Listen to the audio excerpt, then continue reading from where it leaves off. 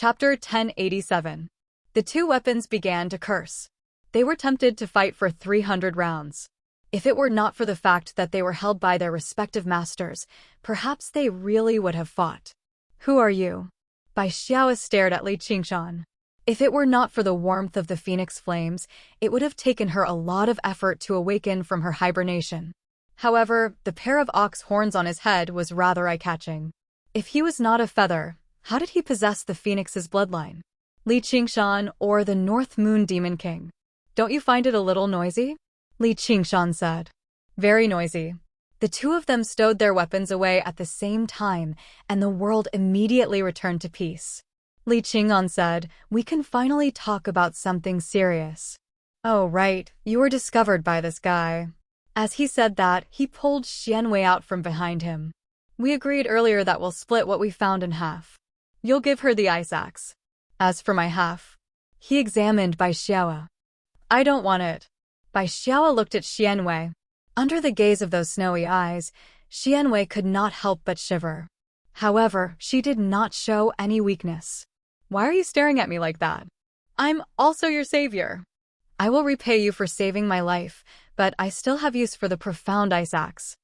I can't give it to you, Bai Xiao said calmly. Then let's change the conditions. Li Qingshan was not surprised at all. He had no intention of taking the profound ice axe in the first place. Only weapons that could be used could be called weapons. The blossoming sword soul was already too noisy. What he said before was just to test the Frost Feather Moth King's reaction. He weighed Xianwei in his hand. She wants to go to the Dragon Province. Protect her. That way, he could fulfill his promise of sending her to the Dragon Province. He was still rather worried after all. Why meow? I don't need anyone's protection. Xianwei cried out. That's your condition? Bai Xiao reminded. You could have obtained something even more valuable. Hey, are you saying I'm worthless? Xianwei said unhappily. But what can you give me? Li Qingshan smiled. Bai Xiao thought for a while. Yes, you're very powerful. I can't give you anything apart from the profound ice axe. I accept this condition. I just happen to be going to the Dragon Province as well. Listen to me. Don't look down on demon generals. I'm about to become a demon commander. No, a demon king. Xian Yu wailed in anger. Then I'd advise you to be careful. You've been sealed in ice for all these years, so you probably don't know what the Dragon Province has become, Li Qingshan said. The Great Xia Empire had existed for 5,000 years, but the Ice Sword Cliff had probably existed for much longer. Is it called Great Xia? There was a slight fluctuation in Bai Xiao's eyes. You know about it? Li Qingshan was slightly surprised. I once heard someone say that. She doesn't seem to want me to protect her. Bai Xiao pointed at Xianwei, who was currently biting the back of Li Qingshan's hand viciously. Since she's also my savior, why don't you let her go? Then she will have half the power, and this matter cannot go against her will. Li Qingshan said to Xianwei earnestly, All right, stop throwing a tantrum like a child. Aren't you going to the Dragon Province to have fun? What's wrong with having a great bodyguard with you? You say the nine-tailed fox empress is noble and powerful, but this one doesn't seem to be any worse. And she seems very reliable. The nine-tailed fox empress. Bai Xiao was slightly surprised. As if an extremely distant memory had been stirred up, she actually smiled. What a coincidence. My friend is her. The coldness in her eyes became even more solemn. You're the fox empress friend? Xianwei asked in dismay. She discovered that there was not even a single bite mark on Li Qingshan's hand. Yes, said Bai Xiao. Then why didn't she come to save you? Li Qingshan asked in confusion. With the nine-tailed fox empress identity and cultivation, smashing through the ice sword cliff should not have been anything difficult. I was just about to ask her about that, said Bai Xiao. Heh, did someone screw you over? Li Qingshan asked with a smile. Weapon souls were powerful, but for a demon king to end up sealed in ice for several millennia just to subdue a weapon was just too pathetic. Suddenly, he thought of the Clam King of Mirage Sea. Even after undergoing the heavenly tribulation and ascending, he had left behind an obsession to go to the Dragon Province. He wondered how he was right now. Bai Xiao was speechless. I'm willing to bet that you're not that old friend's opponent. even with the mystic ice axe. Li Qingshan said. I know, said Bai Xiaoa. I suddenly feel a little regretful. Li Qingshan said to Xianwei, you better go to the Mist Province. The Dragon Province definitely was not a peaceful place, especially in this age of decline. Do you have a grievance with the nine-tailed fox empress? What kind of grievance? Xianwei ignored Li Qingshan and asked curiously instead. It's got nothing to do with you. If you want to change the conditions, please hurry up. I'm about to set off. She might come very soon. Bai Xiaoa unfurled her wings and gazed north. She seems very interesting. Let's go to the Dragon Province. Xianwei waved her hand. You bastard! Li Qingshan shook his head and let go. Since she insisted on doing this, he would not stop her anymore.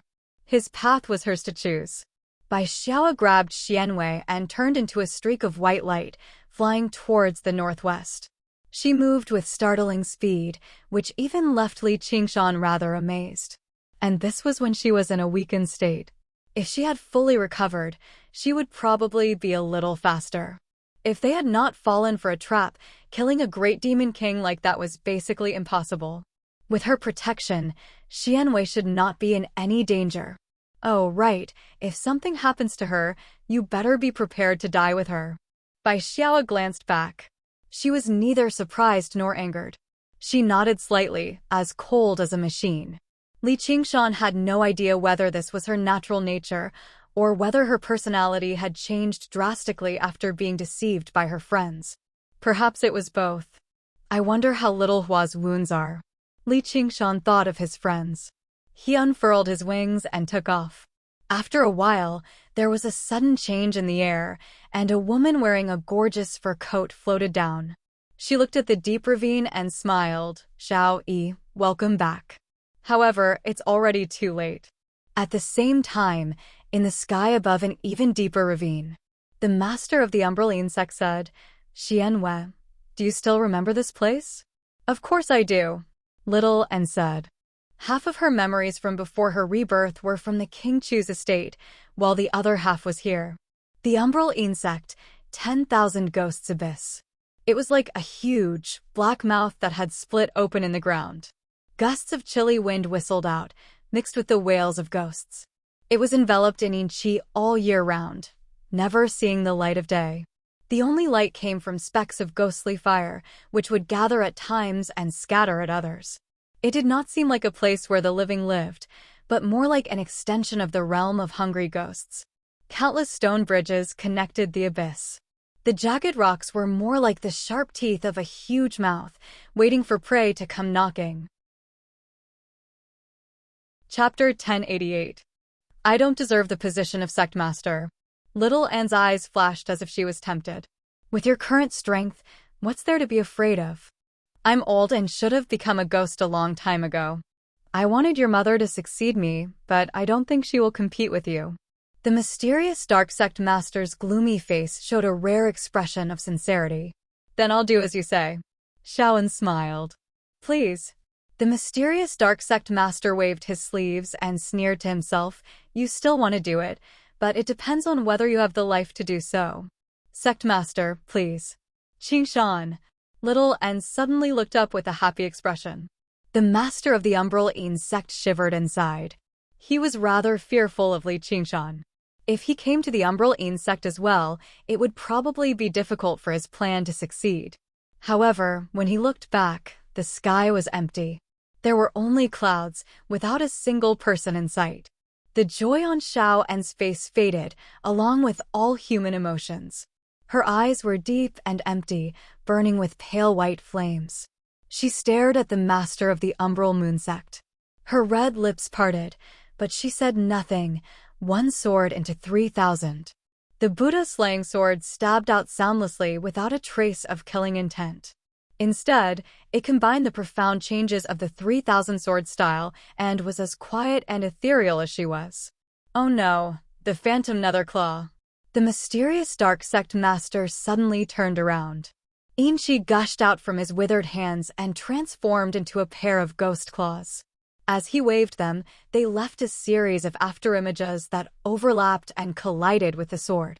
Black and white intertwined. The sword shadows and ghost claws collided and shattered. In an instant, the two had exchanged thousands of blows. There was no sound, but the danger was no less than that of a fight. They were less than 3 meters away from each other and were almost face to face. They could clearly see each other's expressions. One was gloomy and ferocious, full of yin qi. The other was extremely beautiful with her white clothes fluttering in the wind. It seemed like a battle between good and evil. However, behind the peerless beauty, a skeleton was faintly discernible. It seemed even more mysterious. Little and gripped the hilt tightly and pushed her sword style to the limit, breaking through the layers of ghost claws. The master of the umbral insect was secretly surprised. He was extremely familiar with the sword scripture of heaven and earth, yet her comprehension of the sword styles seemed to be even higher than the master of the sword collection palace. If it were not for the fact that she was still unfamiliar with it, she would not have been able to comprehend it. If it were not for the fact that she was still unfamiliar with it, she would have been almost impossible. Seeing an opening, viciousness flashed across his face. He pulled back his arms, and his sleeves became filled with yin qi. Suddenly, 2 vicious ghost claws shot out. Break! The 3,000 nether sword. Ghost Claw grabbed the Buddha-slaying sword and asked angrily, Xian Yu, what are you doing? To kill you. Shaoan turned her sword, and the golden thread she had buried after cutting down the Buddha suddenly shone with a golden light. It immediately dispersed the yin qi and condensed into a huge Vajra sword outside the sword. Chun Chen, Chint. His hand. He Ti Chun, S. The sect master felt pain in his hand. He retreated in a hurry and asked sinisterly, when did you notice? Notice what? Little and did not pursue him. She tilted her head slightly and seemed to be in thought. Then why? The sect master was stunned. Why had he attacked so suddenly? Was it just a test? Do demonic cultivators have to ask why they do what they do? Shaoan fiddled with the skull prayer beads.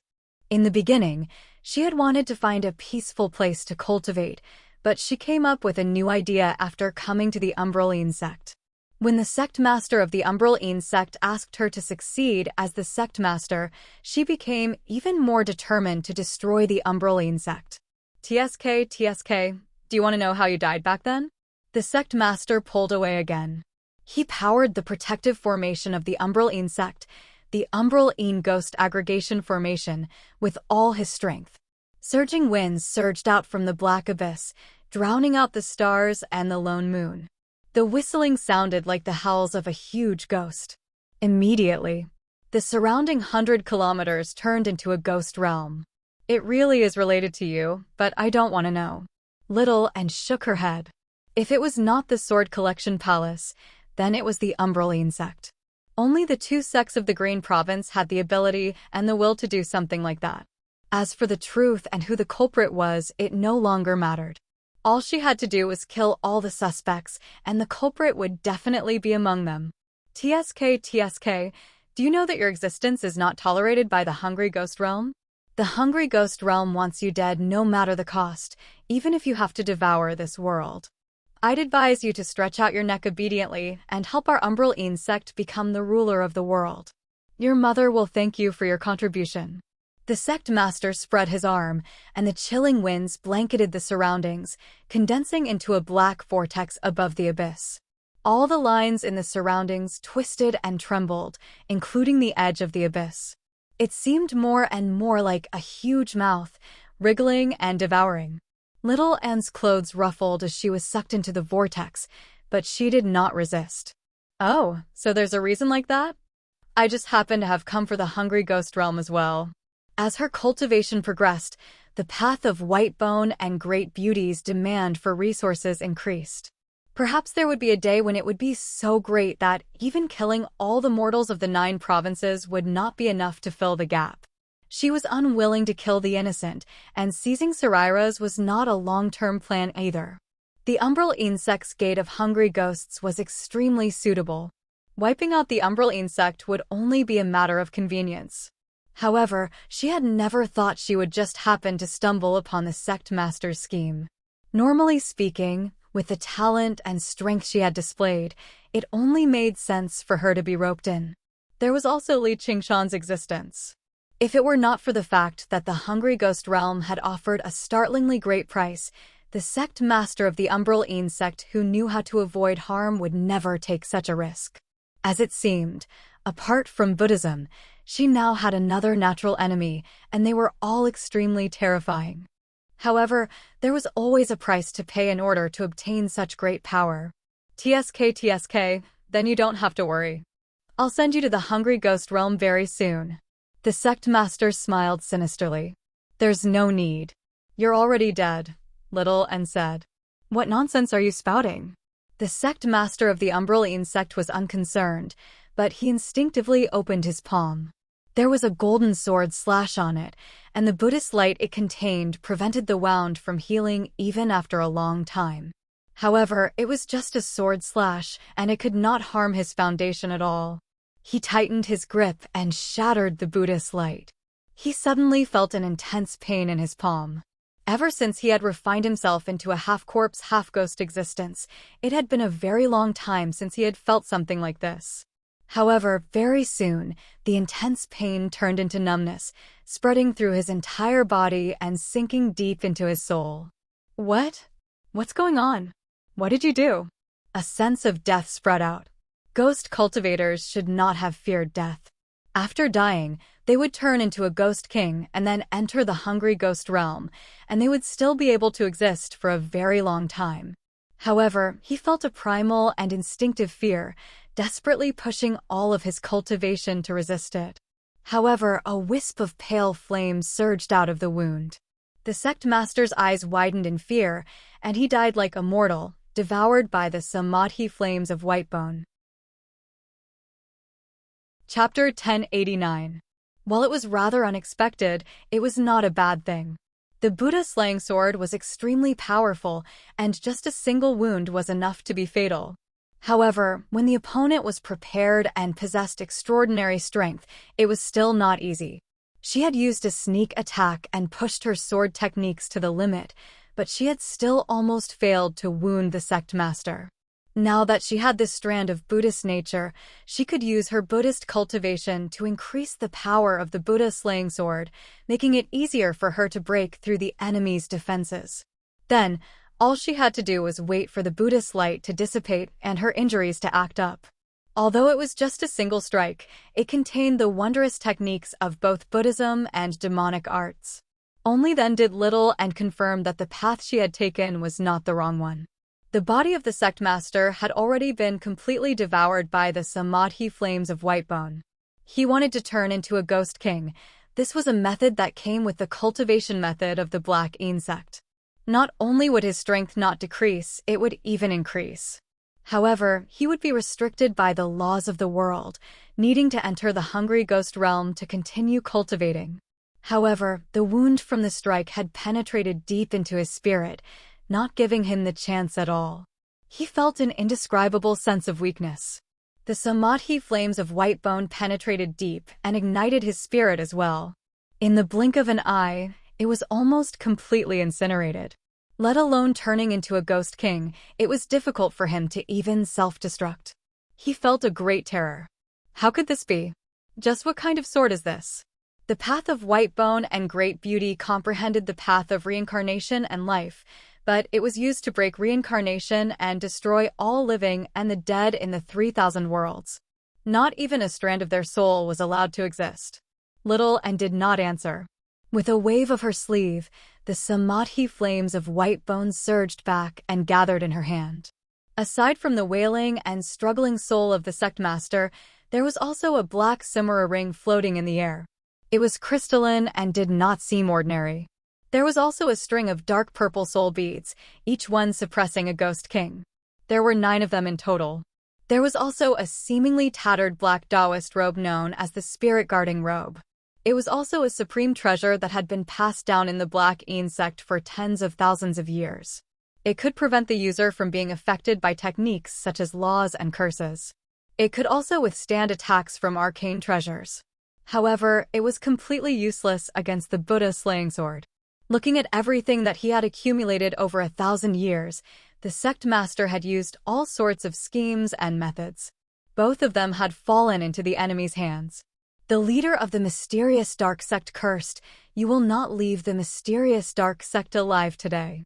The profound ghost converging formation didn't stop. Instead, the black vortex spun faster and faster, and the suction force became stronger and stronger, dragging Little and into it step by step.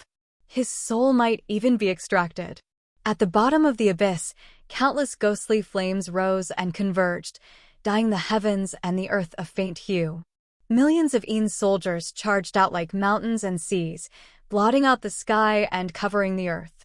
Countless ghost generals and ghost marshals soared among them. The deafening battle cries caused even Little Anne's white bones to tremble, and several dozen enormous streams of chi soared up. They were all beings who had undergone the third heavenly tribulation. The Umbral sect was proficient in the art of controlling ghosts. Every great cultivator in the sect could control several ghost kings, and even countless ghost commanders and ghost generals. This might not be considered powerful, but above 10,000 ghosts abyss, with the power of the profound ghost converging formation, he could summon 1,000,000 ghosts from the hungry ghost realm to guard the sect. The Ghost King had no choice but to obey.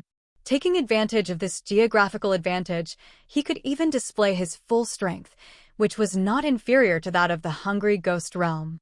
Although they were not as terrifying as the giant Buddha, they had the absolute advantage in numbers. None of the three great sects of the Qing province could be easily broken through. Only a more powerful force could do it after paying a terrible price. If Li Qingshan barged into the Chan Monastery of Devanaga all by himself, the Chan Monastery of Devanaga wouldn't be able to withstand it.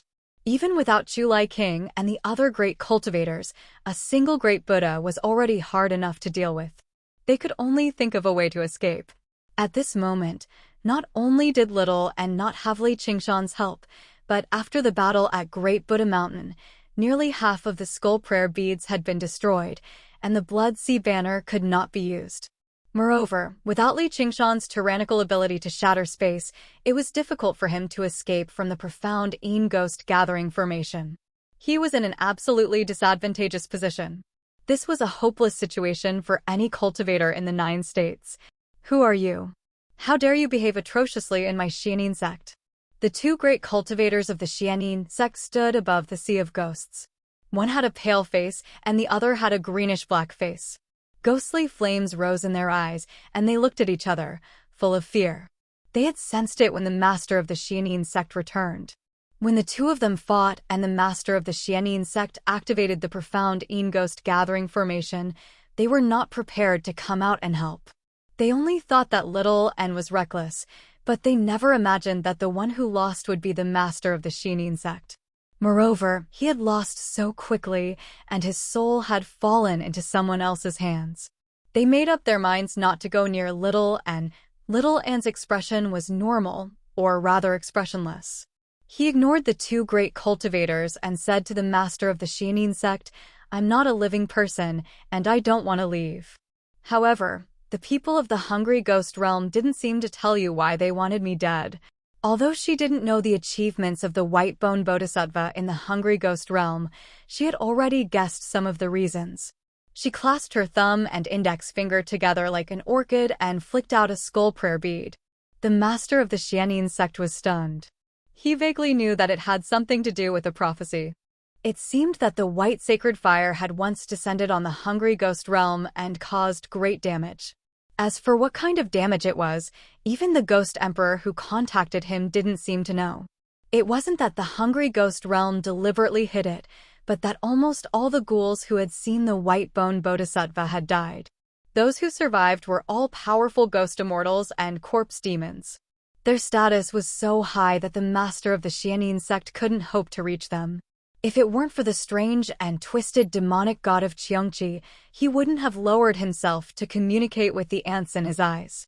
The master of the mysterious dark sect had an ominous premonition. He watched as the skull prayer bead fell into the sea of ghosts and was immediately submerged. Only then did he feel slightly relieved. No matter how strong the skeleton monster was, it could not fight against 1,000,000 ghosts, let alone dozens of ghost kings. However, Little and did not transform the skull prayer bead into a skeleton demon. With a crisp snap of his fingers, the skull prayer bead shattered. The samadhi flames of white bone spouted out. Like a spark falling into a pot of boiling oil, the samadhi flames of white bone immediately spread for 100 kilometers with a boom. Let alone ordinary ghost soldiers, even ghost generals were immediately set ablaze, becoming a part of the samadhi flames of white bone. Only ghost commanders were able to resist it for a moment, but it was only for a moment before they were immediately devoured by the flames.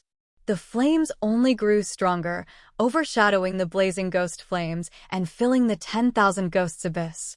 They surged into the sky and dyed the dark night sky and land a pale white. In that instant, the world-shaking battle cries sank from the sky into the depths of the earth. The samadhi white bone flame did not emit a sound like ordinary flames. Instead, it spread silence. Everywhere it passed, everything returned to silence. In an instant, the master of the Black Moon sect understood everything, where the prophecy of the white sacred flame had come from and why the hungry ghost realm was willing to pay any price to kill her. There was only one thought left in his mind: kill her quickly. Kill her now. In the midst of the raging fire, the two great cultivators of the Xianyin sect were extremely shocked. They urged the rolling yin energy, not daring to let the samadhi flame of white bone come within 100 feet of them.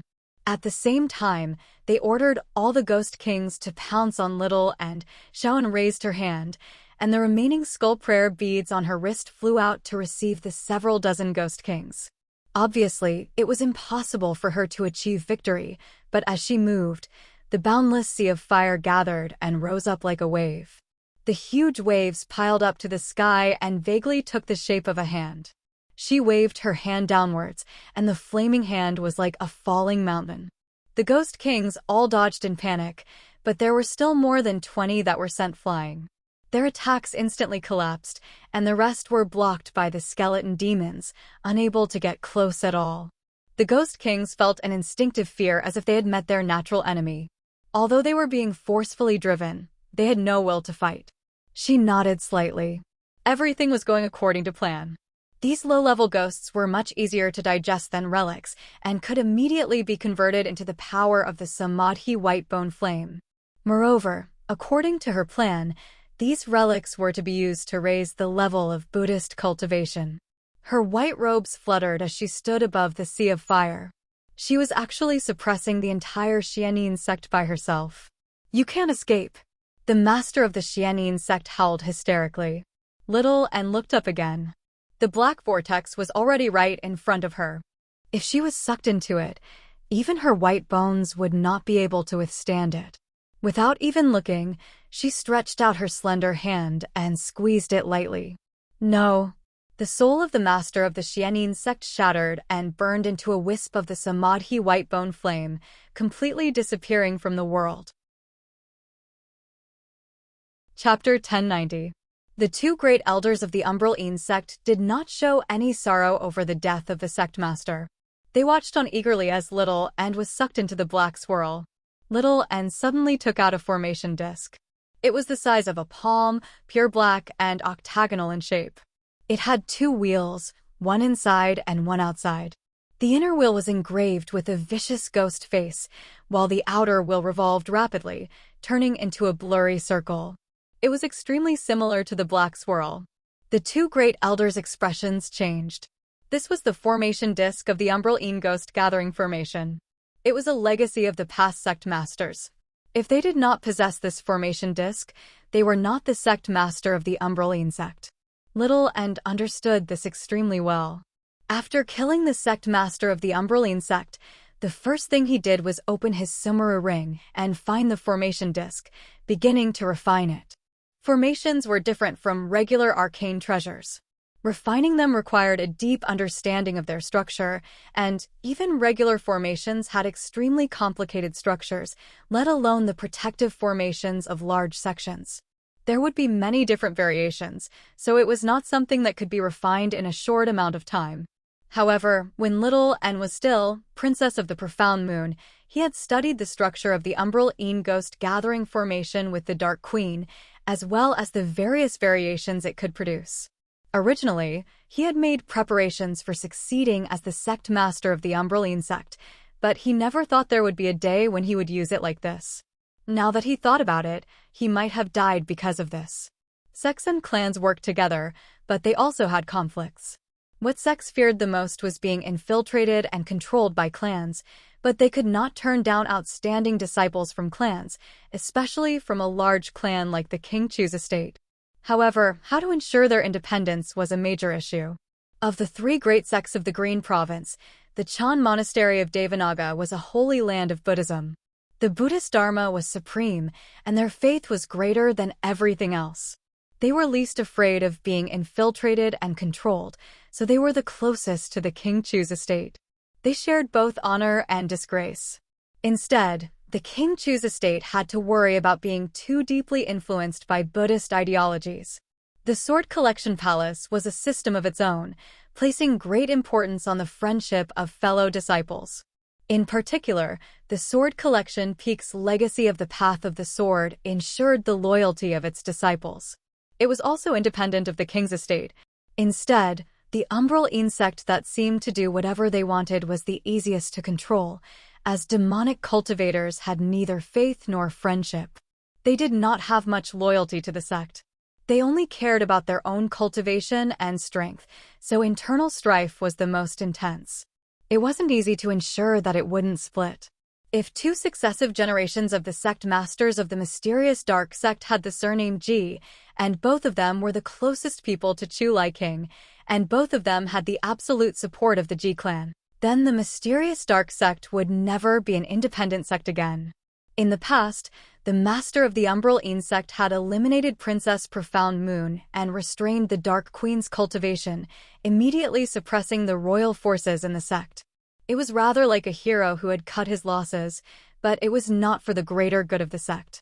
Otherwise, if the Dark Queen had undergone the third heavenly tribulation a few decades earlier and had the support of the King Chu's estate, he would have been forced to abdicate and become a great elder. Little and had vaguely guessed this possibility.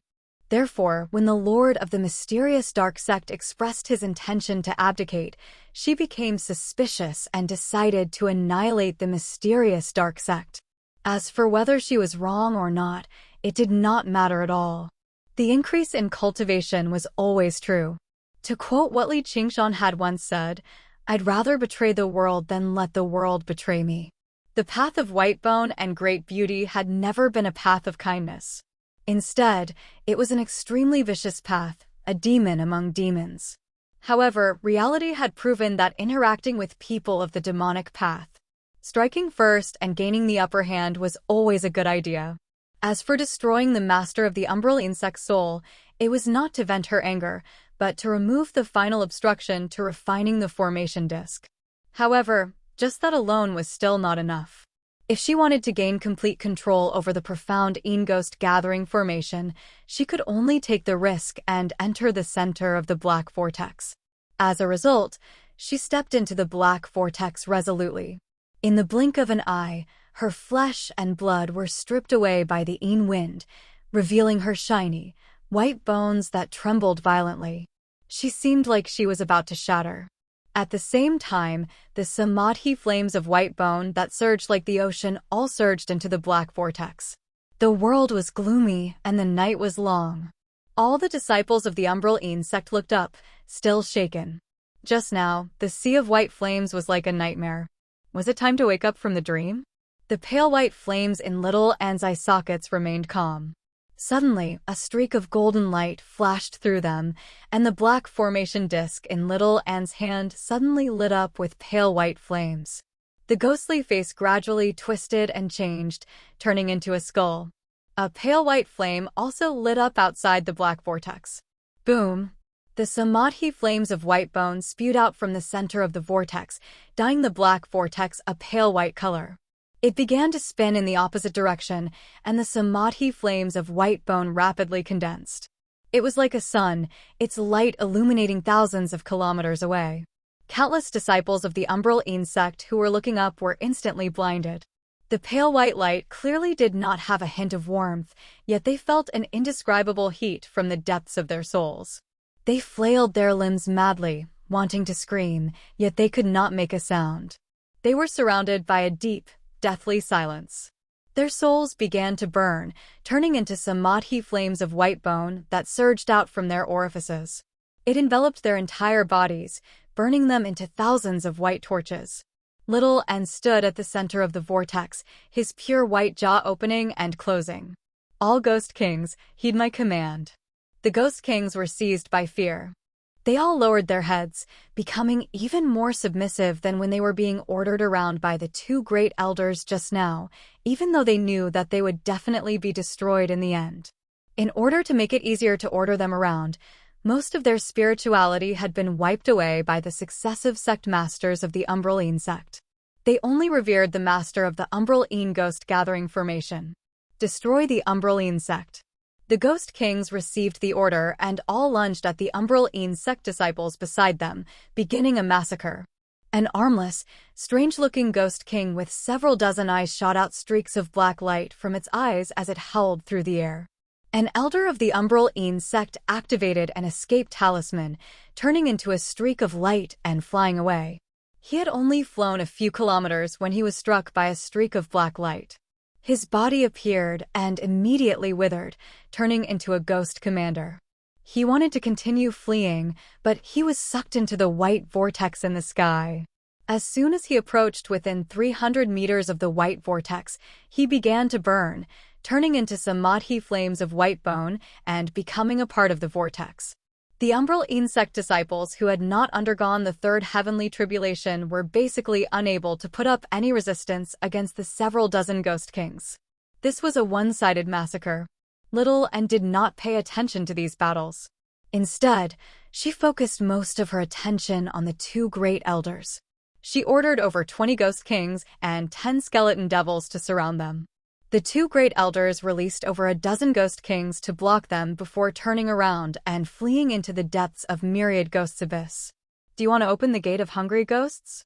Little and muttered to herself as she slowly broke free from the white vortex. Flesh and blood regrew, spreading from her fingertips to her entire arm. In the blink of an eye, it had covered her entire body, making her appear even more pure and flawless, beautiful and beautiful. She swept up her long, black hair and draped the black spirit guardian robe over it. Then, she slowly descended from the sky, descending into the depths of myriad ghosts' abyss. All the Ghost Kings and skeleton devils were recalled, forming a formation to protect her. They were like an army that wanted to completely destroy the Umbraline sect. Chapter 1091. Under the illumination of the blazing sun, light and shadow crisscrossed within the abyss. Little and flew between the light and shadow. All sorts of things from the past appeared in his heart, stirring up faint ripples. Her hand pressed on the Buddha-slaying sword. She was emotionless and unhurried. The stone beams collapsed one after another. With a casual wave of her sword, she killed all the Ghost Kings blocking her way. She reached the bottom of the abyss of ghosts, right above the Gate of Hungry Ghosts. The legendary Gate of Hungry Ghosts did not look like a gate, but more like a small lake. It was no more than 10 li in circumference and was surrounded by neatly stacked obsidian stones. The stones were engraved with layers upon layers of patterns, forming a perfect circle that firmly sealed the Gate of Hungry Ghosts. The lake was not filled with water, but with a viscous, ink-gray liquid. It was the ultimate combination of Yin Qi and Death Qi. There was not the slightest ripple on the surface of the lake, and no light or shadow could be seen. The two grand elders stopped and shouted, "Stop! If you dare take another step closer, we'll break the Gate of Hungry Ghosts. Not just you, but this entire world will be buried with you. If you break the Gate of Hungry Ghosts, the entire 10,000 ghosts abyss will shatter. Within the profound Yin Ghost Gathering Formation, you will have nowhere to run. Most likely, you will not be able to escape death." Little and did not look at them. She stared at the deep and unfathomable Gate of Hungry Ghosts. This was her greatest goal in destroying the Xianin sect. He had benefited greatly from the two battles between the Chan Monastery of Devanaga and the Umbraline sect, but it was not a long-term plan after all. Most of the ghosts that the Umbraline sect controlled came from the Gate of Hungry Ghosts. As long as he controlled the gate of hungry ghosts, he would possess endless resources. From the looks of it, it was only natural that the hungry ghost realm viewed her as a great enemy. Perhaps the white-bone bodhisattva had done something similar. You, who the hell are you? The two grand elders were horrified. Breaking the gate of hungry ghosts was the final trump card of the serene sect. They would never use it unless it was a matter of life and death, because once they used it, the serene sect would be completely destroyed. It was not much different from mutual destruction. This was the core secret of the serene sect, and no outsider could know about it. Do you know that this gate of hungry ghosts is the core of the profound ghost convergence formation? Once the gate of hungry ghosts is broken, the profound ghost gathering formation will naturally be broken as well. Little and looked around at the Ghost King and Skeleton Demon. You won't be able to escape. Even if you manage to survive, the hungry ghost realm isn't a good place. The two grand elders were speechless. In the 6 paths of reincarnation, the hungry ghost realm was one of the 3 evil realms. Devouring each other was no less tragic than the Azura realm, but it was not like the Azura realm, where one could revive. Unless it was absolutely necessary, they were not willing to throw themselves into it. After all, they were still humans. From beginning to end, she seemed to have calculated everything, which was even more terrifying than the white flames.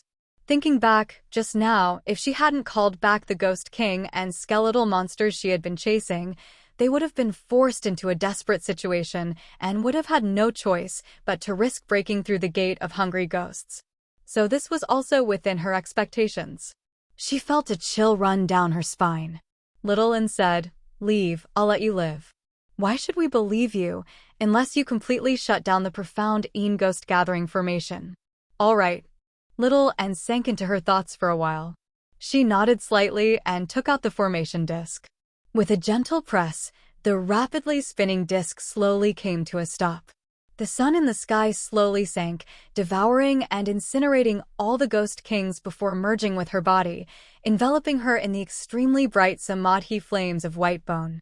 Immediately, the profound ghost gathering formation stopped operating, and the night sky became unprecedentedly clear. A bright moon hung high in the sky, and countless stars filled the sky.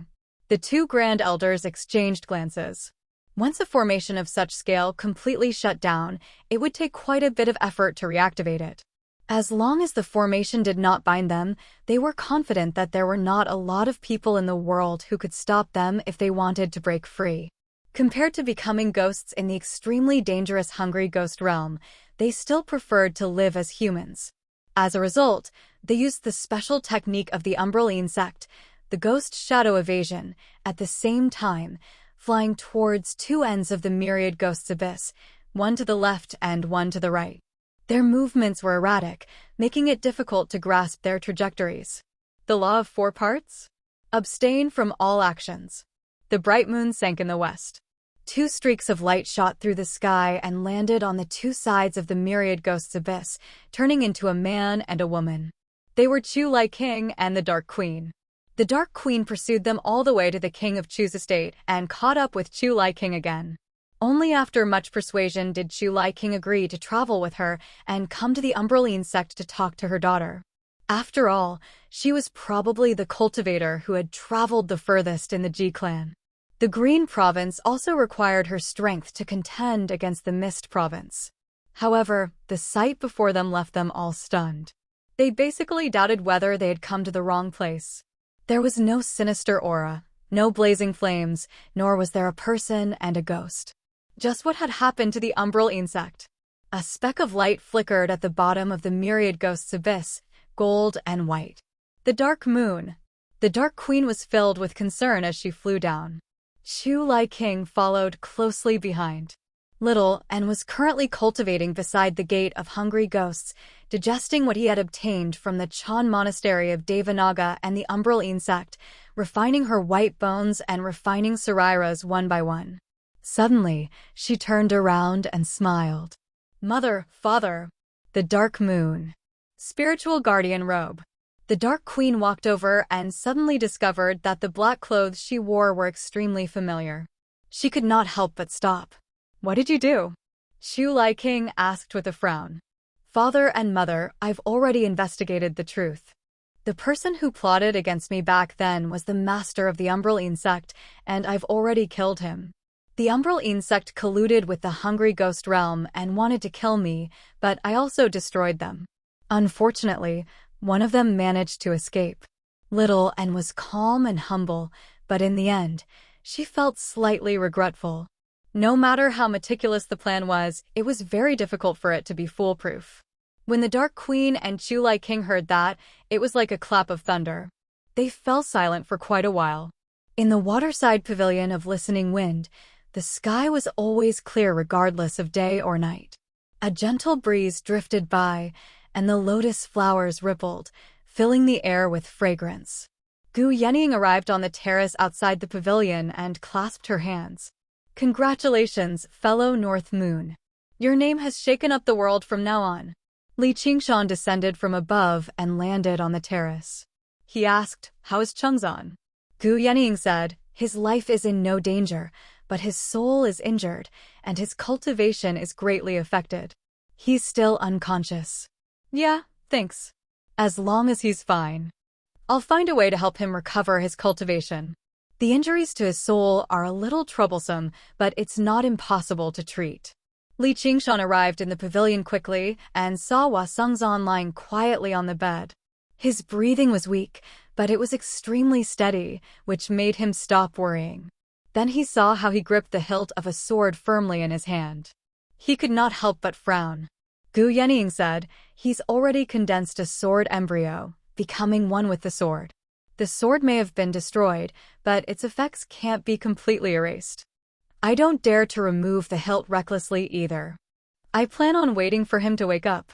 Li Qingshan took out the soul-switching sword and drew the edge, reflecting his face. He said in thought, just what is the Sword Collection Palace planning? He had once used a soaring dragon sword from the Sword Collection Palace. He had used it until it shattered, but he did not notice any problems. Why would it have such a great effect on Hua Sengzan? With various doubts, he suddenly made up his mind. He would refine the soul-switching sword. Chapter 1092. Gu Yening could tell what he was planning, so she advised, you better be careful. If a mere sword can distort my mind, then my decades of cultivation will be in vain. Li Qingshan said proudly. Decades. Gu Yening couldn't help but sigh. Most ordinary cultivators couldn't even survive one heavenly tribulation, but he had already reached the step. There was an inexplicable sense of urgency. How is it? Regret it? Li Qingshan said with a smile. A little. Gu Yening smiled slightly. There's still time. Li Qingshan said, and pulled out the soul-transforming sword with a clang. He held the sword hilt with both hands, closed his eyes, and sent his divine sense into it. The sword's edge lit up. Gu Yening looked at him with a strange expression, from top to bottom, not letting go of any detail, as if she wanted to see through him. She had watched him walk step by step to where he was today. He wasn't a shrewd person and was even simpler and more straightforward than the average person, but there was always a thick layer of fog that she couldn't see clearly. After a moment, he retracted his gaze, opened his folding fan, and gently waved it. He couldn't help but laugh. Could it be that he really regretted it? The fighting demon heart flashed with a bloody light, and rolling demonic aura surged into the soul-transforming sword. Strands of demonic aura seeped into the sword's edge, and after a while, it was dyed with a layer of demonic light. The refining process was very smooth. He didn't know if it was because his cultivation was much higher than when he refined the flying dragon sword, or because the soul-transforming sword chose him, but there were no abnormalities. Li Qingshan opened his eyes, a little puzzled. That's it? Huh? Gu Yening put away her folding fan, a look of surprise on her face. What's wrong? Is there a problem? Li Qingshan asked. Are you using demonic aura? Gu Yening said. Yes, is there a problem? Why else would I use demonic aura? Although he was originally human and looked no different from a human, he was no longer human. He was half demon, half demon. In comparison, Demons were more similar to humans, so they naturally used demonic aura to refine human artifacts. This was what he did when he refined the flying dragon sword. The famed swords of the hidden sword peak are all prepared for sword cultivators.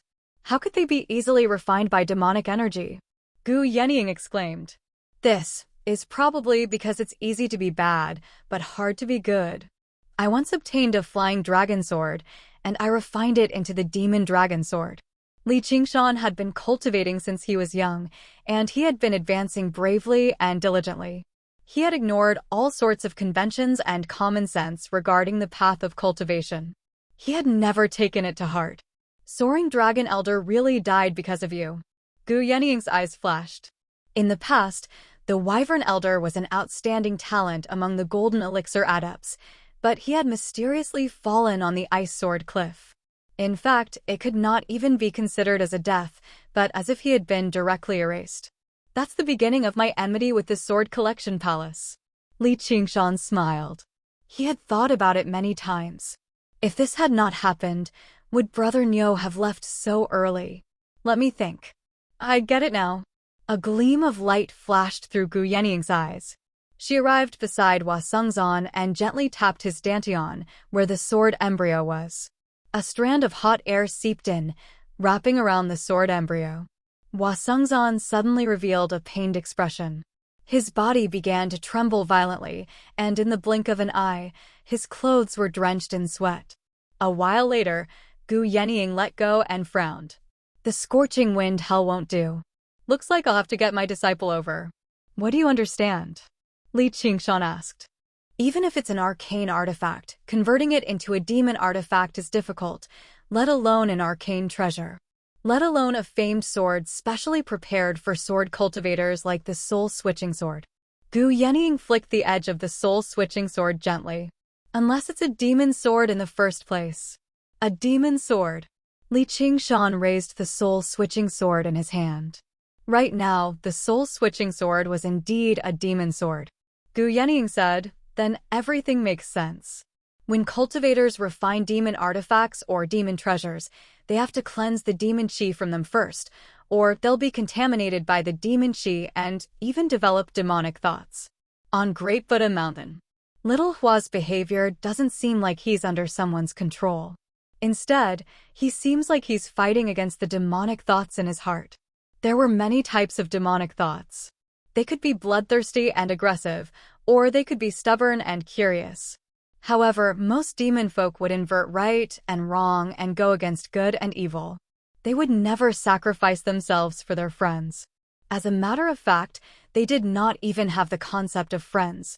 When Hua Sengzan framed Li Qingshan in the Grand Hall, his thoughts were sharp, his words were sharp, and his acting was top-notch. It could be described as an embodiment of his intelligence, and it was in line with his own interests. However, the reversal later was equivalent to betting his own life. The master of the Sword Collection Palace had almost slain him on the spot. No wonder I didn't feel anything strange. Li Qingshan came to a slight understanding. His heart had always been a battlefield where gods and demons fought. As a matter of fact, his demonic nature surpassed his divine nature.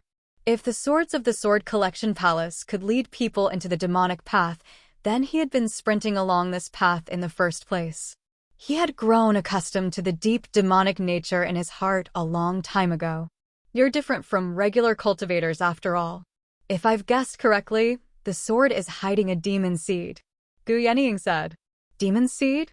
It's the condensation of demonic thoughts. When demon folk are just born, they'll already have a deep demon seed. After 10 months of gestation, they'll gradually grow, turning into a demon heart the moment they're born. A sword embryo and a sword nascent soul. How ingenious. Gu Yenying clapped her hands. About that, can you explain it a little more clearly? Li Qingshan asked. There's a demonic seed hidden in the sword, and a sword cultivator is one with the sword. This is equivalent to letting the demonic seed take root, but it won't affect them immediately. Only after passing the second heavenly tribulation and condensing the sword embryo will the demonic seed take root, absorbing all kinds of negative emotions to grow and grow.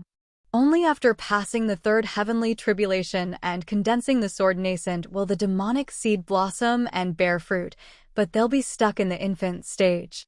On the surface, they'll still look like a sword cultivator, and all their skills are the same, but their mind has been completely twisted.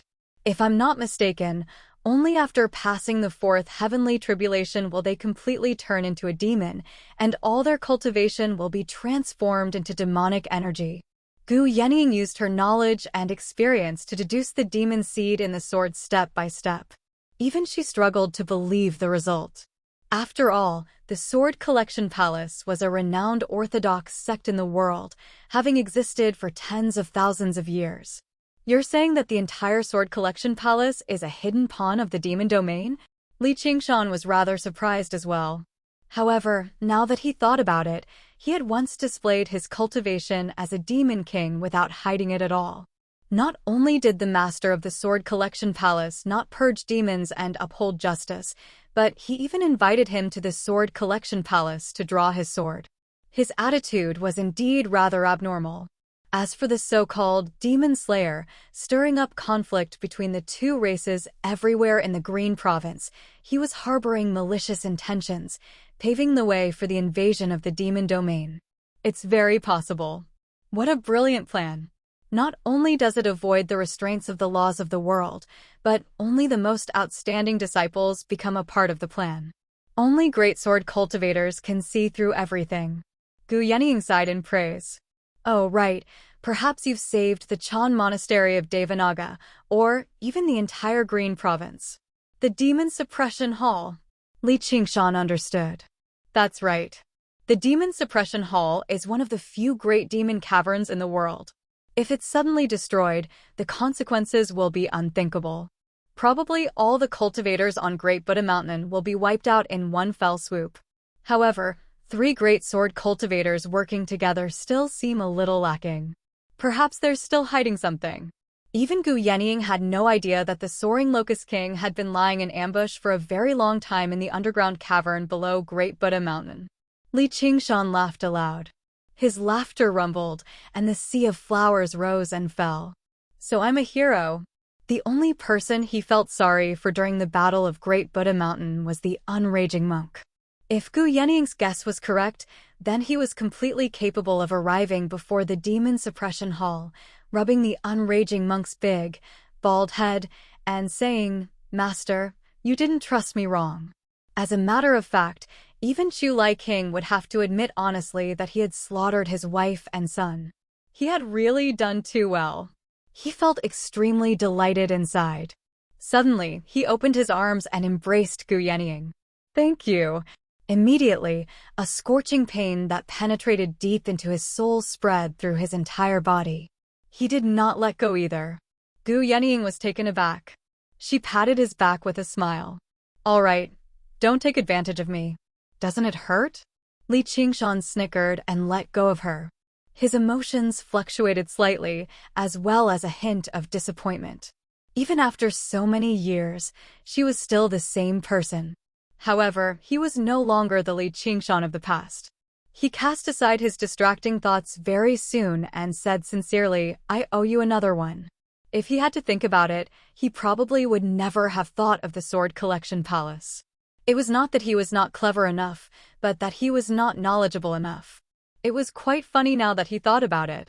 He had even seen the 12 demon gods of the demon domain before, and who knew how many demon kings he had killed, yet he basically knew nothing about the demon domain. Thinking up to there, he could not help but miss the Banyan Tree King. If he were here, he would definitely be able to give him an answer sooner. He secretly made up his mind. Xiongji has probably digested the fruit of wisdom already. Once I bring the core over, I'll plant it in a potted plant as well. Gu Yenying said, "There's no need to be so polite. I'll just treat it as one time." "All right, I'll definitely help you out if you need anything." Li Qingshan then asked, "You just want to purge the demon seed in Changzon sword embryo now?" The illustrations of the infernal realm do indeed have this effect. Gu Yenying nodded. The existence of the infernal realm was to punish various sins, and there was no one in the world who was more sinful than demon folk. However, my scorching wind hell is too powerful. I'm afraid it'll hurt little Hua, and the ladle of wind is unpredictable, so it's not suitable for something like that. Instead, my disciple's venomous snake is a little more nimble. I've already summoned her. Unlike regular techniques, the pain from practicing the illustrations of the infernal realm was uncontrollable. Even the tiniest wisp of hot wind was a form of torture from hell. It was not something Hua Sengzan could endure at his realm of cultivation. Qian Rongji. Li Qingshan frowned. You still remember her? Gu Yenying smiled. I don't understand. Why did you accept her as your disciple? Don't you think she's very similar to us? How are we similar? Li Qingshan raised an eyebrow. Stubborn. Even in the cultivation community, such stubbornness is very rare. I think very highly of her. Be careful of being devoured by her. She definitely hates you. She hates everyone, Li Qingshan warned. Looks like you think very highly of her too. It'd be boring otherwise. The two of them chatted idly as they waited for Qianrongji's arrival. Li Qingshan became slightly doubtful again. The Sword Collection Palace should know very well that the demon seed is useless against a demon king. Chengzan already knew I was a demon, yet he still desperately tried to stop me from refining the soul-switching sword. Does he not trust me that much? Chapter 1093. All of this could only be answered when Hua Sengzan woke up. Where do you plan on going next? Gu Yenying asked.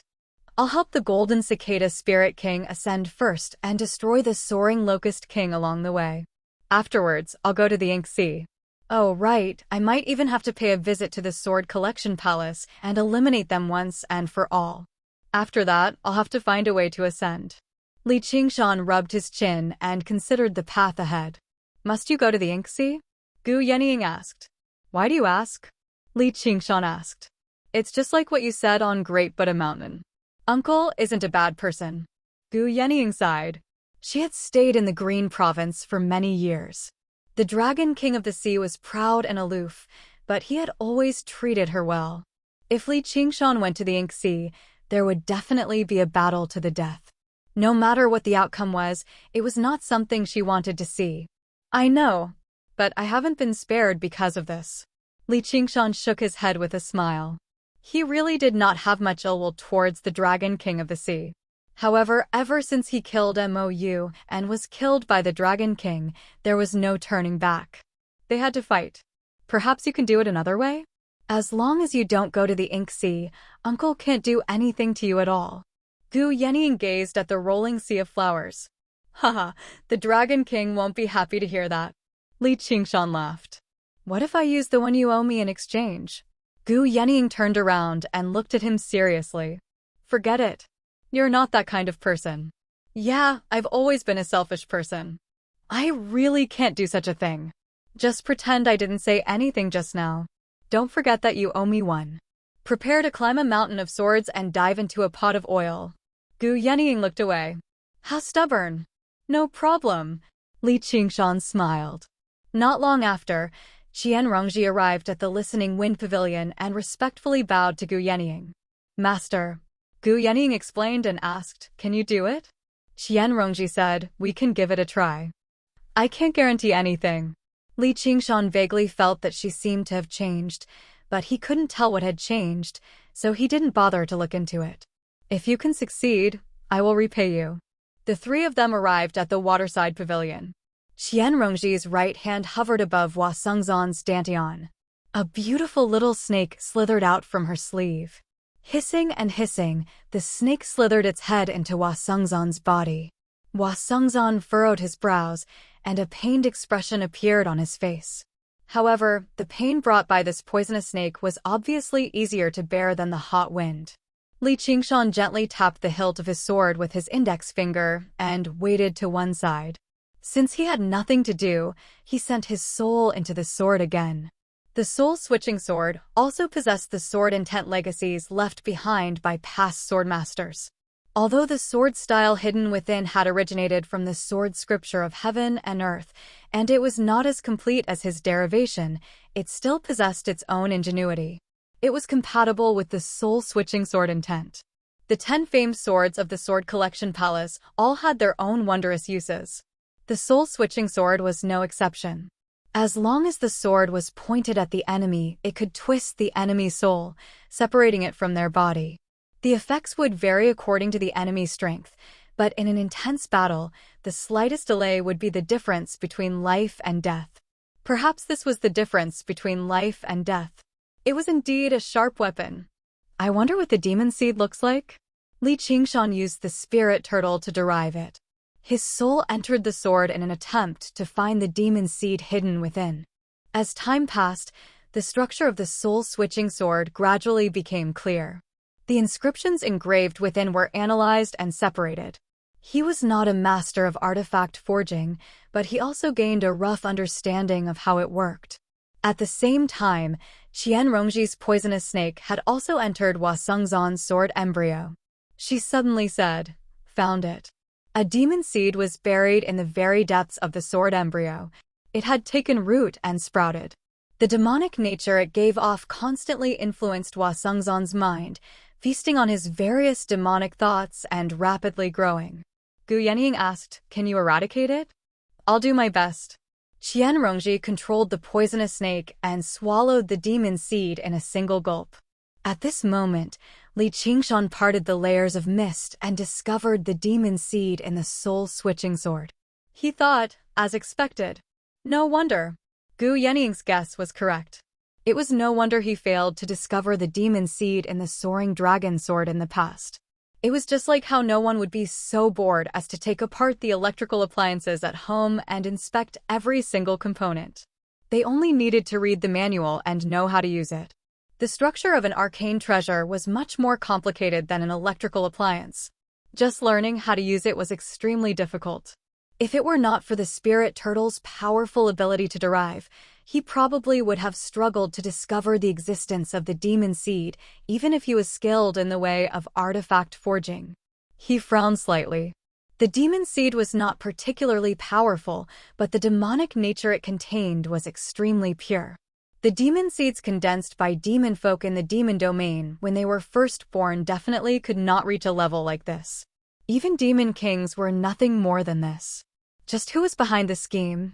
At this moment, the demon seed trembled and suddenly erupted. The twisted, vicious demonic thoughts surged and immediately filled Li Qingshan's mind, accompanied by a strange laughter filled with malice. "Who are you?" Li Qingshan shivered inside. The soul-switching sword clearly did not have a sword soul. "I am your master," that voice declared, still laughing nonstop. "Bullshit," Li Qingshan barked. "How dare you ruin master's plans? Do you know there's a price to pay? So it's all you're doing. Don't let me see you again. You don't believe me? I'll prove it to you." Before he had even finished speaking, the soul-switching sword thrummed. The crescent mark on the hilt began to revolve, shining with rings of clear light. Li Qingshan suddenly felt himself being pushed backwards, floating up. Lowering his head, he saw another, him, drawing the soul-switching sword and swinging it at Hua Sengzan on the sickbed. "Qingshan," Gu Yenying said. This had happened far too suddenly, and Li Qingshan had struck out extremely swiftly as well. She was unable to save him in time. "Spirit turtle suppresses the seas." Li Qingshan bellowed out and suppressed the clear light from the soul-switching sword. He immediately regained control over his body, and the sword stopped above Hua Sengzan's head, still thrumming. He said to Gu Yenying, "Looks like the swords of the Sword Collection Palace aren't just about the demon seed." The unconscious Hua Sengzan suddenly sat up. With a strange, twisted smile on his face, he collided with the sword. Li Qingshan casually sheathed the sword and pressed down on Hua Sengzan's head. "Suppress. You will regret this."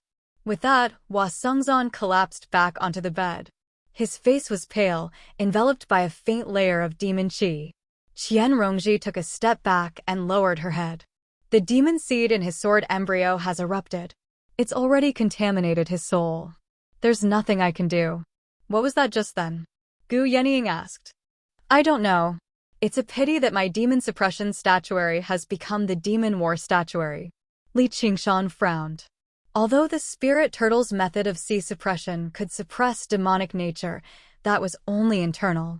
Externally, it would suppress everything. Even if it could save Hua Sungzan, his personality would change drastically. Chapter 1094. The bright moon set in the west. It happened to be the darkest moment of the day, as well as the darkest moment of the Chan monastery of Devanaga in the past several thousand years. The Great Buddha Mountain was a mess. Ruins from the battle were everywhere. The monks were busy treating the injured and cleaning up the ruins, but they were silent and gloomy. From afar, the Great Buddha Mountain no longer looked like a Great Buddha. The original design of the Great Buddha's hall was to fit the entire mountain, making it look more like a Great Buddha. Now that the Great Buddha's hall had been destroyed, the mountain top had been shaved off dozens of feet, and hundreds of places had collapsed. If one were to insist on describing it, it was a headless Buddha. The dauntless monk stood on the headless Great Buddha Mountain. His expression was extremely stern as he constantly fiddled with a string of prayer beads in his hand. Reverend One Lamp came to the top of the mountain and reported, "Abbot, we've tallied up the casualties. 83 people have died and countless injured. Thousands of palaces and houses have been destroyed. All the relics of the eminent monks in the pagoda forest have been taken away." His expression was so ugly that he looked like he was about to cry. Li Qingshan and Little and had no intention of killing or injuring the disciples of the monastery, but the shockwaves from their battle were far too terrifying. Fortunately, all those who could cultivate on Great Buddha Mountain were cultivators with some strength, so they would not normally be crushed to death by the collapsing halls. If it were a city of mortals, probably not a single survivor would be alive. The dauntless monk shuddered and crushed a prayer bead. "Fearless, look at the fine disciple your Chan monastery of Devanaga has accepted. One is the enemy of Buddha, the other is a demon." After a period of rest, the monk king of the 7 treasures had mostly recovered from his wounds. His face that had been flattened by the Buddha also returned to normal. He stood up and berated the dauntless monk furiously. 6 of his 7 Buddhist treasures were destroyed, and his cultivation suffered a great loss. It would probably take more than 100 years for him to recover. Furthermore, he was sent flying by the Buddha twice. He felt extremely aggrieved. Monk Eating said angrily, "Master, no one wants to see this happen. Didn't you want me to cultivate in the Lingua temple? How do you speak to me like this? I must report this to the Imperial Grandmaster. The Chan monastery of Devanaga must take responsibility, especially that Bunu. Where is he?" The 7 treasures monk king was furious. The other 2 monk kings hurried over to persuade him, but they also had many complaints about the unraging monk. With their mental fortitude and cultivation, it was clear to see how displeased they were. The dauntless monk closed his eyes. After a while, he opened his eyes again. He said solemnly, "Where is the president of the commandment yard?" "Jimming is here." A hunchbacked old monk arrived at the peak of the mountain. "Bring Unraging up here." "One Lamp, go gather all the disciples," said the dauntless monk. The 2 of them accepted the order and left. Behind the Great Buddha Mountain, in front of the Demon Suppression Hall. "You still need one more. Duoj, go check out the bushes over there." The unraging monk instructed Duoj as he worked hard to piece the green tablet back together. "Master, senior brother, Duoj faltered. He had been wandering outside and happened to miss the battle on Great Buddha Mountain. When he returned, all he saw was a mess. He vaguely heard that it had something to do with Li Qingshan, so he hurried back to the Demon Suppression Hall, only to be ordered by the unraging monk to look for rocks everywhere. "Cut the nonsense," the unraging monk said. Duoj was helpless. All he could do was continue searching through the bushes. The tablet in the Demon Suppression Hall was only a regular, large, green rock. After shattering it, it was no different from a regular rock. He could only distinguish it based on its shape and color. Suddenly, he sensed a few presences approach. He could not help but straighten up, only to see the Jimming Chan master walking over with 4 disciples. He even carried a huge, dark chain that glowed with light. It was a Buddhist treasure. The 4 disciples of the commandment yard had all undergone the first heavenly tribulation, yet they had to work together to lift the chain. The Jimming Chan master? Duoj was taken aback. The chain was the treasure of the commandment yard. It was called Set Foot. Not only did it weigh thousands of kilograms, but it could also seal up one's cultivation. The unraging monk had even jokingly told him to try it out in the commandment yard. "He's finally here," the unraging monk said softly and reforged the tablet in his hand. "Apologies for the offense, Senior Uncle Unraging." The Jimingchan master brought his palms together. The unraging monk stood up and planted the missing tablet firmly in front of the demon suppression hall. He turned around and extended his hands. "Come, put on the shackles," the Jimingchan master said. The 4 disciples of the commandment yard approached carefully and removed the shackles with great difficulty, grabbing the unraging monk's hands and neck. "Master," Dioj rushed over. "Keep looking," the unraging monk said. Dioj stopped. "Lock," the Jimingchan master bellowed out. With a crack, the shackles closed up, sealing up perfectly. The unraging monk's shoulders sank before straightening them again. His feet sank into the earth, and under the escort of the disciples of the commandment yard, he ascended Great Buddha Mountain. "I'm not looking." Dioj caught up to the unraging monk. "If you don't want to look, then go wander outside." The unraging monk gazed at Dioj deeply. He was a demon folk, so his position in the Chan monastery of Devanaga had always been awkward. Now that something like this had happened, he would definitely be viewed as an enemy by the monks if he remained on Great Buddha Mountain. "I'm not going," Dioj said. "Sigh, all of them are so disobedient. If I had known this earlier, I would have just been drinking and eating meat obediently. Why did I have to take in disciples for no reason?" The unraging monk smiled bitterly. Figures flickered on Great Buddha Mountain. Basically, all the disciples had been gathered, amounting to several thousand people. The 4 monk kings stood in the center, where the grand hall originally stood. Beside them were the head monks and elders of the various courtyards. They were all stern. Suddenly, the clanking of shackles rang out in the distance, accompanied by heavy footsteps. The unraging monk walked over step by step, shackled and chained. He left behind a string of deep footprints on the stone steps behind him. Dioj followed closely behind. The crowd parted to form a path, gazing at the unraging monk with various expressions: pity, fury, and disgust. Perhaps they did not know what the enemy of Buddha was, but the demonic god that had once stood on Great Buddha Mountain, over 700 meters tall, had left them with an indelible impression. It was that demon who had caused great harm to the Chan monastery of Devanaga. That was his disciple. The entire time, he had always been an anomaly in the Chan monastery of Devanaga. He ignored the rules of etiquette, ate meat, and drank alcohol. He spent more time with demon folk than with monks. In the end, it seemed only logical that he would cause such a disaster. As a matter of fact, some people even speculated maliciously that he had probably already fallen into the demonic path. Otherwise, why would he ignore all the outstanding disciples in the monastery and insist on taking in demon folk as disciples? The unraging monk made his way through the crowd calmly. Behind him, Dioj was stopped by 4 disciples of the monastic discipline courtyard. He called out, "Master, go!" The unraging monk turned around and said. Dioj did not move at all. A large circle of people stood around him. The monks all maintained their distance from him. "Abbot, I've brought the unraging here," said the Anilam Chan master. "You're in charge of the monastic discipline courtyard. What commandments did he break today?" The dauntless monk asked. "He failed to recognize people, sympathized with demons, failed to protect the monastery, and avoided battle." "What are his punishments?" "Caning.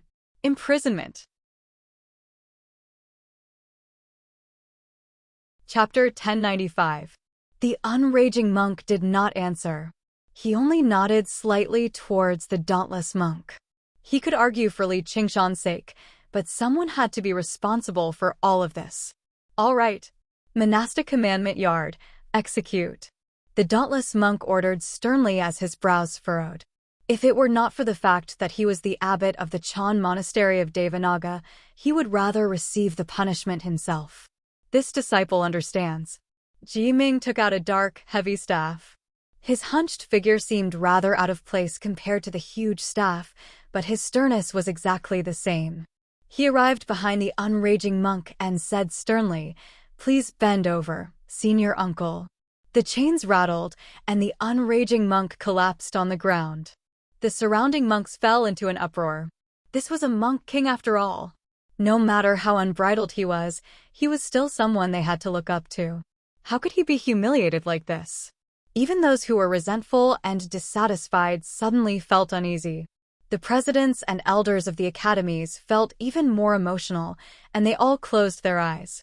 The staff was raised high and was about to fall. Wait!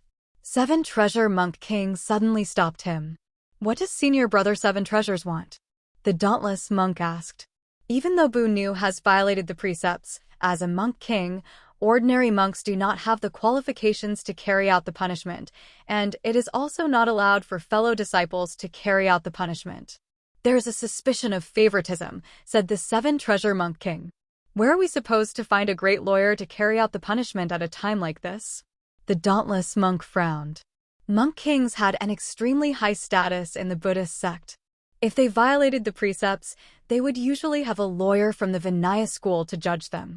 After going through a set of extremely solemn and complicated procedures, the monk king would personally execute them to ensure the fairness of the law and the severity of the punishment.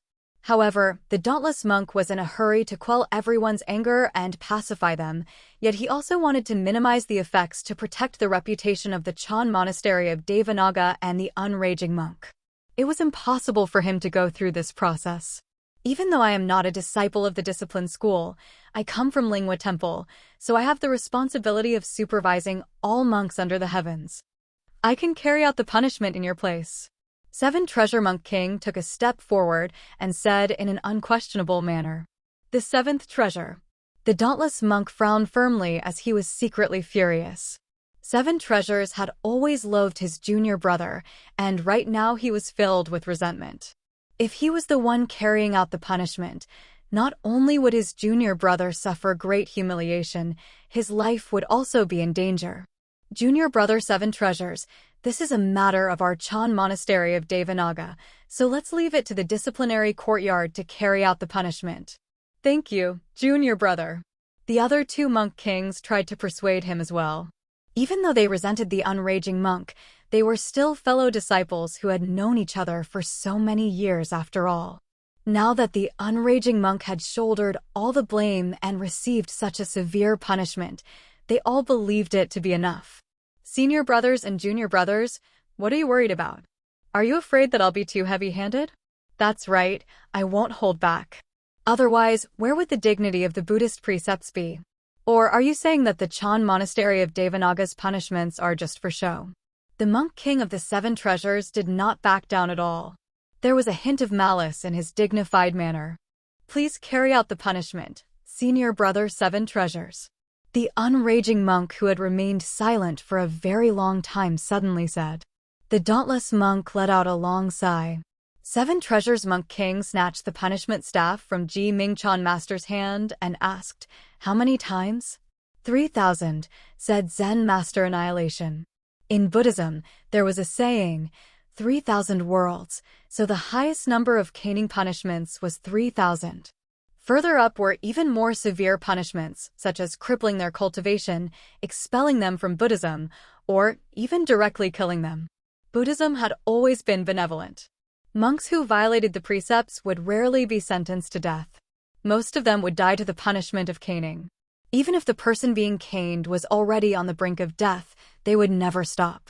You're already extraordinarily benevolent. The monk king of the Seven Treasures weighed the punishment staff in his hand and said coldly, "Junior brother unraging, I've already said that I won't hold back. I've said it before, I won't hold back. Whether you live or die will depend on the will of Buddha. Amitabha." The unraging monk brought his palms together and called out the Buddha's name softly. He smiled. Then I'll thank you first, senior brother, for sending me to paradise sooner. Once I get before the Buddha, I'll definitely put in a good word for you, senior brother. You're still so stubborn even now. You really don't know how to repent. The monk king of the Seven Treasures was furious. He swung the punishment staff and produced a ring of light in the air, illuminating the entire mountain. He unleashed his full strength and struck down viciously. "Master!" Duoj cried out. "Bald donkey, why don't you try hitting him?" A voice suddenly rang out from the horizon. The monk king of the 7 treasures was alarmed. He forcefully halted the punishment staff and brought it back to his chest. Raising his head, all he saw was a scarlet star shooting over. He said in fear, "It's him." A wretched demon. When the dauntless monk heard the familiar voice, he became even more alarmed. This wretched demon had actually returned. Right now, the Chan monastery of Devanaga was completely powerless to put up a fight. Li Qingshan descended from above, landing in the empty space surrounded by monks. He withdrew his phoenix wings, and his scarlet eyes turned pitch black again, revealing his human appearance. "First senior brother," Duoj said in pleasant surprise.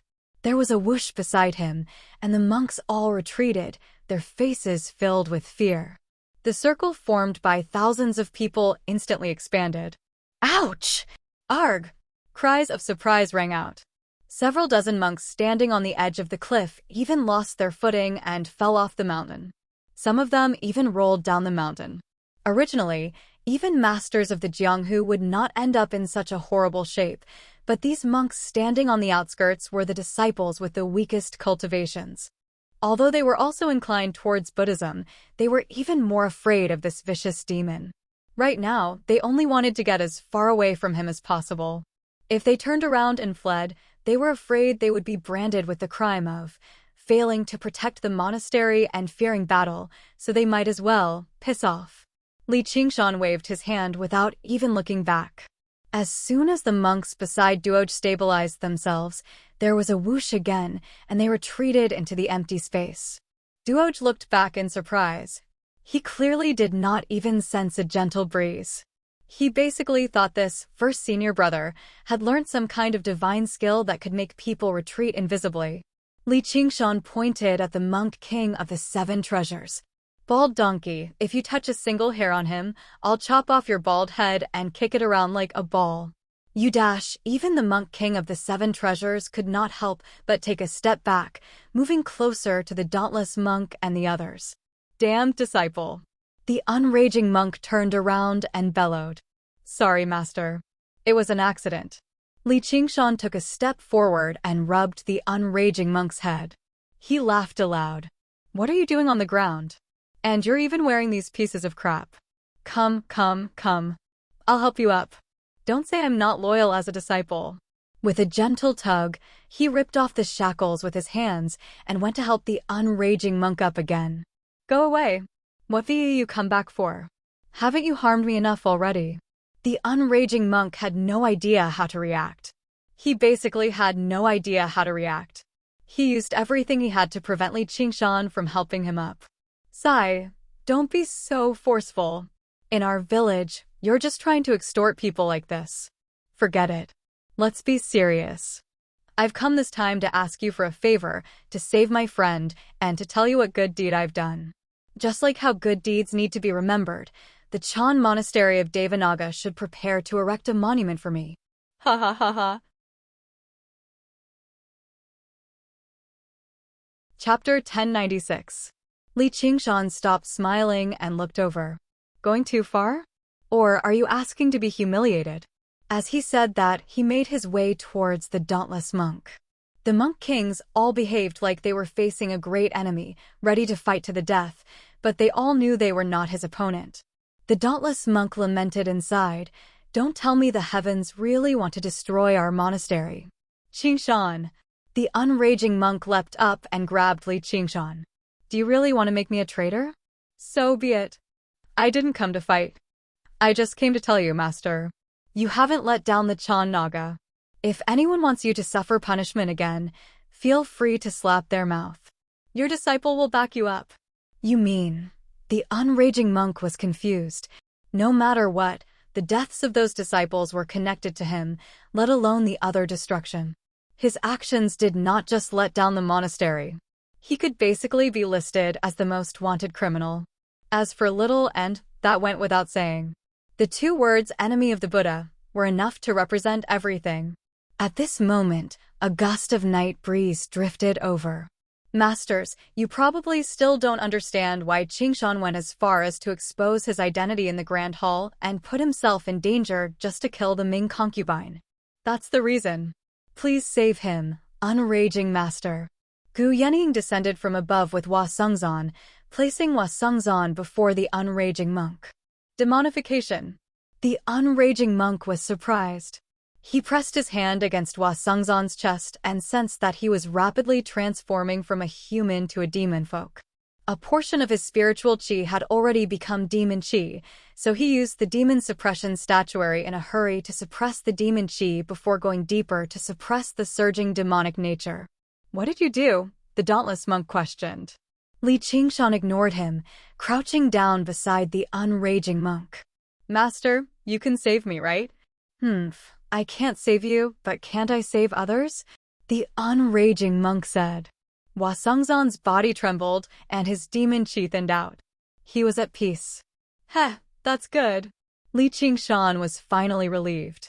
Abbot Dauntless, if your obsession is too deep, you won't be able to see the truth of the matter. Not only did this matter directly affect the survival of the Chan monastery of Devanaga, but it also directly affected the survival of the monastery. It concerned the life and death of billions of people in Qingzhou. Please calm down and listen to what I have to say. Whether you believe me or not, it's up to you. On the way here, Gu Yenying discussed it with Li Qingshan. They arrived at Great Buddha Mountain. She was the one who said all the things to prevent the two sides from arguing again. All right, go ahead. The dauntless monk closed his eyes. He sucked in a deep breath. When he faced Li Qingshan, he was truly unable to hold back his anger. Earlier, he had basically already decided to live and die with the Chan monastery of Devanaga. However, Gu Yenying had been in Qingzhou for many years. She had a good reputation for punishing evil and upholding the law. Her father was also the guardian eagle deity, so she had to treat her seriously. Gu Yenying pointed at Hua Sengzan. Don't you find his behavior in the Grand Hall very strange? She paused and gave everyone time to think and recall before saying, I discovered a demon seed in his sword embryo. What do you mean? The dauntless monk frowned. Please take a look, Abbot. Gu Yenying was in no hurry to explain.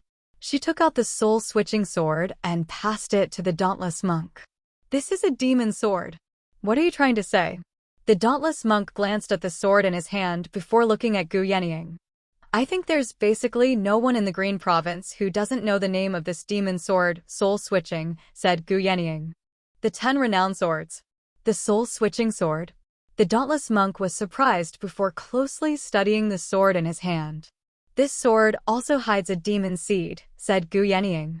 Are you trying to say the Sword Collection Palace is under the demon domain's control? What a joke. Do you think I'll believe something as absurd as that? The monk kings were no fools.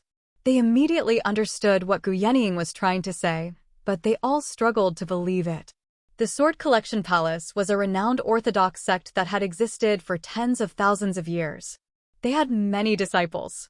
If they really were colluding with the demon domain, how could they not give themselves away after all these years? Whether it's absurd or not, you might as well listen to me. As a result, Gu Yenying analyzed the demon embryo and sword embryo one by one. The expressions of the monk kings flickered as they listened. They would be surprised and doubtful at times, frowning in thought at other times. As a result, it's very likely that the 3 of them from the Sword Collection Palace have come to destroy the Demon Suppression Hall and turn Great Buddha Mountain into a nest of demons, wiping out the entire cultivation community of the Green Province in one fell swoop. Gu Yenying's final conclusion was even more deafening. It left everyone speechless. All of this is just your guess. The dauntless monk frowned slightly. He wavered slightly inside. Refining the 10 renowned swords into demon swords was anything but simple. Thinking back, the master of the Sword Collection Palace's attitude towards Hua Sengzan also seemed like he wanted to silence him. It's just a guess. Though, if you're talking about a witness, there's one right before you. It just depends on whether you believe it or not. Gu Yenying glanced at Li Qingshan beside her. The dauntless monk said furiously, This wretched demon is full of lies, senior brother. Just listen to what he has to say. Everything that has to do with the demon domain is no small matter. The unraging monk was stern. Having watched over the demon suppression hall all year round, he understood the horrors of the demon domain the best. He knew even more about the terrifying consequences once the demon suppression hall was destroyed. And when he helped Hua Sungzan suppress his demonic nature, he had discovered how heavy his demonic nature was. It was definitely not something that could be resolved overnight. Then he said to Li Qingshan, "Damn disciple, it's fine if you lie to me normally, but you mustn't lie about this, or, Sai, you better give your master some face." Li Qingshan smiled. "Do you think there's still a need for me to lie right now, master? Even if I go and destroy the demon suppression tower right now, is there anyone here who can stop me? Don't joke around like that." The unraging monk shot him a glance. "But let me make it clear first. Even if the people of the Sword Collection Palace have nothing to do with the demon domain, I have a clear conscience. Everyone knows that I've been a guest elder of the Sword Collection Palace since a very long time ago. A few days ago, I went to the Sword Collection Palace to draw my sword, but I ran into some accidents along the way." Li Qingshan recounted his experiences in the Sword Collection Palace all the way until he arrived at Great Buddha Mountain. "In the end, that bitch constantly sent me messages to provoke me. I don't care if you can tolerate it or not, but I can't, so I just let her have her way." "I see. Well done. If you can tolerate even that, then you're not human." The unraging monk praised, "I don't care if other people believe me or not. I believe you anyway. Ha ha ha ha, damn disciple, I haven't misjudged you." His laughter reverberated through Great Buddha Mountain, filled with delight. The monks all looked at one another. In the blink of an eye, the vicious and domineering demon king had become a great hero who was loyal and compassionate. This change was just far too exaggerated. Even if the dauntless monk wanted to believe it, he found it reasonable. It explained everything that had happened in the Grand Hall very well. Suddenly, he thought of something and took out a Sumeru ring from his sleeve. It was the master of the Sword Collection Palace's Sumeru ring. Back then, Li Qingshan had killed the master of the Sword Collection Palace in a single stroke before going to save little En. He had no time to care about these minor details, so he left the Sumeru ring on Great Buddha Mountain. The dauntless monk originally wanted to return it to the Sword Collection Palace, but he suddenly remembered there was not a single Xieji's horn that could be identified. "Li Qingshan, once I take out the Xieji's horn, are you bold enough to repeat what you said just now?" "Senior brother, what's wrong?" the unraging monk asked. The other monk kings also looked over with questioning gazes. The dauntless monk was taken aback for a while. He took out the Xieji's horn first, but he did not let Li Qingshan repeat what he had said. Instead, he took out a deep violet jade slip. The demon chi on it was thick, pure, and transparent. You could tell with a single glance that it did not originate from the 9 provinces. Afterwards, he took out a small, black ball. The landmine ball. No wonder. Dauntless Abbot, there's probably more than one in there. Gu Yenying recognized the black ball with a single glance. It was the supreme treasure of the School of Moism, the landmine ball. Only great grandmasters of the School of Moism could refine it. It was known for its tremendous power, known to possess the power to blow up a soul nascence, and it had an extremely low requirement on the user's cultivation. However, while it was powerful enough, it did not differentiate between friend or foe, killing everyone. Regular cultivators would be seeking death if they tried to use it. Battles between great cultivators could change at any moment, so it was very difficult to use. As a result, it was normally only used when attacking the formations of the sect, which was why it was called the landmine ball. The dauntless monk was stern. He nodded slightly. "There are over 30 of them." The monk kings looked at one another. The sword cultivators of the Sword Collection Palace were renowned for not relying on external objects, so why did they have so many landmine balls? And the landmine balls had been monopolized by the School of Moism, so they were extremely expensive. Any one of them could be exchanged for an arcane treasure. The unraging monk experienced lingering fear. The demon suppression hall was extremely tough, but it could not endure an attack like that. Gu Yenying sighed with a smile. "Looks like you've really been planning for many years. I never thought it would be ruined by an accident in the end." "What's recorded on the jade slip?" A copy of the Demon King's sword scripture, the dauntless monk let out a long sigh. Clearly, this was a cultivation method that only demonic cultivators could practice. Although he could manage to explain it as the master of the sword collection palace had obtained it by chance, only for the sake of studying it and accumulating landmine balls, it was possible that he had other uses. However, apart from these two items, there were many other items in the Sumeru ring, which all proved the master of the sword collection palace's connection with the demon domain. The truth of the matter was as clear as a flea on a bald man's head. "Do I still need to repeat what I said just now?" Li Qingshan asked. "There's no need." The dauntless monk waved his hand powerlessly. He had no idea what to say. By the looks of it, Li Qingshan had instead saved the monastery.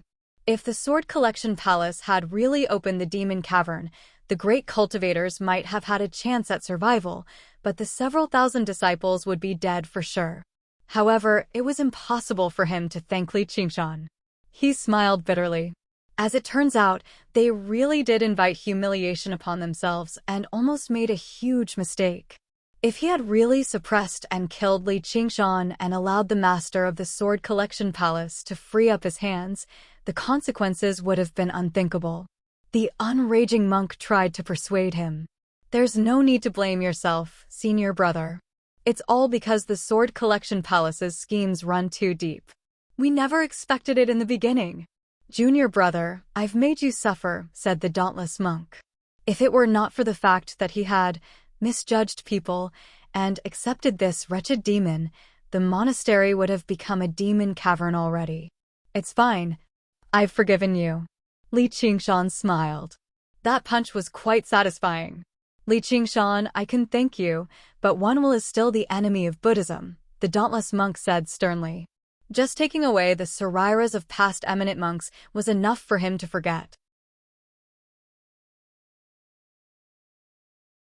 Chapter 1097. The spectating monks all calmed down and looked at one another. In other words, the Chan monastery of Devanaga had actually been saved by this demon after almost facing a great disaster. They could not help but think of the golden cicada spirit king from a very long time ago. The unraging monk smiled again, devoting himself to saving Hua Sengzan.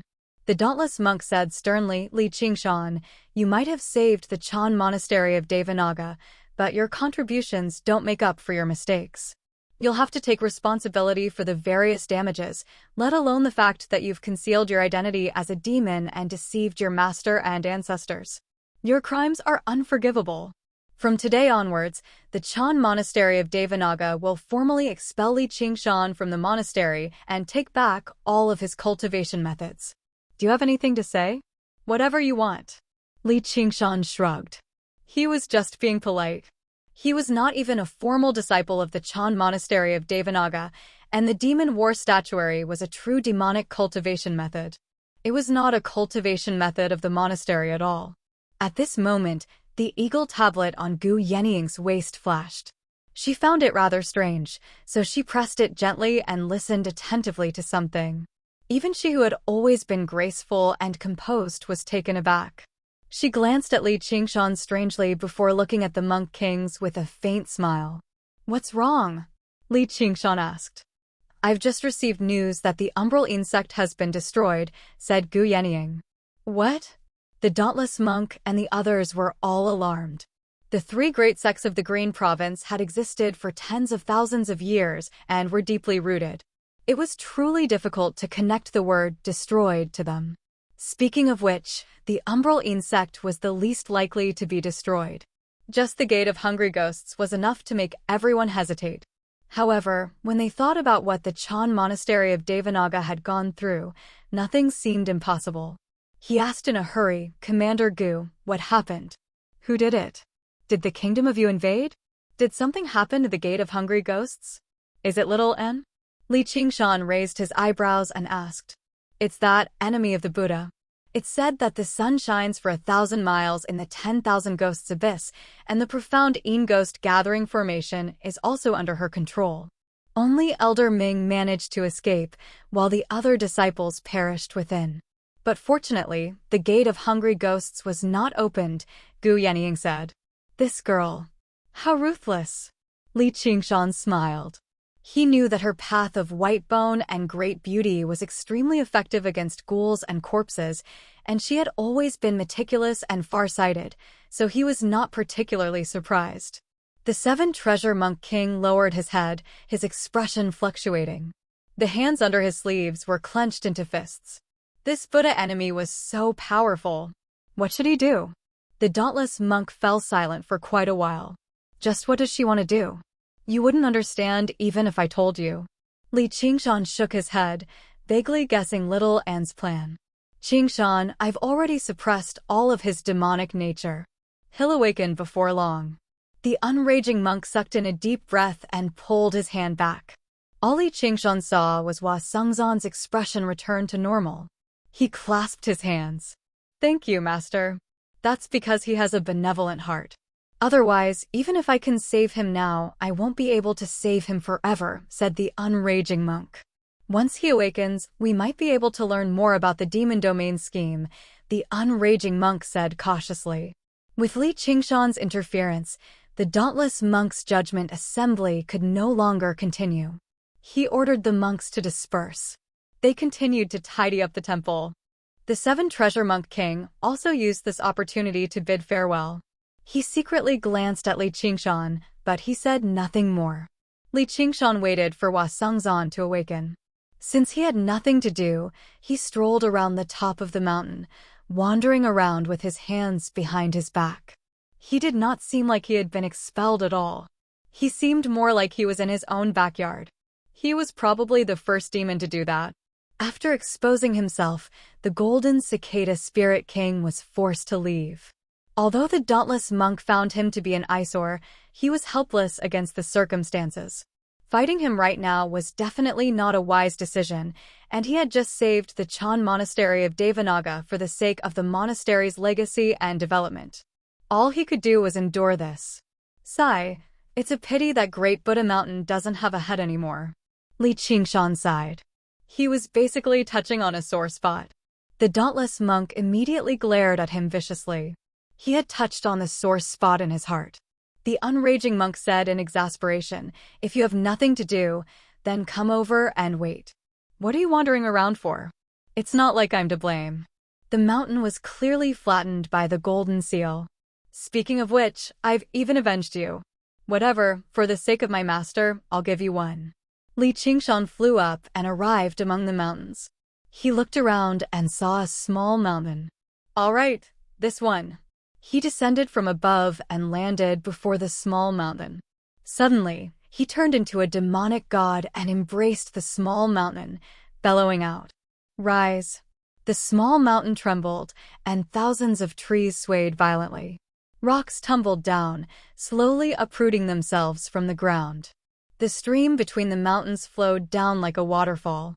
He carried the small mountain on his shoulder with everything he had and strode towards Great Buddha Mountain with heavy steps. Every step he took was like a small earthquake. The monks of the Chan Monastery of Devanaga all raised their heads and stared at this blankly. The monk kings were speechless too. Something like this was far too startling. Almost all great cultivators could collapse a mountain, but to completely uproot a mountain from the ground, it would be the other way around. Probably no great cultivators could do it, not even the great monster kings with powerful bodies. The mountain was only a small mountain, only a few dozen meters tall, but it weighed over 1,000,000 tons at the very least. If it was completely composed of rock, then it was possible for it to exceed 10 million tons. Arcane treasures like the King of Chu's golden seal also resembled a mountain when enlarged, but their actual weight was actually much smaller. Moving such a colossal object had already completely exceeded the strength of a great cultivator. Only the legendary mountain-moving power could move it. Actually, Li Qingshan did not primarily rely on his own strength. Instead, he used his innate ability to turn gravity into repulsion, negating most of the mountain's original weight. It was equivalent to borrowing the power of the earth. This was the inspiration he had obtained when he fended off the King of Chu's golden seal. Otherwise, even if he reverted to his original form, which was over 700 meters tall, which was 10 times the size of the mountain, he would still struggle to lift it. Even a regular person can lift a rock of the same size, but I can't do that with my body of the demonic and divine that possesses 4 powerful bloodlines. Looks like the larger the body of the demonic and divine isn't necessarily better. I still need to refine it further, or it's just big in name. That was what Li Qingshan thought. He arrived before Great Buddha Mountain and planted a foot on the mountainside. He raised the mountain high into the air with both hands and bellowed, "Dodge! The mountain is coming!" A great shadow enveloped over, and the monk kings dodged in a hurry. Boom! The mountain slowly descended to the top of Great Buddha Mountain. Not bad. Li Qingshan stroked his chin and examined it for a moment, then nodded in satisfaction. There was no need to spend millions of years to accumulate the power of will. The power of this move seemed to be no weaker than the King of Chu's golden seal. Although it could not be used to smash people, it could definitely be used to destroy mountains. With such a small mountain crashing down, let's see if the mountain guarding formation could withstand it. Gravity. This innate ability that seemed to be of little value in the beginning was gradually displaying shocking power. Perhaps it was time to change its name. Chapter 1098. After a series of careful consideration, combining the various knowledge from his past life and unleashing his profound cultural heritage, Li Qingshan decided to change the name to the Earth Force Field. Yeah, I've only changed a single word, but it makes the entire ability seem much more imposing. I really am a genius at naming things. Li Qingshan, the dauntless monk, roared furiously at the sky. As it turned out, although Li Qingshan had pressed down on the head of Great Buddha Mountain, the violent tremor had collapsed countless structures. Compared to that, the few halls he had flattened were nothing. And the unfurled earth force field made all of the ruins and remains fly into the air. There were even several hundred monks floating in the air, waving their arms and legs about as they cried out. There's no need to thank me. It was something that happened in passing. Li Qingshan waved his hand magnanimously. Qingshan, stop the ability, the unraging monk called out. Oh! Only then did Li Qingshan notice the dust dancing around him. Like how all life is like ants, he had truly experienced it. The difference in strength between him and these monks who had not even undergone the heavenly tribulation was even greater than the difference between an ant and a human. Sorry, I didn't notice. As a result, he stopped his innate ability. Arg! Within a series of cries, several hundred monks suddenly fell down, experiencing the omnipresent gravity again. Huh, something like that doesn't happen often, Li Qingshan said. Gu Yenying unfurled her jade folding fan and waved it casually. A fierce gust of wind flew out, splitting into 100 and lifting up all the monks. However, before the monks could even catch their breaths, countless remains smashed down viciously from above. Li Qingshan unfurled his wings of wind, which spanned several thousand meters. With a gentle flap, the sky full of remains was dispersed by the fierce gust of wind. All right, I've saved you the trouble of cleaning up again. You should be satisfied now, right? The dauntless monk saw that the Chan monastery of Devanaga filled with halls had become barren. Only a dozen or so buildings protected by formations stood there all by themselves. It was extremely miserable, angered to the point where his entire body was shaking, yet there was nothing he could do. This demon was already not someone they could deal with.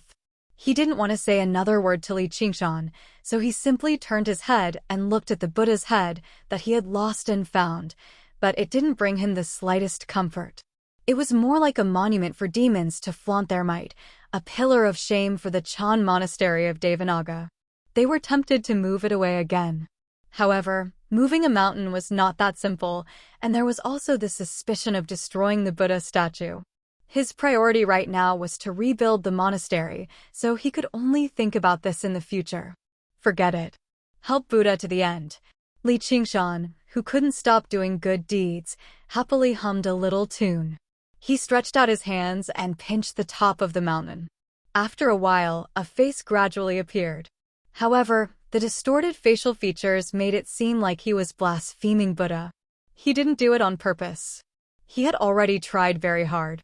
After molding it, he also felt a little strange, so he reshaped it a few more times, but it was always not very successful.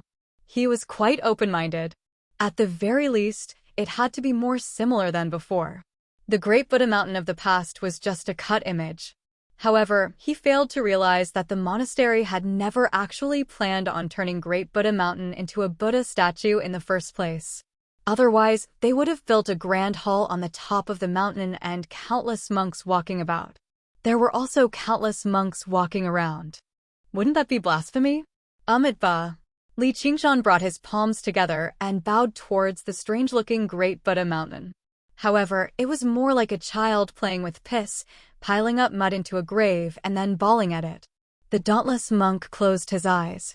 He did not even have the strength to be angry anymore. The unraging monk shook his head with a smile. He had never been bound by conventional etiquette. He knew that Li Qingshan had no ill intentions. He had saved the Chan monastery of Devanaga from the bottom of his heart, so wasn't that an act of kindness? Demon folk were not complacent over doing good deeds. This bow was almost like a joke. However, it was not necessarily the first step to paying respects to the Buddha. After moving Wasungzan to Great Buddha Mountain, he asked the two other monk kings to treat him. The two monk kings hated him to the core, so neither of them were willing to help. One of them made an excuse, saying he wanted to treat the monks, while the other directly refused. The unraging monk said sternly, "This child has something to do with the invasion of the demon domain. It's not the time to act on impulse." The two monk kings exchanged glances and sighed. Only then did they take action. Wasungzan was enveloped in faint, golden light. Buddhist cultivation methods were skilled in healing. Before long, he slowly roused and glanced around in a daze, only to see a few shiny bald heads. He was surprised. "Why have I returned to the Chan monastery of Devanaga again?" "Qingzan, you're awake." Li Qingshan reverted to human form and rushed over, helping Wasungzan up. "Qingshan, you're fine." "That's fantastic." Wasungzan smiled weakly before asking, "Is this Great Buddha Mountain?" "That's right." The masters have already understood the Sword Collection Palace's scheme. They understand that I've saved the Chan monastery of Devanaga, so they've already buried the hatchet with me, Li Qingshan said rather proudly. The corner of the dauntless monk's eye twitched, but he did not retort. "Really? That's fantastic." Wasungzan observed his expression and knew that the matter was not as simple as Li Qingshan made it out to be, but he did not expose him. He asked in surprise, "You saved the Chan monastery of Devanaga?" "Yeah, fellow Hua, you've been in the Sword Collection Palace for all these years.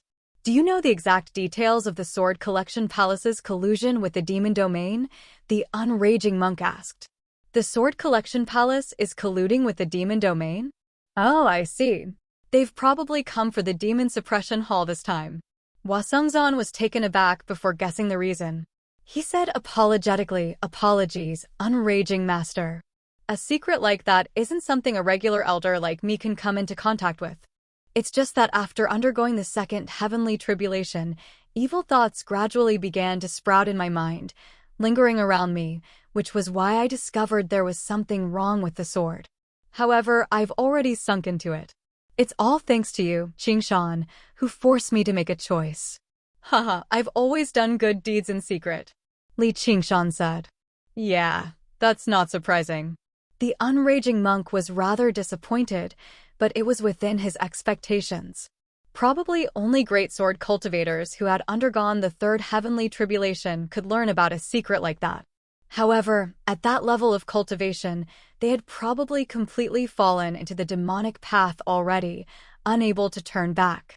Though, the root of all the problems might be in the Sword Collection Peak, Wasungzan changed the topic. "The Sword Collection Peak? What do you mean?"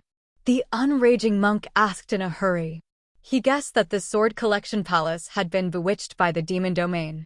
He even suspected that there was a demon cavern in the Sword Collection Palace that was specially used to communicate with the demon domain. However, he never suspected the Sword Collection Peak. After all, it was just a mountain. It had already existed for several millennia. I've once looked through the historical records of the Sword Collection Palace.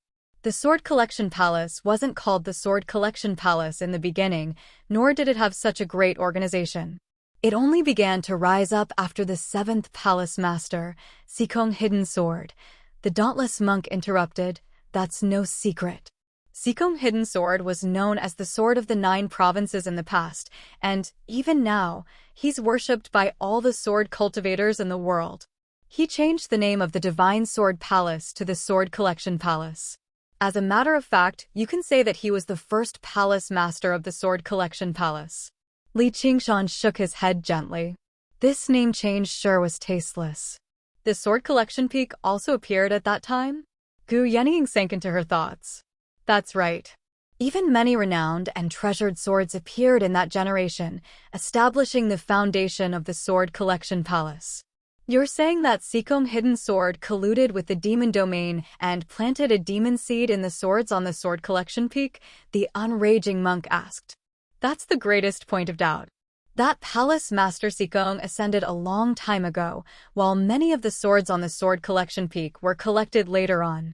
For example, my original sword only entered the Sword Collection Palace 2,700 years ago. Just who planted a demon seed in the sword?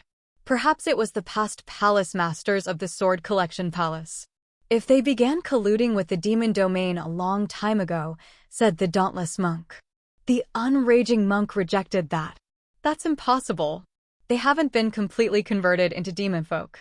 They don't even possess a sliver of demon chi, so they can't condense a demon seed.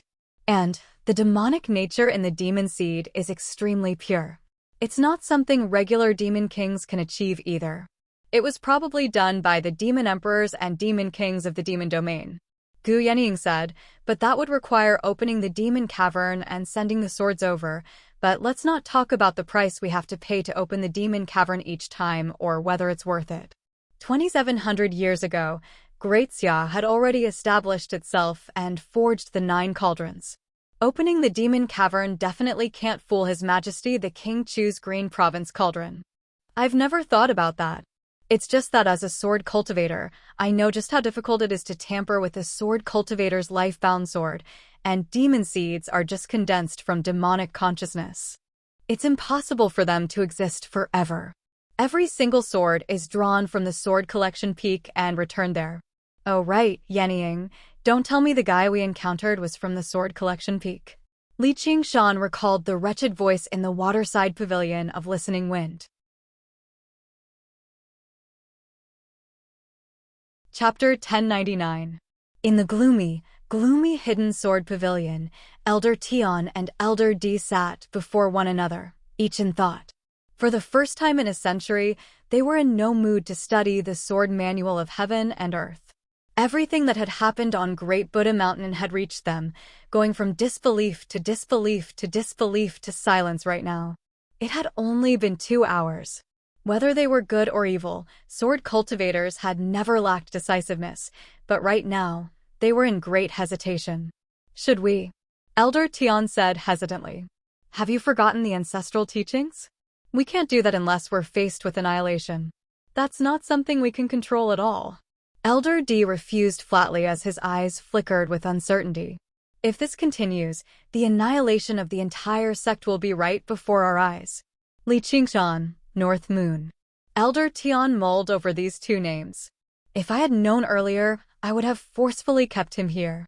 There's no need to mention the matters of the past. If we really did do that back then and let him go berserk here, our lives would be in danger, let alone anything else. Elder D felt slightly relieved. Li Qingshan's accomplishments in Great Buddha Mountain were far too terrifying. That's true. Elder Tian nodded. The 2 of them were great elders of the Sword Collection Palace, but they did not feel any sorrow or anger over the deaths of the 3 ladies. From the moment the demon seed sprouted, their sympathy had been rooted out from their hearts. They did not find anything wrong with it either. Sword cultivators were supposed to be as cold as swords in the first place, abandoning all weak and distracting thoughts. Upholding justice was nothing more than wishful thinking. There's no need to worry too much, senior brother. The Sword Collection Palace's sword formation of heaven and earth uses it as its core. It's not as weak and powerless as the Chan Monastery of Devanaga's Sanskrit formation of world purification. If push comes to shove, we'll just let them fight to the death, said Elder D. That's right. Junior brother sure knows his place. Elder Tian praised. It's going to be a mess outside. Senior brother, go calm them down. With that, Elder D closed his eyes again, submerging himself in the wondrous realm of the sword of heaven and earth. Elder Tian arrived outside the hall. Dark clouds hung low in the sky, making it extremely dark. Flashes of light flashed between the various peaks. Everyone in the Sword Collection Palace was panicking, but he was in no hurry to calm them. He did not even plan on doing that. Instead, he raised his head and gazed at the Sword Collection Peak, showing some contempt. Junior brother, oh junior brother. You've already reached such a situation, yet you're still holding back and seeking stability. You don't have the sinus at all. That is your greatest weakness. In the dark hidden sword court, Elder D opened his eyes again. Senior brother, oh senior brother, you've always liked to take risks. You've relied on your talent to come here, but you don't know that once a gambler loses once, you'll go bankrupt. I won't gamble with you this time. He flew into the sword peak. Sean's sword. Sword D, sword. Time, gone, time, earth, emperor, D earth, emperor, time, and earth, another. Tian, hidden, time, in. Everything was within each other's expectations. The tacit understanding that they had built up over 1,000 years had vanished just like that. So, should I call you Li Qingshan or North Moon? Or a clone? Above the river, Ru Exine played with the cold river water and asked Li Qingshan, or Li Qingshan's mirror image doppelganger, who was not far away. Together, they walked across the barren land, spreading the plague everywhere. However, ever since Li Qingshan entered the Hidden Sword Court and began to deduce the Heaven-Earth Hidden Sword Manual, he had stayed here. Everything that happened afterwards forced Li Qingshan to focus all his attention to deal with it. It was only until the end of the war that he had the time to share the story with Ru Exine. You can call me whatever you want. I'm me. Li Qingshan smiled. The so-called mirror image doppelganger was just another body he had condensed through his abilities. During the intense battle, he did not summon his mirror image doppelganger to Great Buddha Mountain. Apart from his absolute confidence in his own strength, he could also tell from the mental map of the Green Province that this river happened to be the midpoint between Great Buddha Mountain and the Sword Collection Palace. He could stop the fleeing master of the Sword Collection Palace, but he did not use it in the end. The Sword Collection Palace is actually colluding with the Demon Domain. Humans really are capable of anything. Fortunately, you've forsaken the darkness for the light, or I wouldn't even be bold enough to talk to you. Ru Exine patted her chest. This has nothing to do with race. It's not like you have the right to criticize me, said Li Qingshan. The Sword Collection Palace wanted to rope him in because they saw he was a demon, while the Chan Monastery of Devanaga wanted to expel him because they knew he was a demon, but they had no idea he only stood on their side. Really? Oh, right. When do you plan on attacking the Sword Collection Palace? Ru Exine asked. Sometime later. Li Qingshan gazed in the direction of the Sword Collection Palace. Although he was very curious about what was hidden on the Sword Collection Peak, he could already vaguely sense that the Phoenix's scripture of Nerva was close to breaking through to the 5th layer after undergoing rebirth again. Moreover, he still had some matters to deal with, so he was in no hurry. He turned around and asked, "Should we continue?" "There's no need. Let the plague spread itself," Ru Exine said lazily. They had already covered a large enough area.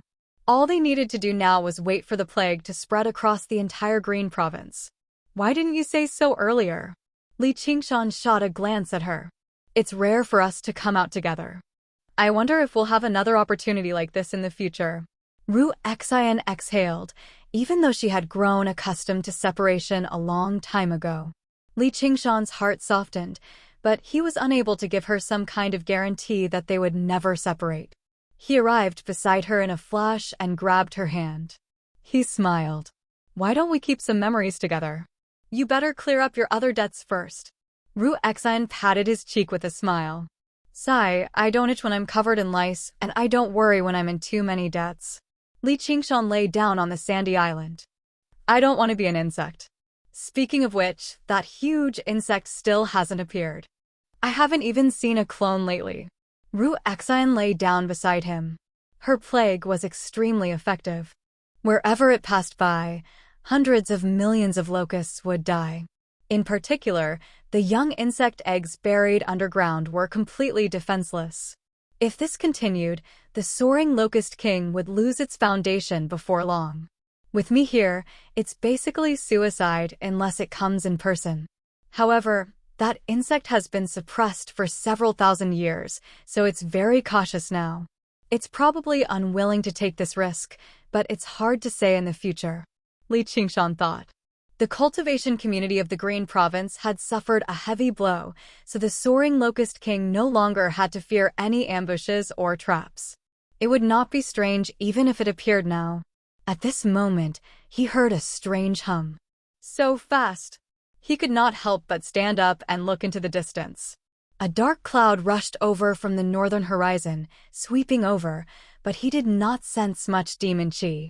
What a jinx! There's not a single locust within a range of 500 kilometers. It doesn't seem like it's coming for us.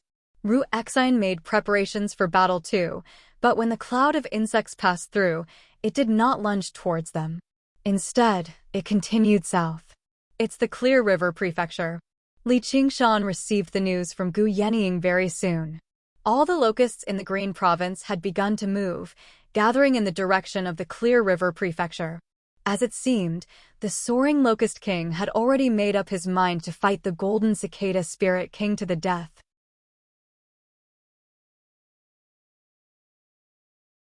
Chapter 1100. In the depths of the mist province that was eternally verdant and shrouded in mist, a great laugh suddenly rang out from the king of Yu's estate in the mist capital.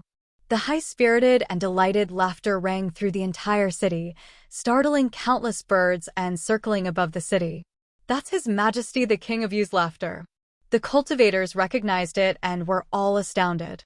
They had no idea what could make the King of Southern Yu so happy. Mr. Ram, go prepare a banquet.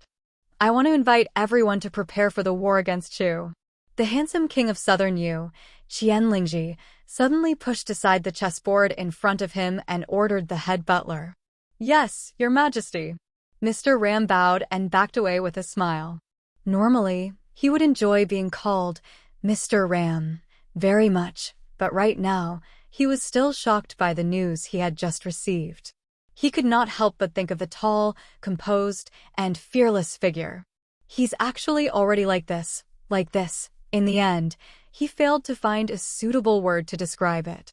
Also, send Liang Mu to the Green Province.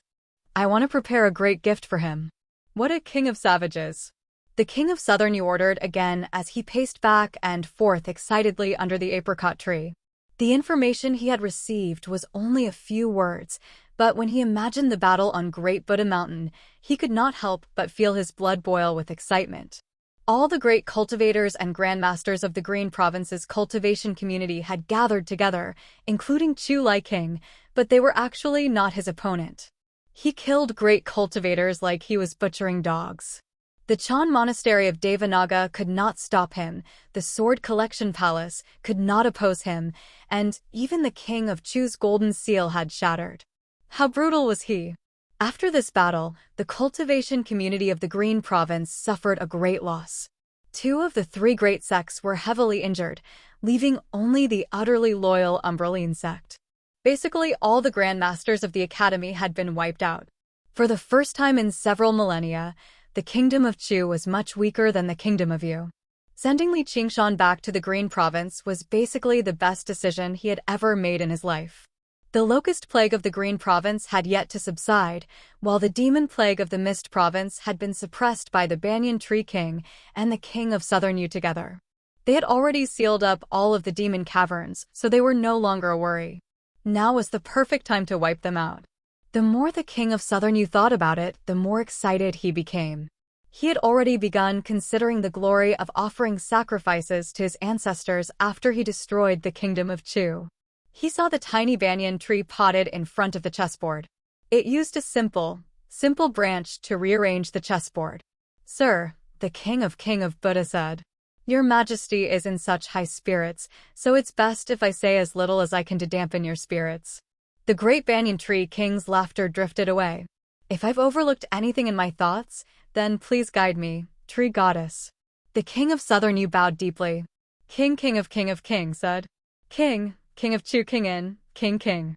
King of Chu in lian in, king of king in. King in, Chu king of Chu. Haven't we already fallen out? They heard that she was labeled as the enemy of Buddha. And you've directly attacked the fierce king of Chu. That's very befitting of a descendant of our kingdom of Yu, said the king of southern Yu. After all, they are connected by blood. It's not that easy to sever them. And she's the only direct successor of the fierce king of Chu now, said the great banyan tree king. That's what Chu Lai King thinks too, which is why he suffered the defeat of Great Buddha Mountain, the banyan tree king said. The fierce king of Chu thinks the same as well, which is why Great Buddha Mountain was defeated. If Princess Dark Moon wants to stop you, why would the North Moon Demon King just ignore it? That's what Chu Lai King thinks too, which is why Great Buddha Mountain suffered defeat. Princess Dark Moon wants to stop you, so how can the North Moon Demon King just ignore it? What news? The umbral insect has been destroyed. Of the Xianming elders, only Elder Ming managed to escape, the banyan tree king said. Who did it? The king of southern Yu shivered and sighed. The umbral insect had deep roots, and they controlled the gate of hungry ghosts, yet they had been destroyed. She. Alone, the banyan tree king said. This. The king of southern Yu fell silent. His expression changed for a while before suddenly making up his mind. No matter what, we have to conquer Chu. The temptation was far too great. Even if he only had a 30% chance of success, he would do it. If I still don't have the courage to take this gamble, then what kind of man are you? Fellow, don't you want to extend your influence to the Green Province? I can take the Green Province cauldron for you. Don't even think about dragging me down with you. And someone said the same thing to me before, but they promised 9 cauldrons. The banyan tree king smiled. Li Qingshan? The king of southern Yu was stunned. Who else could it be? The banyan tree king said. That's all there is to it. The king of southern Yu sighed emotionally. If someone else had made a promise like that, he probably would have laughed at the banyan tree king's stupidity. The other 8 cauldrons were fine, but the Dragon Province cauldron would be difficult to take even with the strength of the 8 provinces. However, if that person was Li Qingshan, then he could only envy the banyan tree king's fortune. When he thought up to there, he suddenly found it funny. When Li Qingshan claimed to be friends with the banyan tree king in the past, everyone thought he was trying to climb up to a higher branch. Who would have thought that after so long, the situation would completely turn around? Instead, the banyan tree king would rely on him to accomplish his great deeds. Perhaps before long, he would stand at the apex of the 9 provinces. If he really wants to stop me, I'll have a proper talk with him.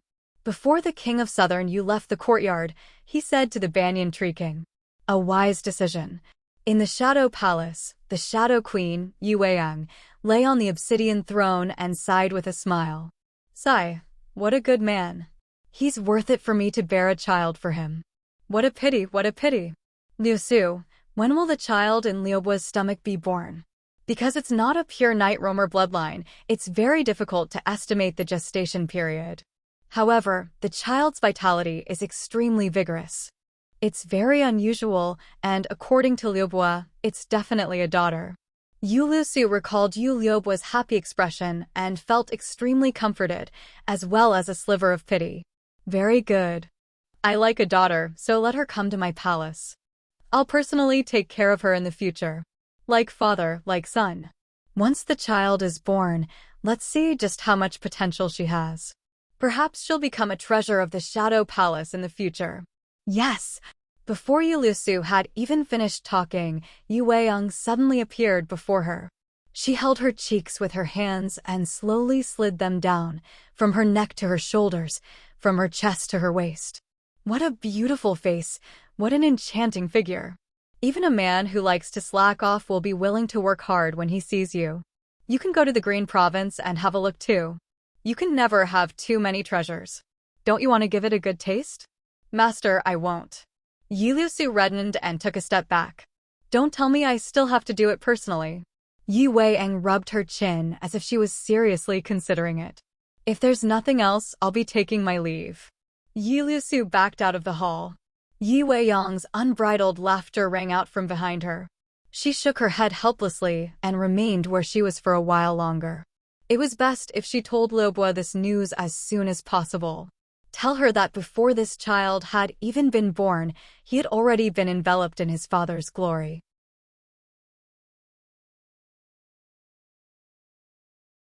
Chapter 11:01. Hua Sengzan sat with his legs crossed. Li Qingshan stood behind him, pressing his hands against his shoulders.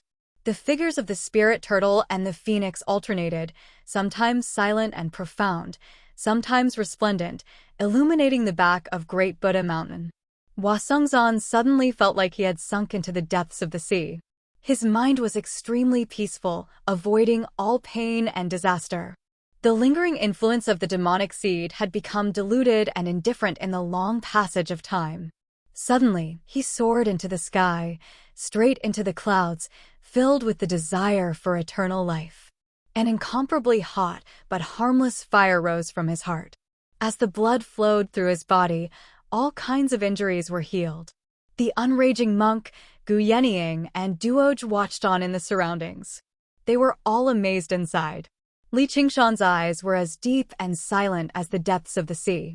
His bearing was noble and unapproachable, as if he had become a different person, or, in other words, a god. The phoenix and the spirit turtle were all natural gods, completely dispelling the mundane world. They presented a life form that completely differed from regular humans and demons. If it weren't for the disturbance from the deep demonic consciousness, this is what he should be like. The unraging monk sighed inside. For the first time in his life, he felt that having some demonic consciousness was not a bad thing. At the very least, it would make him seem a little more human.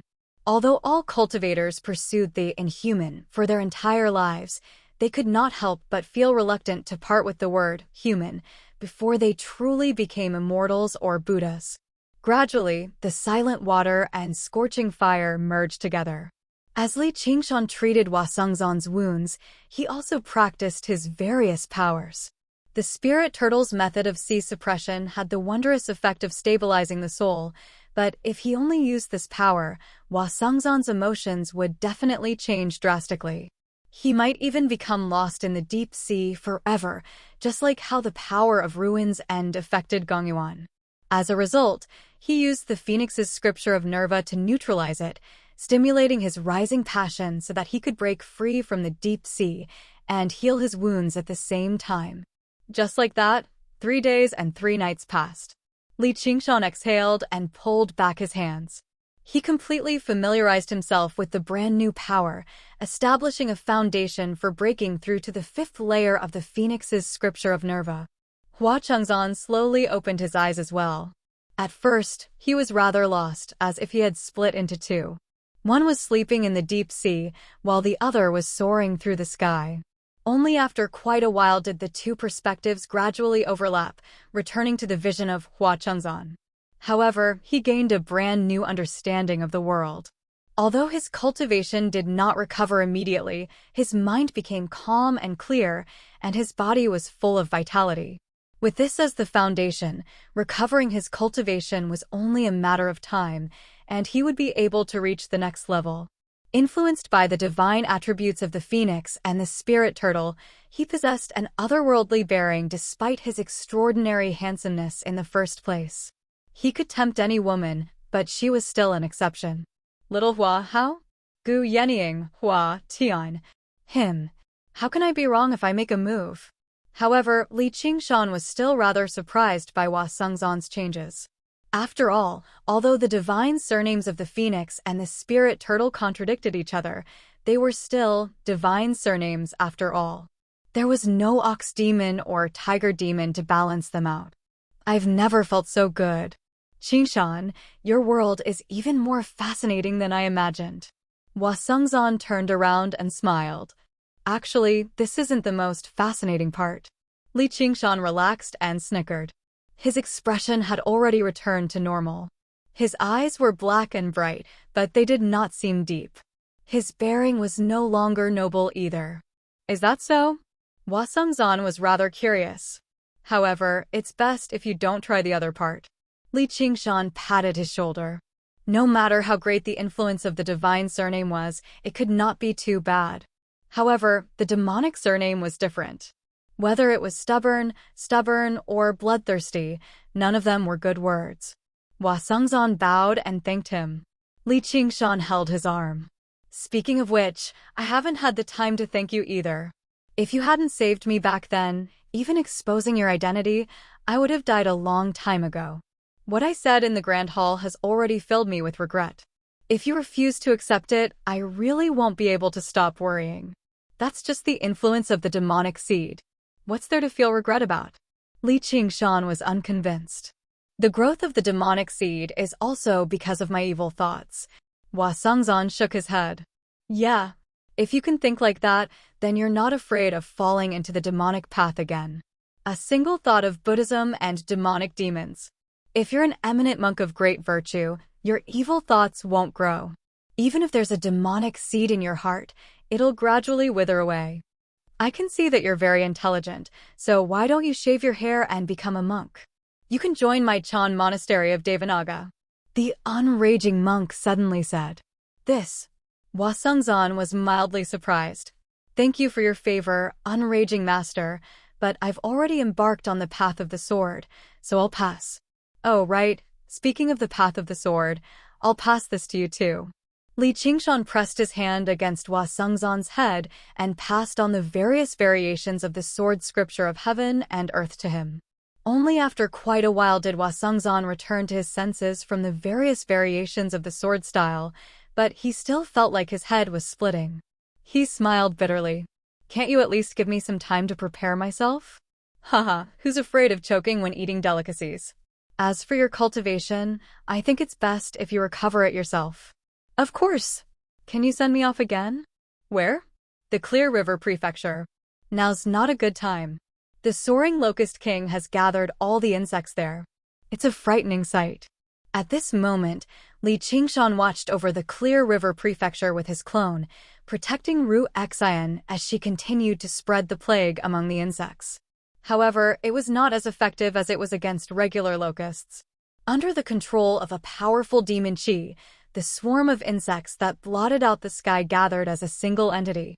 They were like dark clouds that never dispersed all year round, producing a rhythmic sound that was deafening like endless rolling thunder. Under the effects of the plague, tens of thousands of locusts died at every single moment. Even they constantly devoured one another to maintain their existence. However, compared to their colossal numbers, it was not a loss at all. Even Li Qingshan, who had been used to seeing large things, felt slightly shocked. He frowned over the soaring locust king's determination. It's exactly because of this that I have to go back. All of my family is there. Oh, right, Xiongji. She's still waiting for you. I know.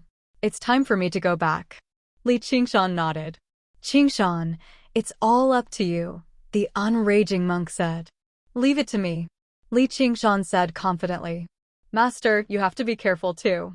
The soaring locust king's hatred for you is probably no less than the golden cicada spirit king's. Perhaps he's already colluding with the demon domain in an attempt to destroy the demon suppression hall. Putting on such a great show of force regardless of the price might just be a diversion. The great master of the School of Agriculture's whereabouts are still unknown right now. This is rather strange, Gu Yenying said. Thank you for your warning, Commander Gu. I have the same concerns as well, so I've already reported it to Senior Brother the Abbot. Before everything settles down, I will never take a single step away from Great Buddha Mountain. If the soaring Locust King is bold enough to come alone, he won't be able to do much either. The three of them bid farewell to the unraging monk. Li Qingshan and Hua Sengzan hurried off to the Clear River Prefecture, while Gu Yenying returned to the waterside pavilion of Listening Wind. She had no intention of interfering with this battle. Li Qingshan arrived in Han Qiongji's dwelling, but he did not see any trace of Han Qiongji. All he saw was a letter on the table. Opening it, there was only a single sentence on the white paper. You bastard Li Qingshan, I'm not going to wait anymore.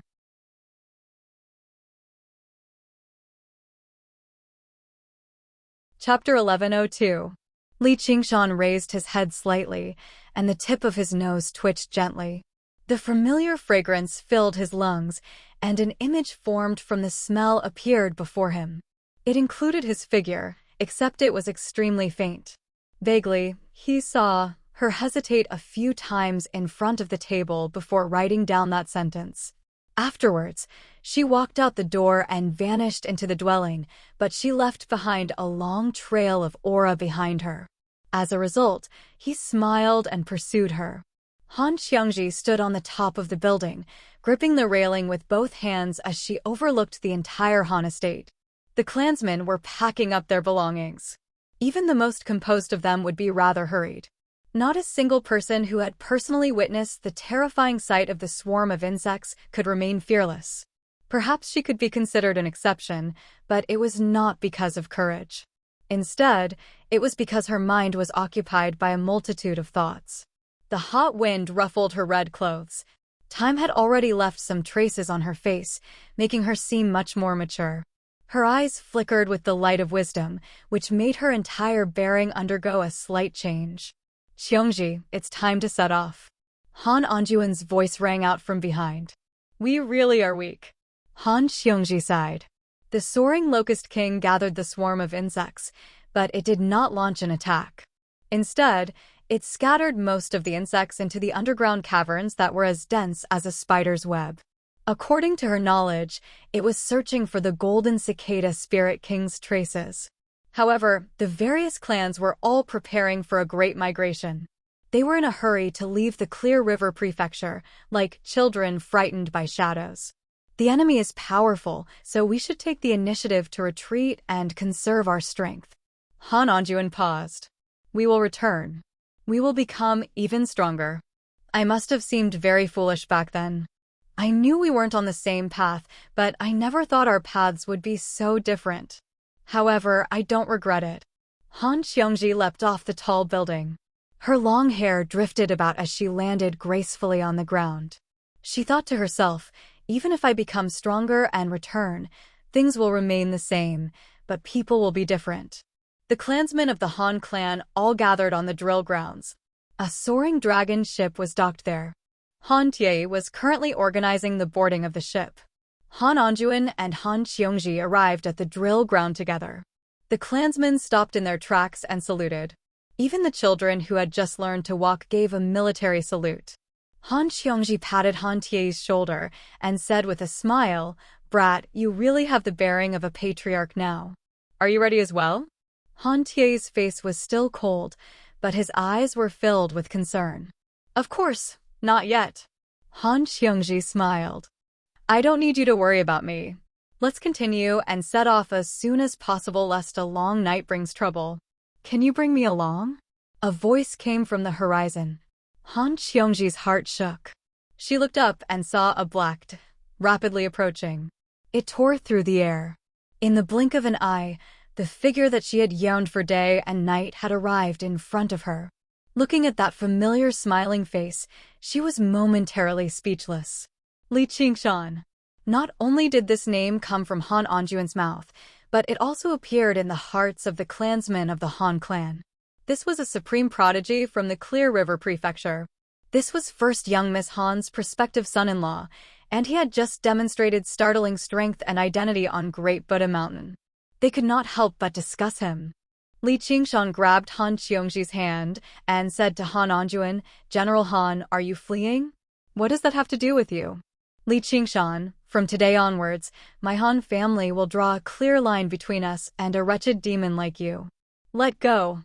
Han Xiongji returned to her senses. She called out, "I've seen your letter, but I don't agree to it." Li Qingshan took out Han Xiongji's letter and waved it gently, reducing it to ashes. Li Qingshan, what else do you want? Han Xiongji said viciously. Li Qingshan suddenly let go of her and clasped his hands at Han Anjuan seriously. "General Han, I'm Li Qingshan, and I've specially come to ask for your hand in marriage." His voice was powerful and resonant, like a gust of wind that swept through the drill ground. It made all the clansmen of the Han clan quiet down. Han Anjuan and Han Tie exchanged glances. They were both rather surprised before looking at Han Xiongji. Han Xiongji was taken aback. What did you say? Xiongji, I've come to marry you. I know everything you've done. Han Xiongji stared into Li Qingshan's eyes. So? Li Qingshan smiled resplendently, feeling no guilt at all. So I refuse. That's troublesome. If you don't agree, all I can do is kidnap you. What's the difference between that and kidnapping? Who cares? I'm a powerful evildoer. The Flying Locust King can kill millions of people. Why can't I kidnap the woman I love? Qingshan, oh, Qingshan. Han Xiongji lowered her head and sighed. Let's talk somewhere else. Let's not delay the migration. Nothing will be delayed, Li Qingshan said to Han Anjuan, father-in-law Han, please prepare for our wedding. He then said to the clansmen of the Han clan below, please stay behind and be witnesses for the wedding. If I don't agree, who's going to marry you? Han Xiongji said. However, without waiting for Li Qingshan to speak, Han Anjuan said to Han Tie, cancel the plan, settle down the clansmen and prepare for the wedding. Yes, father. Han Tie accepted the order. You. Han Xiongji was shocked. Han Anjuan was adamant in opposing the wedding. Now, he would not yield to force. Since there's no regret, what are you afraid of? Han Anjuan said. Han Xiongji was speechless. All along, the person who looked forward to this wedding the most was her. Until now, it was still the same. Thousands of miles away, Elder Tian stood on top of the hidden sword peak, looking down at the blue mountains that were like the sea. He felt a sense of joy as if the entire world was in his hands. After several days of negotiations, he smiled. There was finally a result. The complete hidden sword manual of heaven and earth appeared in his mind. This was something that the previous palace masters could not do. They could only go to the hidden sword court or the sword catacomb to comprehend it themselves. And he obtained it from the hidden sword peak. At the end of the day, it was just a sword. No matter how powerful it was, it needed a person to wield it. He waved his sleeves and stretched out his fingers, covering the hidden sword peak. Now, tell me your name. My name is Abandoned Xian. A cold voice came from the hidden sword peak, but it contained a deep and perverse aura. If Li Qingshan heard it, he would immediately recognize it. This was the voice he had heard through the soul-shifting sword.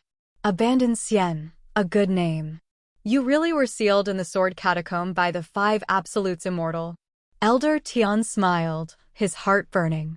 This was the #1 treasure in the sword catacomb, the sword of the 5 absolutes immortal. Even the 10 famed swords added together could not compare to this Abandoned Xian. If it wasn't for that old man's seal, you wouldn't have been able to trap me. Cut the crap, hurry up and cut the chains of heaven and earth. There's no hurry. We agreed that when I become the owner of the Abandoned Xian sword, I will naturally let you out. Follow me and rule the world. It's better than being trapped here, Elder Tian said. He liked risks, but it did not mean that he did not know how to avoid them. Then come, my master.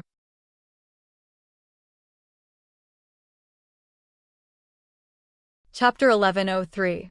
Golden Cicada, come out. Golden Cicada, do you know how many people I've eaten? Where's your merciful heart? Where's your repentance? Come out. In the pitch-black underground cave, the swarm of locusts whizzed past, setting off a mournful howl. It was like a gale on an icy plain. Regardless of whether there was a response, they roared day and night, stirring up the deepest darkness. Buzz. The swarm of locusts poured into a cave like a tide. The sea of blue butterfly flowers that had bloomed in the darkness for thousands of years were all dim and withered, completely devoured. Only a lonely stone platform was left in the middle. After a while, the buzzing sound faded away and 2 figures drilled out from under the stone platform. Phew, they're finally gone. These locusts seem to have gone crazy. Little Phoenix Li Fengyuan let out a breath. Only now did he feel the pain in his arm. The tiger girl, who was even more petite than him, was fiercely biting and letting out a low, angry roar. Her pair of tiger ears were all erect. Smelly girl, have you bitten enough? How many times have I said that I'm your brother? Although we're not blood-related, we're closer than blood-related. If it weren't for me, you would have already been eaten by the locusts. You're still biting. Li Fengyuan waved his arm, trying to throw her off, but he didn't dare to use too much strength for fear of hurting her. Suddenly, he heard a slight flapping sound. A locust flew down from the stone pillar at the top of the cave, staring at them with a pair of cold compound eyes. With a flash of a blade, Li Fengyuan waved Tiger Fong and cut this flying locust in half. At this time, a deafening buzzing sound came from the depths of the cave. "Oh no, we have to leave this place quickly." His figure turned, and flames soared all over his body. It illuminated the pitch-black cave and turned into pieces of gorgeous wings, revealing the shape of a phoenix. Grabbing the tiger girl with both claws, it flew away. A stream of brilliant light and overflowing flames sped through the dark cave. Buzzing sounds came from all directions, gradually closing in on them. Suddenly, the road ahead was blocked by a strange yellow face. It was formed by countless locusts, and its mouth opened and closed. It let out a hoarse voice. "It's actually a phoenix. It looks delicious. Hurry up and come over, let me have a taste of you." It suddenly opened its mouth wide and pounced over. "Taste your mother." Li Fengyuan steeled his heart and let out a resonant phoenix cry. He rammed his head into the strange yellow face. There was a loud bang. The monstrous face collapsed. Countless flying locusts scattered and turned into ashes in the flames, but more locusts swarmed up. It was as if he had sunk into a swamp. Everything he saw, heard, and sensed was endless locusts. This was not a simple gathering of a large number of locusts, but a closely related whole.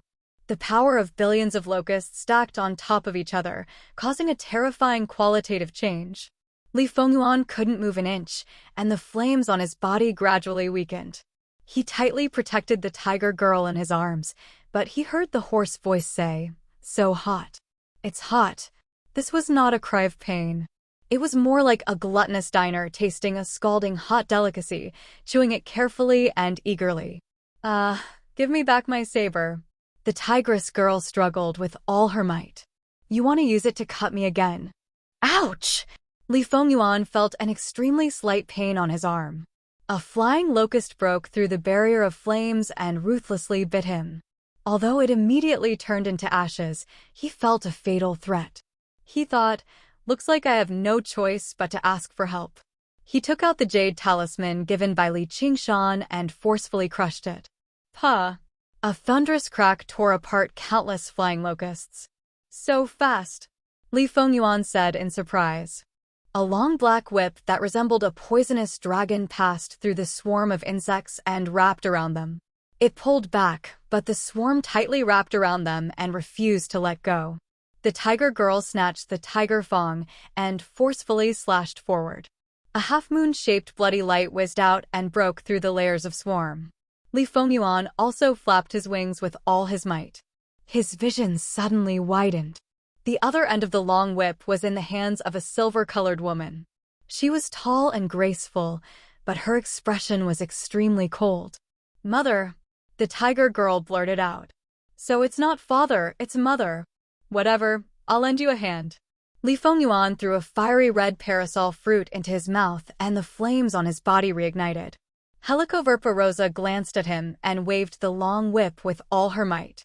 After the tiger girl swung the knife, her face turned pale. The madness in her eyes became more and more intense. Just when she was about to swing the knife a second time, it was snatched away by Helicoverpa Rosa. Li Fengyuan's strength was comparable to that of a demon king. After joining forces with the powerful carapaced demon king Helicoverpa Rosa, they barely resisted the fierce attacks of the swarm of insects. However, it was difficult for them to break out of the encirclement. Under the siege of the swarm of insects, they almost didn't dare to use any of their supernatural powers. Once their demonic chi was exhausted, they would be completely devoured. The swarm of insects seemed to be endless, and they gradually fell into a desperate situation. "Why isn't father here yet?" Li Fengyuan was anxious, but at the moment of life and death, he stimulated the hidden power in his body bit by bit. Shock of the Ox Demon. At the moment of life and death, an incomparably calm voice suddenly came from the top of the cave through the layers of soil and stones, followed by a loud bang. Boom! The solid and heavy soil and stones shook and split, collapsing and pouring down, burying them together with the swarm of insects. Earth force field. Father. Li Fenyuan's heart was filled with joy. Suddenly, he felt his body become light, and the soil and stones around him flew up together. Bright sunlight rushed into his eyes, and in the blink of an eye, he had already left the underground cave. He saw the scenery on the ground, and the figures standing in the sky. Father, you're too slow, Li Fenyuan shouted. I've been here for a long time. Otherwise, do you think you can play hide and seek for so long? Li Qingshan's mirror image had been wandering in the underground cave, secretly casting its supernatural powers several times to help Li Fenyuan and the tiger girl avoid the detection of the soaring Locust King. What, then why didn't you make a move earlier? If I had made a move earlier, you wouldn't have had the chance to show off. Li Qingshan stared at the cylindrical hole below. The swarm of insects did not chase after them, but instead scattered back into the underground cave. He thought to himself, how patient.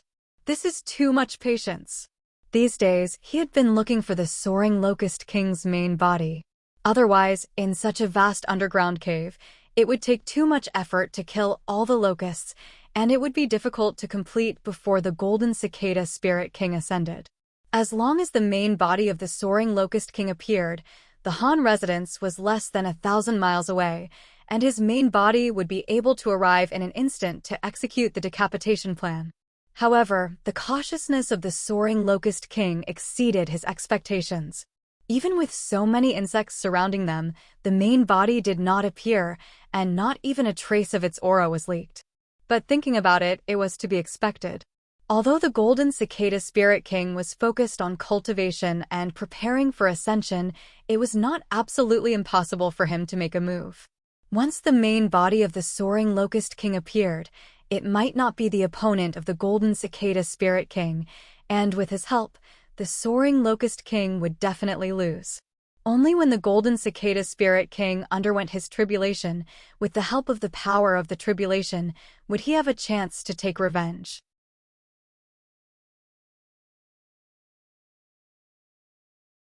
Chapter 1104. The Han estate was decorated with lanterns and streamers. It was bustling and noisy. The gloom and gloom from the past few days seemed to disperse slightly, as if it had returned to several decades ago, when the world was at peace. The school of the military did not have so many unnecessary formalities. Li Qingshan changed into a new set of clothes and stood at the entrance with Han Tie, welcoming the guests. There were many familiar faces among them, as well as blurry or people he did not recognize at all. When they arrived before him, they all became a little more careful, saying cautiously, "Congratulations." Li Qingshan received them all with a smile. His smile was not fake at all. Instead, it was joy from the bottom of his heart, which made him seem even more approachable than Han Tie on the side. As a result, the people who had interacted with him in the past could not help but stop worrying. They immediately became more enthusiastic. However, many people who had never interacted with him struggled to believe that he was the shrewd, demon king of the North Moon, who had fooled everyone in the world. During this period of time, the reason for the battle on Great Buddha Mountain spread. The violent, bloodthirsty demon king had become the hero who had saved the Green Province in the blink of an eye. People could not help but find the matters of the world unpredictable. Some of them even doubted it. After all, that was the Sword Collection Palace. However, the Sword Collection Palace never responded to all of this, basically tacitly acknowledging the fact that they were colluding with the demon domain, which made people sigh. It was all thanks to this, or probably not a lot of guests would be bold enough to pay a visit. It was even more terrifying than facing the soaring Locust King himself. The Locust Plague was widespread, but they mainly slaughtered mortals. Even though a few cultivators had died in battle, not a single great cultivator had died to the insects. None of the great cultivators who had died on Great Buddha Mountain were nameless. Hua Sengzan and Hua Chenglu arrived together. He clasped his hands. "Qingshan, congratulations. Shengzan, I heard that the Hua family has relocated. I thought you wouldn't be coming. How can I not come to your wedding? Not to mention, there's no safer place in the entire Green Province than here." Hua Sengzan smiled. He had yet to recover his cultivation, but his bearing seemed even more graceful and composed. However, Hua Chenglu's expression became rather mixed. Li Qingshan blinked at her. "What's wrong? Don't you recognize me?" Hua Chenglu felt a sense of familiarity. He was still the same person. It was just that he was more high-spirited than before. He smiled bitterly and said, "Brotherly, you really know how to lie. And big brother, to think that I called you big brother. How dare you hide it from me for so many years?" Li Qingshan and Hua Sengzan looked at each other and smiled. Li Qingshan pretended to be serious and said, "How can you say that I'm lying? Li Qingshan has always been sincere to you. You still dare to speak?" Hua Chenglu called out. Han Tie coughed heavily. Li Qingshan chuckled. All right. Hurry up and go in. There are more people coming from behind." Hua Chenglu stepped through the door and turned around again. "Brotherly, I really am happy for you and Sister Han." Li Qingshan nodded. Hua Chenglu gazed at the side of his angular face and thought about how he protected her behind him when they first met. She suddenly felt a sliver of melancholy, but it was only melancholy. She was no longer the little girl from back then. 2 streaks of light descended from the sky. Yu Weiyang and Jin Fugui arrived at the entrance. They looked at the happy Li Qingshan with different expressions. Their intelligence was much better than regular cultivators. The Sword Collection Palace's collusion with the Demon Domain in an attempt to destroy the Demon Suppression Hall was basically certain now, but they found it to be much more absurd than regular cultivators. This was originally an irresolvable grievance, but right now, they were in no position to criticize Li Qingshan for the massacre. Instead, they blamed themselves for failing to recognize him. "Fellow cultivators, I didn't think we'd meet again so soon," said Li Qingshan. "Yeah, I really didn't." Jin Fugui sighed. Yu Weiyang furrowed his brows and said nothing, as if he was thinking about an extremely difficult problem. "Great General Yu, we'll be relying on you for today's ceremony," Li Qingshan smiled. As Han Qiongji's master and a great general king, Yu Weiyang was the most suitable person to host the wedding. He did not say anything else, only responding with a grunt. However, his arrival had already expressed his attitude. After all, Li Qingshan had shown mercy on Great Buddha Mountain. This was undeniable. The sun rose into the sky, and the guests all gathered together. They gradually relaxed, temporarily escaping from the soaring Locust King's shadow and seeking the protection of an even more powerful Demon King. Just like Hua Sengzan had said, there was no safer place in the Green Province than here. For a moment, there was a hubbub of voices. Li Qingshan glanced past the familiar faces one by one. Gu Yenying, Lu Chongqing, Lu Chuanfeng, Sun Fubai, Hao Pingong. Various memories of him in the Clear River Prefecture flashed through his mind. His emotions fluctuated slightly, but he simply smiled. Suddenly, he sensed a familiar aura approach him, and he raised an eyebrow. A woman walked in. Her long dress trailed behind her, and she was dressed splendidly. Apart from her supreme beauty, she also gave off an extraordinary, strange charm. As she looked around, she was graceful, attracting everyone's attention. She stood in the center of the hall silently, staring straight at Li Qingshan. The hall immediately fell silent. Everyone in the Clear River Prefecture knew her name. Apart from her cultivation and charm, it was also because of her unclear relationship with the North Moon in the past, who was also the main character of today's wedding, Li Qingshan. Everyone's gazes moved back and forth between the two of them. Han Anjuan closed his eyes and sat there without moving, while Gu Yenying touched her lips and smiled silently. Hua Sengzan sighed inside and glanced at Hua Chenglu. However, there was no one else in Begonia's eyes. There was only Li Qingshan. She did not even blink. Haidang. Li Qingshan felt even more troublesome than facing the encirclement of a group of great cultivators when faced with her resentful gaze. Peach blossoms with human faces, a prophecy has come true. This is the will of the heavens. What more can I say? Begonia's mournful voice echoed through the quiet hall, but she did not rebuke him, nor did she make any requests. She turned around and left. The will of the heavens? Li Qingshan suddenly smiled. He did not take it seriously. Begonia shuddered and looked back. All she saw was his firm and composed smile, without the slightest hint of regret. She could not help but grit her teeth secretly. This guy, even now, he's still. Scorching heat rose up in her heart, perhaps due to anger or something else. A smear of red appeared on her pale face, but her desolation was completely swept away. She made up her mind and took off into the air. North Moon, just you wait. I'll make you understand my power sooner or later. Everyone who should be here is here. Li Qingshan shrugged and said to Gu Yenying in the crowd, Commander Gu, you're smiling so happily. Do you want to say something too? Do you really want me to say something? Gu Yenying was intrigued. Her smile was rather mischievous. Then I'll really say something. All right, forget it.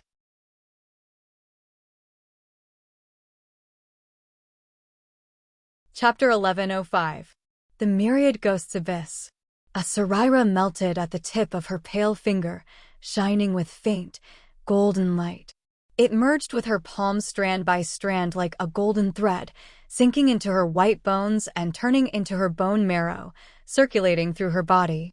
The wind passed through the chasm and the profound ghost gathering formation, immediately turning into surging, chilly winds, whistling like the wails of thousands of ghosts. The long banner fluttered violently. Little and stood up and gazed at it. A crescent moon hung in the sky, as if she was submerged in a pitch-black river. The chilly winds were the river water, and the chasm was the riverbank. The moonlight was dim and unclear. She took out an object that resembled a sharp ball. It was ghastly white, like an arcane artifact made of white bones. It seemed like countless ghouls were devouring and embracing one another. Although it did not glow, it seemed to possess a sharpness that could pierce through domains and the power to distort space. This was the key to the Gate of Hungry Ghosts. With this key of Hungry Ghosts, she could use the Gate of Hungry Ghosts with great ease, preventing all those who viewed her as an enemy of Buddha from acting recklessly for fear of harming her. The Dark Queen had given it to her. After learning that her death was a scheme of the Umbraline sect, she believed her without any doubt. Chu Lai King let out a long sigh. Xianwei, take care. He left by himself. Thinking back to everything back then, she could not help but sigh gloomily. She was very much like a mortal with emotions. She refined the many Sariras she had obtained from Great Buddha Mountain, injecting new power into the path of white bone and great beauty. However, unavoidably, the intense clash between the thoughts of Buddhism and demonic fostered a human heart. It began to feel many things and react emotionally to many matters. For example, Li Qingshan was about to get married. She did not care about these empty formalities, nor did she envy Han Qiongji. She was even less worried that Li Qingshan would be tied down by love. However, she just felt that it was rather strange. She could not help but shake her head, purging her thoughts and preparing for the next step of cultivation. She obviously would not be going to the wedding, just in case she stole the bride's limelight. She would go to the Clear River Prefecture after she killed the Soaring Locust King. Now that the profound ghost gathering formation had been reactivated, the Blood Sea Banner and the Skull Prayer beads had been completely repaired, and the Buddha Slaying Sword had undergone another round of refinement. Her cultivation of the path of white bone and great beauty had advanced as well. It could be said that everything was ready and only needed to open the Gate of Hungry Ghosts. However, before that, she needed to refine a new white bone treasure, the Chaotic Soul Bell. Thousands of miles of yellow sand. A lonely city. The sandstorm swept across. It covered the stars and the moon. This was the border between the Azure Province and the Scarlet Province. Storms raged on endlessly all year round, sometimes even causing astral winds in the sky to turn into terrifying tornadoes. It sucked in the sand like a yellow dragon, destroying everything in its path. Only powerful cultivators could survive here. This isolated city was where the Sandboat sect was located. The Sandboat sect leader had gone through the second heavenly tribulation and condensed a gold core with the help of the white camel technique. He was quite famous in the Red Prefecture. However, at this moment, the Sandboat sect was silent. The disciples were nowhere to be seen. The great formation that had protected the sect for thousands of years had been broken. Camels carved from white stones were silently being battered by the sandstorm. Shrill cries rang out from the violent sand hall. Those were not human cries. Deep blue willow, the wisps flickered within the wide open gate. All of the disciples had gathered in the hall, but they had all been turned into withered corpses. Their souls were being tormented in the willow, the wisps. The sandboat sect leader was among them as well. He cursed viciously, "There's no enmity between us, yet you actually did this. You'll die a horrible death." Enmity? Isn't there one now? Elder Ming sneered. It had been many years since he had seen something like this. As the great elder of the Umbraline sect, the Gate of Hungry Ghosts had an endless supply of ghosts. There was no need for him to do something as heinous as sacrificing living souls. However, he had nothing to worry about now. As he watched the souls wailing in the flames, a twisted sense of pleasure rose in his heart. However, he recalled the white fire in the ghost abyss and felt a chill run down his spine. He urged the willow, the wisps, even harder. However, he was not doing this to vent his anger or to cultivate. As the wailing grew louder and the willow, the wisps grew stronger, he solemnly took out a black memorial tablet and walked to the altar in the hall. Behind the heavy yellow curtains stood the statue of an old man. His face was full of wrinkles and ravines. His unkempt beard and hair were all white. He was hunched over and held a poplar walking stick as he stared blankly ahead. That gaze inexplicably made Elder Ming feel disgusted. It must be the first sect leader of the Sandboat sect. Now that his entire sect had been annihilated, he did not care about a statue at all. With a wave of his sleeve, the statue flew out and crashed into the wall, shattering into pieces. Then, he respectfully placed the black memorial tablet in his hand onto it.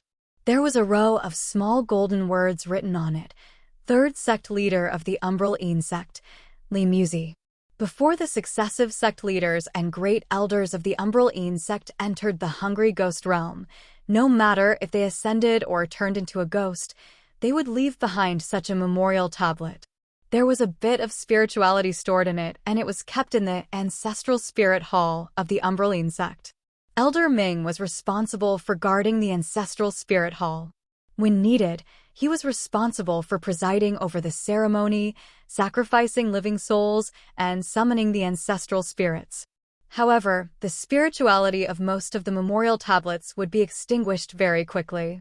Some would even be extinguished after just a few days of worship. These great cultivators who ran amok in the 9 provinces could not escape the fate of being devoured in the Hungry Ghost realm. It was truly frightening. Therefore, unless it was absolutely necessary, Elder Ming would never enter the Hungry Ghost realm. If he wanted to enter, he would use the method of ascending to enter, just like this Li Musi. The howling of the sandstorm became louder and louder. Elder Ming straightened his expression and knelt down to pay his respects. He muttered an incantation, which cleverly merged with the wailing of the souls, gradually repelling the sound of the sandstorm outside the hall. Then, he sent living souls into the memorial tablets one after another. Suddenly, an even darker shadow rose from the black memorial tablets. It was distorted, like a person, yet not a person. In an instant, it filled the entire hall. Disciple greets sect leader. Elder Ming cowed out deeply, feeling a bone-deep chill. What did you call me for? Did you find that white-bone successor? The voice seemed to come from the depths of the cave, echoing in the darkness. Disciple was just about to report this matter. Elder Ming narrated everything that happened in the Xianin sect in full detail. He pushed all the responsibility to the dead Xianin sect leader, saying that he was tricked by the white-bone successor, which led to the destruction of the sect.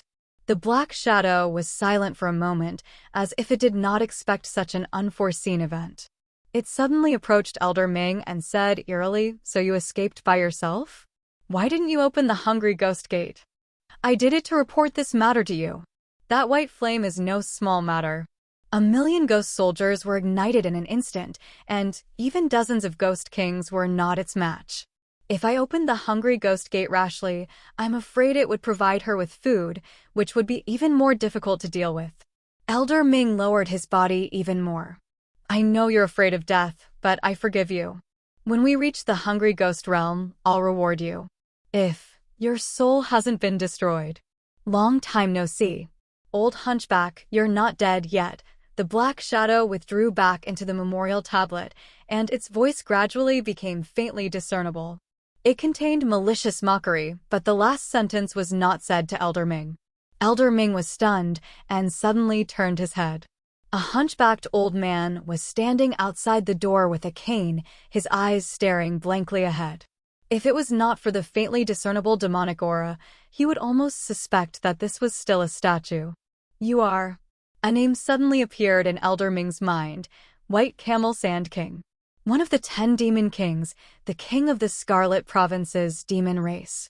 Unlike the Banyan Tree King and the Dragon King of the Sea, who stayed in a stable place, the White Camel Sand King roamed the Scarlet Province's vast sea of sand all year round. His whereabouts were a mystery, and very few people had seen him. Legend had it that he would transform into a white camel and guide the lost in the sandstorm. He would even guide the sandstorm to avoid the oases where living beings gathered. He was regarded as an auspicious symbol, and there were even fewer people who had seen his human form. Elder Ming had only heard of the name, White Camel Sand King. Without hesitation, he transformed into layers of ghostly shadows and flew away. All the ghost kings in his hands had been lost in the battle with the Xianin sect, and he was in his weakest state. Besides, even if his strength was undamaged, it would be difficult for him to contend against the 10 demon kings, but he was still confident that he could escape. The White Camel Sand King did not move. He lightly tapped the poplar cane in his hand, and the sandstorm instantly became 10 times stronger, 100 times stronger, sweeping thousands of miles and devouring everything. On the other side of the hungry ghost gate, boundless black shadows descended. Countless corpse kings and ghost kings prostrated themselves on the ground, and there were even a few corpse emperors and ghost emperors among them. They all retracted their aura and went forward, shouting, "Welcome, Emperorly."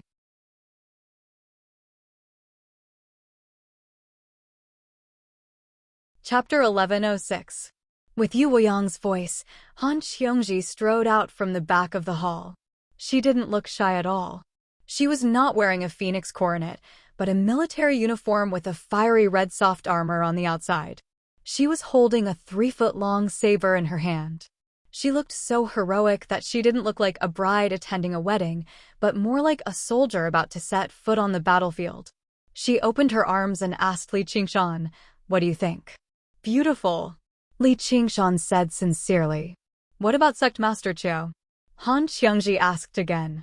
"Beautiful," Li Qingshan insisted. He couldn't hesitate at this time. "What about Commander Gu?" Han Xiongji smiled at Gu Yenying, and Gu Yenying also smiled back. "Beautiful." Li Qingshan rolled his eyes. "What about Ru Xian?" Han Xiongji continued to ask. "Beautiful." Li Qingshan agreed. He didn't know if he should be happy that Ru Xian didn't come to the wedding. "What about little N?" Han Xiongji thought for a while and asked again. "She counts as well?" Li Qingshan was surprised. "What do you think?" Han Xiongji didn't give up. The crowd burst into laughter. Although cultivators didn't care about etiquette, it was rare to see such a scene. Li Qingshan also smiled helplessly. "You are the most beautiful today. You are playing tricks." Han Xiongji blushed, and Li Qingshan felt a surge of warmth in his chest. He couldn't help but take her hand. "Master." Han Xiongji nodded to Yu Weiyang. Yu Weiyang's expression didn't change, and he didn't say a word. "First bow to heaven and earth." Li Qingshan straightened his face and bowed. Cultivators also needed to respect heaven and earth. Only by stepping on the earth could they reach the 9th heaven. "Second, bow to your parents." Li Qingshan bowed deeply in the direction of the Crouching Ox village again. That was the place he had sworn he would never return to, and it was also the place that often made him think about it. It was the origin of everything. "Bow to each other." The two of them turned around and looked at each other. Memories of the past appeared in their minds. The various feelings in their hearts were difficult to distinguish. They were both enveloped in joy and were about to bow down. Boom! Thunder suddenly boomed. The distant voice seemed to come from another world. It was already very light, but it was still enough to shake people's hearts. It was like the first sound of heaven and earth, destroying everything and giving birth to everything. Tribulation thunder. Li Qingshan suddenly turned around. This was a sound he had never heard before. Ascension Heavenly Tribulation. Yu Weiyang immediately abandoned his responsibility as the wedding host. With one step, he reached the door. He looked in the direction of the thunder. The other cultivators followed suit. Even Han Anjuan, who was sitting in the seat of honor, was no exception. Ascension, looking at the whole 9 regions, there was nothing more rare and important than this. In the blink of an eye, the hall was empty. Only Li Qingshan and Han Qiongji were left, looking at each other. Golden Cicada really knows how to pick the right time. All right, let's bow to each other. There's no hurry. Li Qingshan bowed to Han Qiongji and straightened up, only to see Han Qiongji looking at him with a strange expression. She asked strangely, "Why don't you bow?" Han Qiongji burst into laughter. She laughed so hard that she covered her stomach with one hand and held Li Qingshan's shoulder with the other. "What are you laughing at?" Li Qingshan was confused. He felt the ground under his feet was also shaking slightly. The Golden Cicada Spirit King had already begun to ascend. "I'm laughing at you." Han Qiongji was all smiles. "What's so funny about me?" Li Qingshan kept a straight face. Another thunder boomed from afar, as if it was urging him. "I'm laughing at you for pretending to be a human." "What are you talking about?" Sigh. "Marriage is not as interesting as I thought it would be. However, you have fulfilled your promise." Han Qiongji patted Li Qingshan's shoulder, expressing her satisfaction. "It's not just a promise, it's not even fulfilled." "All right, quick, bow for the last time," Li Qingshan urged. "I'm already satisfied. Besides, I suddenly don't want to be your wife anymore," Han Qiongji said. Although I'm not the most beautiful woman, don't think that your charm is that strong. I'm going back on my word. I'm going to break off the engagement," Han Qiongji announced loudly. Everyone outside the door turned around in surprise. They didn't understand what was going on. Some of them were worried that Li Qingshan would go crazy and were ready to slip away. Han Anjuan looked relieved. Gu Yenying smiled faintly, and Hua Sengzan sighed in his heart. "Qiongji, Qiongji, Qiongji." Li Qingshan frowned slightly and held Han Qiongji's hand tightly.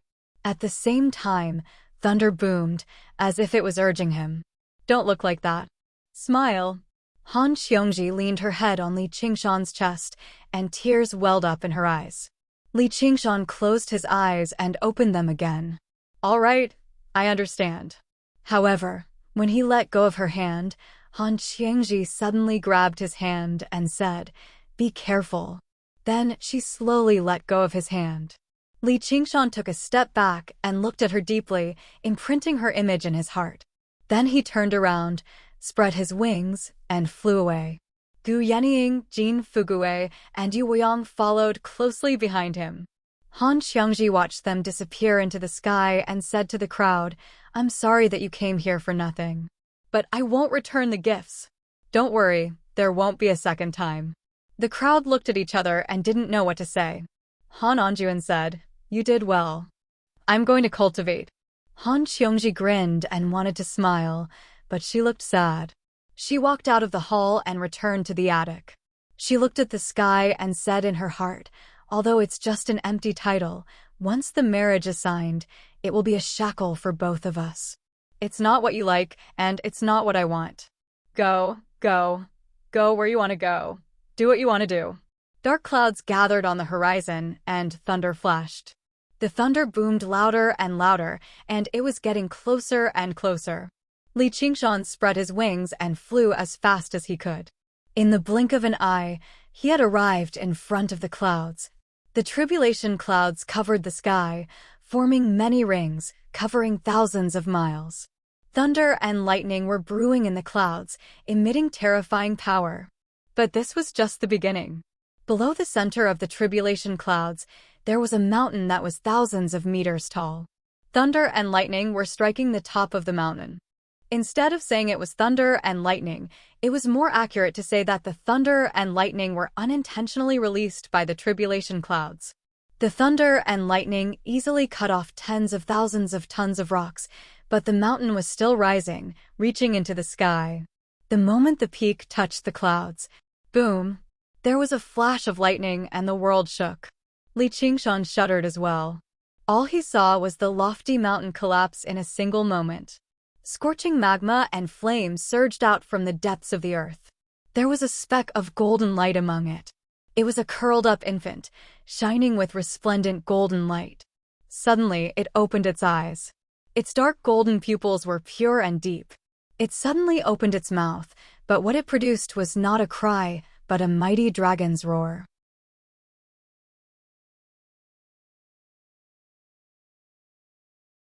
Chapter 1107. The dragon's cry was endless, growing louder and louder. Although it was formless and traceless, Li Qingshan seemed to see a golden dragon rampaging through the sea of thunder, interrupting the majestic laws of the heavens. In that instant, there was an illusion of tranquility. Li Qingshan could not help but hold his breath. He had once seen the situation when the king of Mirage Sea ascended.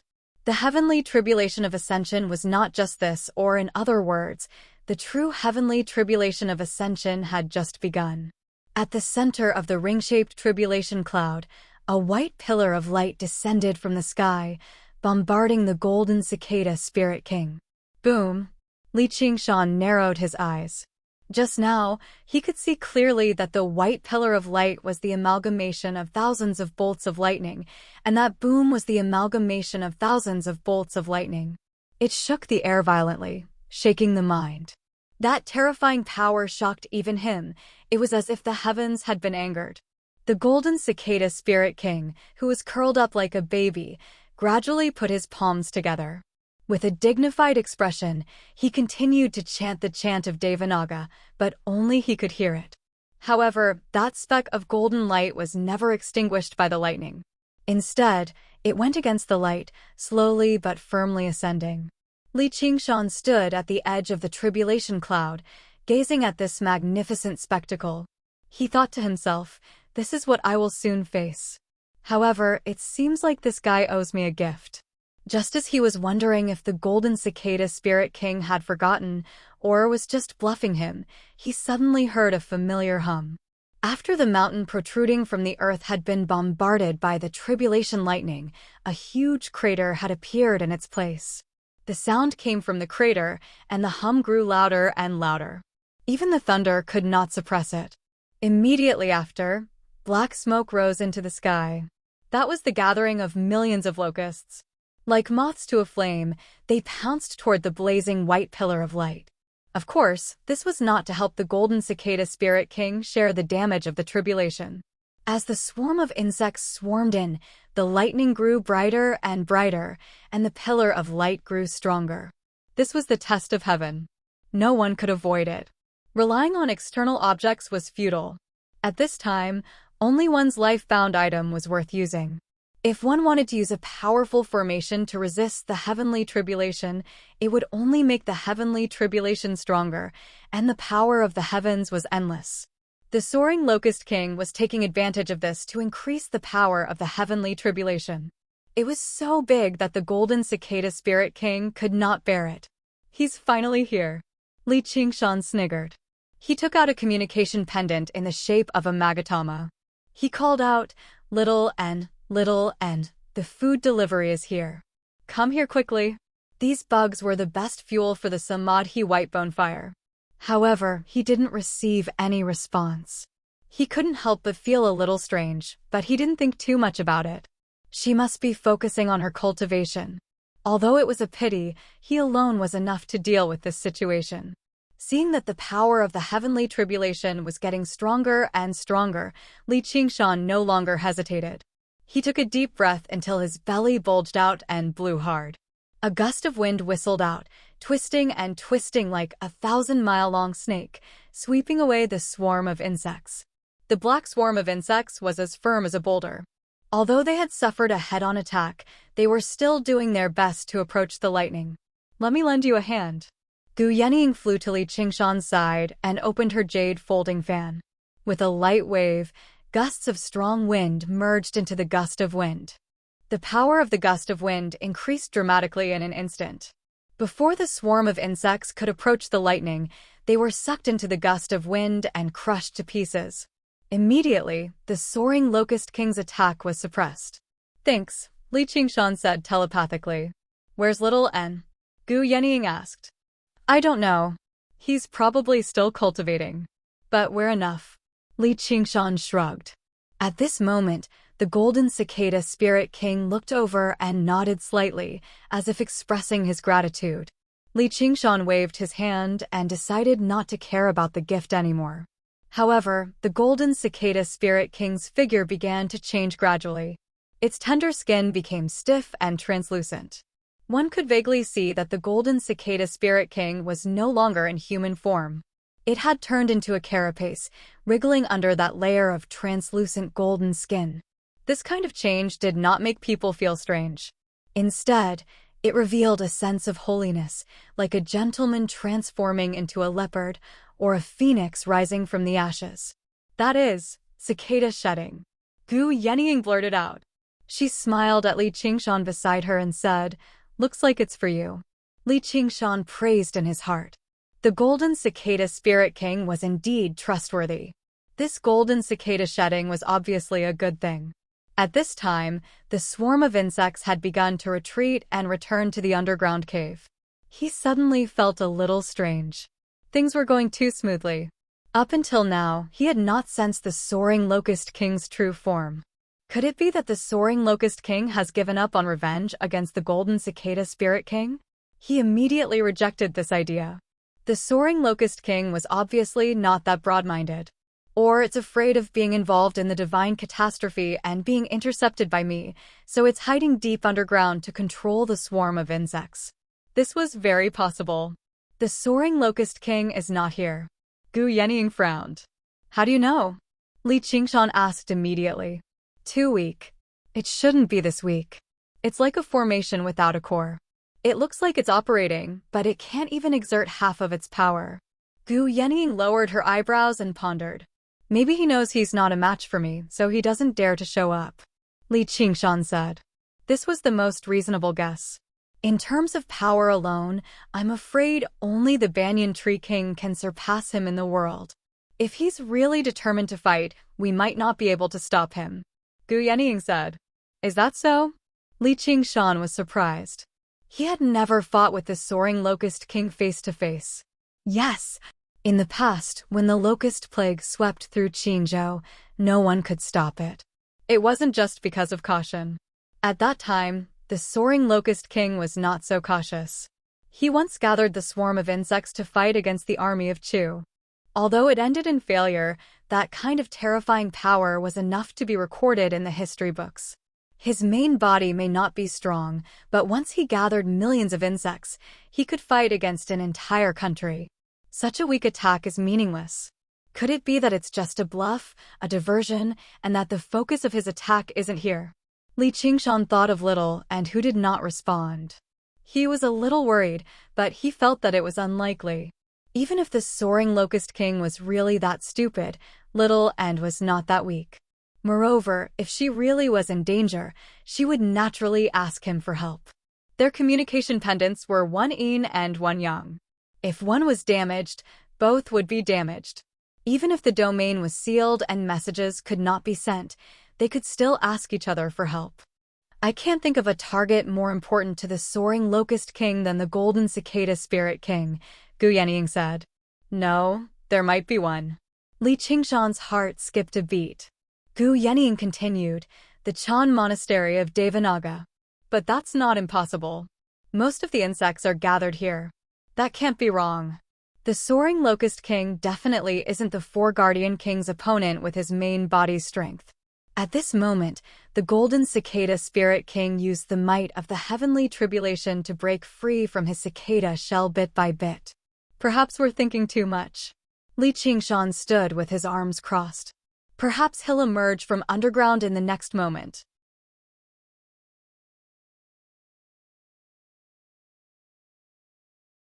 Chapter 1108. Rumble. A series of lightning bolts streaked across the sky. Heavy rain poured down from the Sword Collection Palace, splashing onto the empty, stone plains. Originally, people practiced the sword day and night here, regardless of the cold, heat, wind, frost, rain, or snow. Apart from the thunder and rain, Everything was silent. Under the dark clouds, the mountains and forests seemed even darker. Clouds and mist lingered between the mountains. The Sword Collection Palace had already been closed for many days. Under the supervision of the various sword masters, all the disciples had returned to their respective peaks. They were not allowed to leave the palace without permission. At the same time, no outsiders were allowed in either. On Heaven's Reliance Peak, the sword masters and elders of the various peaks gathered in the main hall. The discussion had already gone on for several days. The demon seed had already been planted in their respective sword embryos, but it was not enough to make them completely demonized, nor did they have the right to collude with the demon domain. As a result, some people suggested going to the Chan monastery of Devanaga and finding a way to purge the demon seed from their sword embryos, but they were immediately met with fierce opposition. Not only was this placing their lives in the hands of others, but even if they succeeded, their cultivation would be destroyed. To a sword cultivator, this was even more terrifying than death. The group split into two groups, accusing one another of cowardice, incompetence, abandoning themselves to depravity, despicable shamelessness. Under the drive of new and old grievances, anger, and demonic nature, someone drew their sword very soon. If it were not for the guest elders who stepped forward to mediate, it would basically become a battle to the death.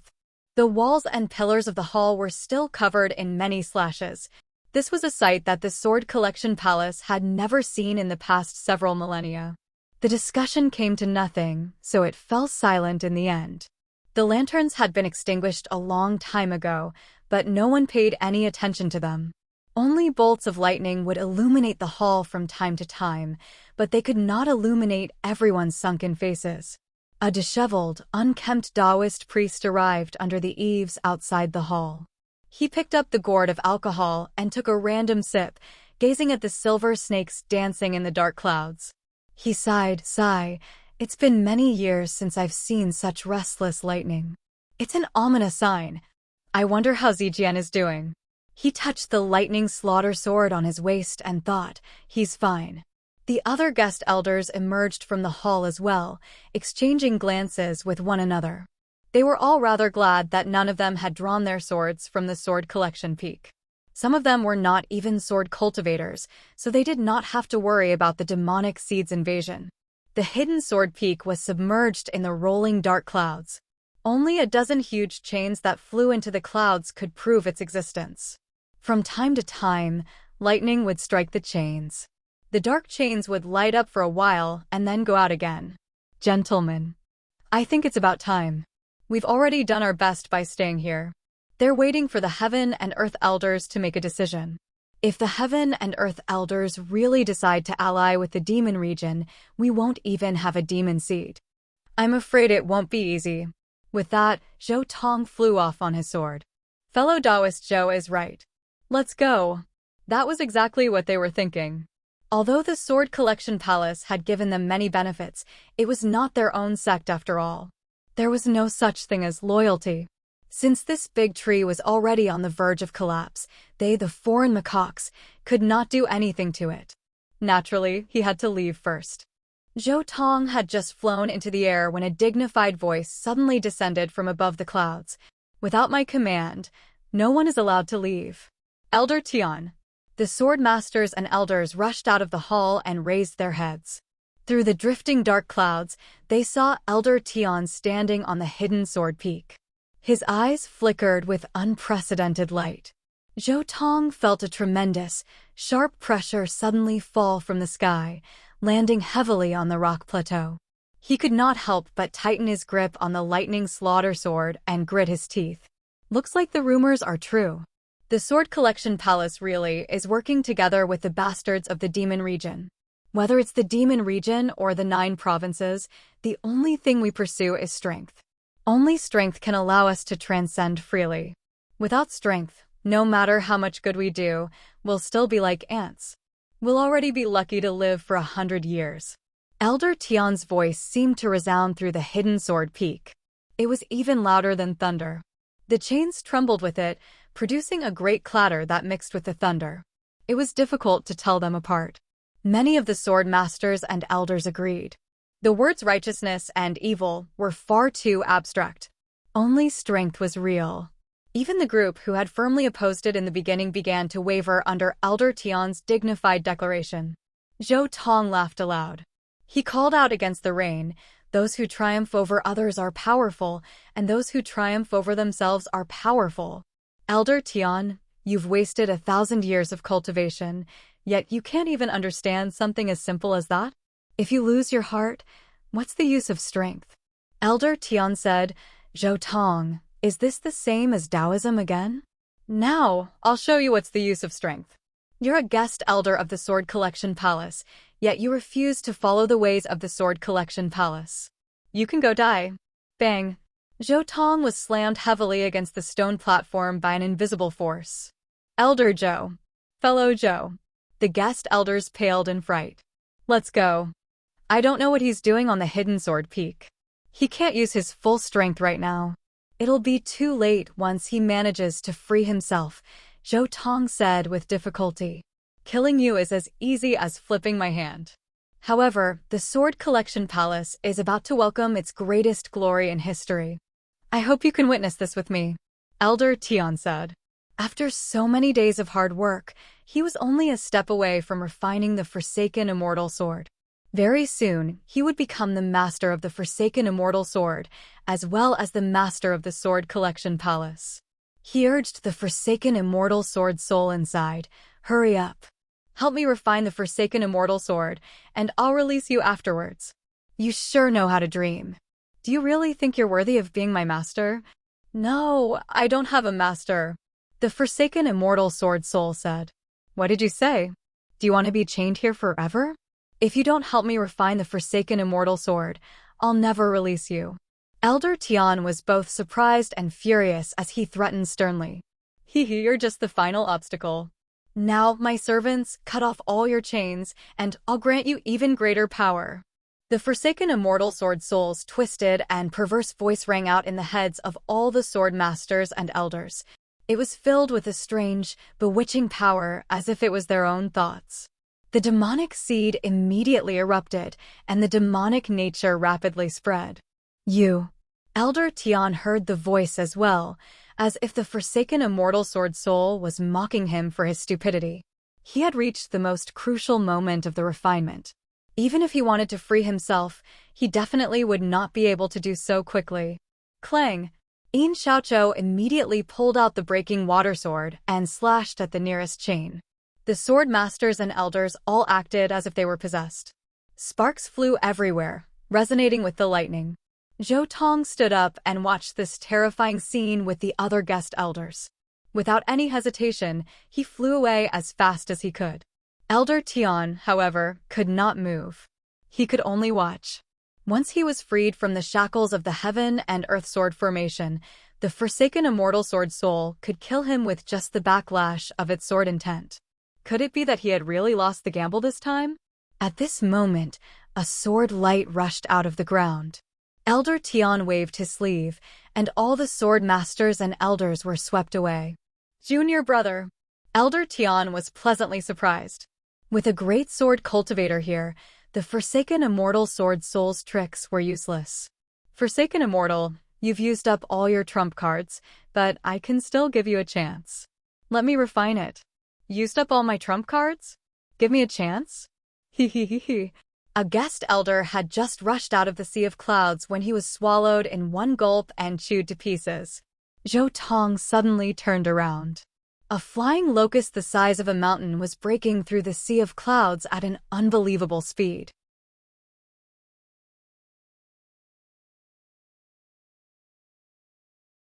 Chapter 1109. We're done for. Zhou Tong could not help but hold his breath. His blood seemed to freeze. If the soaring Locust King wanted to kill them, it would be a piece of cake. He only needed a few seconds. However, the pair of cold, emotionless compound eyes only glanced past him before flapping its wings and descending rapidly, pushing aside the black and white clouds. Zhou Tong recovered his breathing and was surprised. Why is the soaring Locust King in such a hurry? He could vaguely make out a vicious demon folk totem imprinted on the wide, withered back of the soaring Locust King. Its demon chi was mixed with heavy demon chi. Without the time to consider the cause and effect, he bit the tip of his tongue and spat a mouthful of blood onto the lightning slaughter sword, taking off as quickly as he could. The soaring locust king. Elder heaven and earth cried out at the same time. Why had it come here? The sword collection peak was the core of the sword formation of heaven and earth. On one hand, it could contain the forsaken immortal sword, but on the other hand, it could draw on its power to fend off external enemies. It was originally an extremely ingenious design, but Elder Heaven had entered a stalemate with the sword soul in order to refine the forsaken immortal sword, causing the sword formation of heaven and earth to lose its core. The soaring locust king broke through the sword formation easily. With a flap of its wings, it hovered above the sword collection palace, parting the wind and rain. The forsaken immortal sword soul said, "You stinking bug sure are slow. So much for wasting so much effort to control the timing. Shut up. Do you want to be trapped here?" The soaring locust king roared furiously. "Then do you want to carry this hatred forever? You're just a powerless, puny, stinking bug. You need my strength, so no matter how I humiliate you, you'll endure it, because this bit of humiliation is completely insignificant compared to true hatred. Though, we're both trapped here, so I can't help but feel a hint of sympathy for you. He, come, release me. Make everyone in the world pay the price." The soaring locust king gritted its teeth. Unless it had no other choice, it would never release the sword.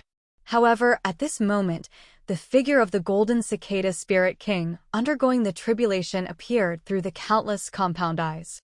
Millions of images overlapped together as it bellowed out, "Golden cicada." The fierce winds kicked up by its wings uprooted countless trees. Roaring lightning ripped through the sky. "Junior brother, stop him quickly. Without the protection of the insects, he's not much stronger than regular demon kings," Elder Heaven said. Myriad sword technique. Elder D made a sword gesture and stared at the soaring locust king. Thousands of sword gleams appeared beside him, ready to strike. Scram! The soaring locust king let out a roar as demonic chi exploded from its body. Its huge body grew even larger, and its yellowish body was now dyed with a layer of black. Bone spikes protruded from its body, making it look even more ferocious. It flapped its wings loudly, but it did not charge towards Elder Earth. Instead, it pounced towards the nearest chain. Its ferocious mouth bit down viciously, and more than half of the chain broke. "Junior brother, hurry up," Elder Tian urged anxiously. Compared to the soaring locust king, this was the true terror. However, Elder D did not make a move. The sword gleam beside him gradually dispersed. With a serious expression, he said to Elder Tian, who was on the hidden sword peak, "Senior brother, you've lost the bet." If he had to fight with this soaring locust king, he could barely give it a try. However, it was impossible for him to stop the soaring locust king from biting through the chains and destroying the sword formation. "Save me!" Elder Tian stretched out his hand, and Elder D flew away on his sword without looking back. The flying locust king's sharp mouthparts clamped down forcefully, snapping one of the chains in half. The chain then lashed onto the sky-leaning peak. Countless buildings were reduced to rubble, debris flying everywhere. Bang! Bang! Bang! The chains snapped one by one, dancing wildly like tentacles, lashing at the mountains that had once restrained it. The sword formation of heaven and earth was on the verge of collapse, and all the swords on the hidden sword peak began to tremble and ring. In the depths of the hidden sword peak, a strange sound radiated out, causing all the swords in the sword collection palace to tremble and ring. In the blink of an eye, only a single chain remained on the sky-leaning peak. It reached straight up into the sky. "All right, there's only one more. Your mission is complete," the forsaken immortal sword soul said. "You can break free from this one yourself." The soaring locust king turned around, flapped its wings, and took off. "Hee, how clever." The forsaken immortal sword soul turned to Elder Tian and said, "Now, it's just you and me. Don't refine me.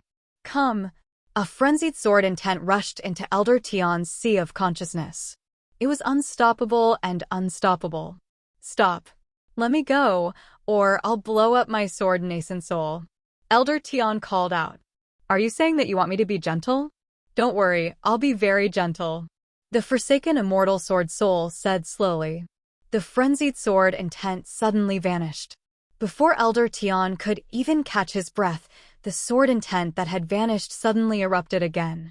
It had somehow infiltrated the depths of his sea of consciousness. He suddenly widened his eyes, and resplendent light shone from his eyes, ears, mouth, and nose. He stretched his limbs as far as he could, and his robes became filled with sword chi. But I still prefer to be a little more violent. It's a pity that this body is far too fragile. It can't compare to that Li Qingshan. I'll just refine it a little, the forsaken immortal sword soul said. At that moment, the sky full of lightning gathered on the hidden sword peak and Elder Tian. Elder Tian's consciousness was like a candle flickering in the wind. It could be extinguished at any time. Blowing up his sword nascent soul was already a pipe dream. He glanced at a lone mountain from the corner of his eye and suddenly remembered what someone had said to him 1,000 years ago. Tian obtaining a famed sword isn't all luck. An ordinary person can also wield an iron sword, but a famed sword is much more dangerous. Remember, the sword is not a friend, nor is it a lover. It is cold and heartless. You must hold the hilt tightly, or else you will be hurt by the sword. That was his first master, who had taught him the most basic of swordsmanship. But after he had passed the heavenly tribulation and obtained the famed sword, he no longer had the right to teach him. In the end, he had given him these words, but they were already unclear. He had never taken those words to heart. An old man who had never passed the second heavenly tribulation in his life had no right to teach him the air of a famed sword. Instead, he felt that this kind of fear would only affect his cultivation. Am I wrong? No, you're not wrong. You're just not strong enough. The forsaken immortal sword soul answered. Elder Tian could no longer hear it. His consciousness had been completely destroyed by the frenzied and twisted sword intent. The light from his eyes, ears, mouth, and nose slowly disappeared. His expression slowly twisted, and his temperament changed. He was filled with a perverse aura. He waved his sleeves. There was a flash of light, and the last chain fell silently.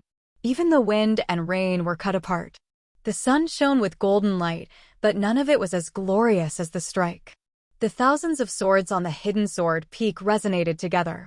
The hidden sword peak fell down like a broken kite, directly colliding with the hidden sword pavilion. Boom! The entrance of the hidden sword pavilion collapsed, and the hidden sword peak twisted as if it had been forcefully squeezed through the entrance, vanishing. At this moment, the sword masters and elders all roused. The demonic thoughts in their hearts had instead receded a lot. Controlling people's hearts through demonic seeds could not last for long. They stared at the horrific sight of the sword collection palace and had yet to completely recover from their shock.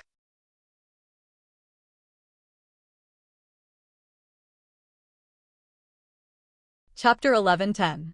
Old bastard, you want to bury me with a sword tomb? Let's see who's the master of the sword tomb now. Elder Tian spread his arms and laughed madly. His eyes had no pupils, only the scara. With the sword collection peak as the center, the realm of heaven and earth that existed between reality and illusion twisted and changed, turning into a sinister, terrifying domain of demons. It enveloped the sword collection palace and dyed the sun blood red. Under everyone's fearful gazes, the sword collection peak slowly rose up.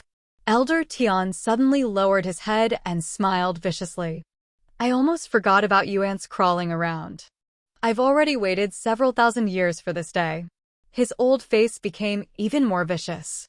His body twisted and arched, and he suddenly roared out, "Kill, kill, kill, kill, kill." Clang.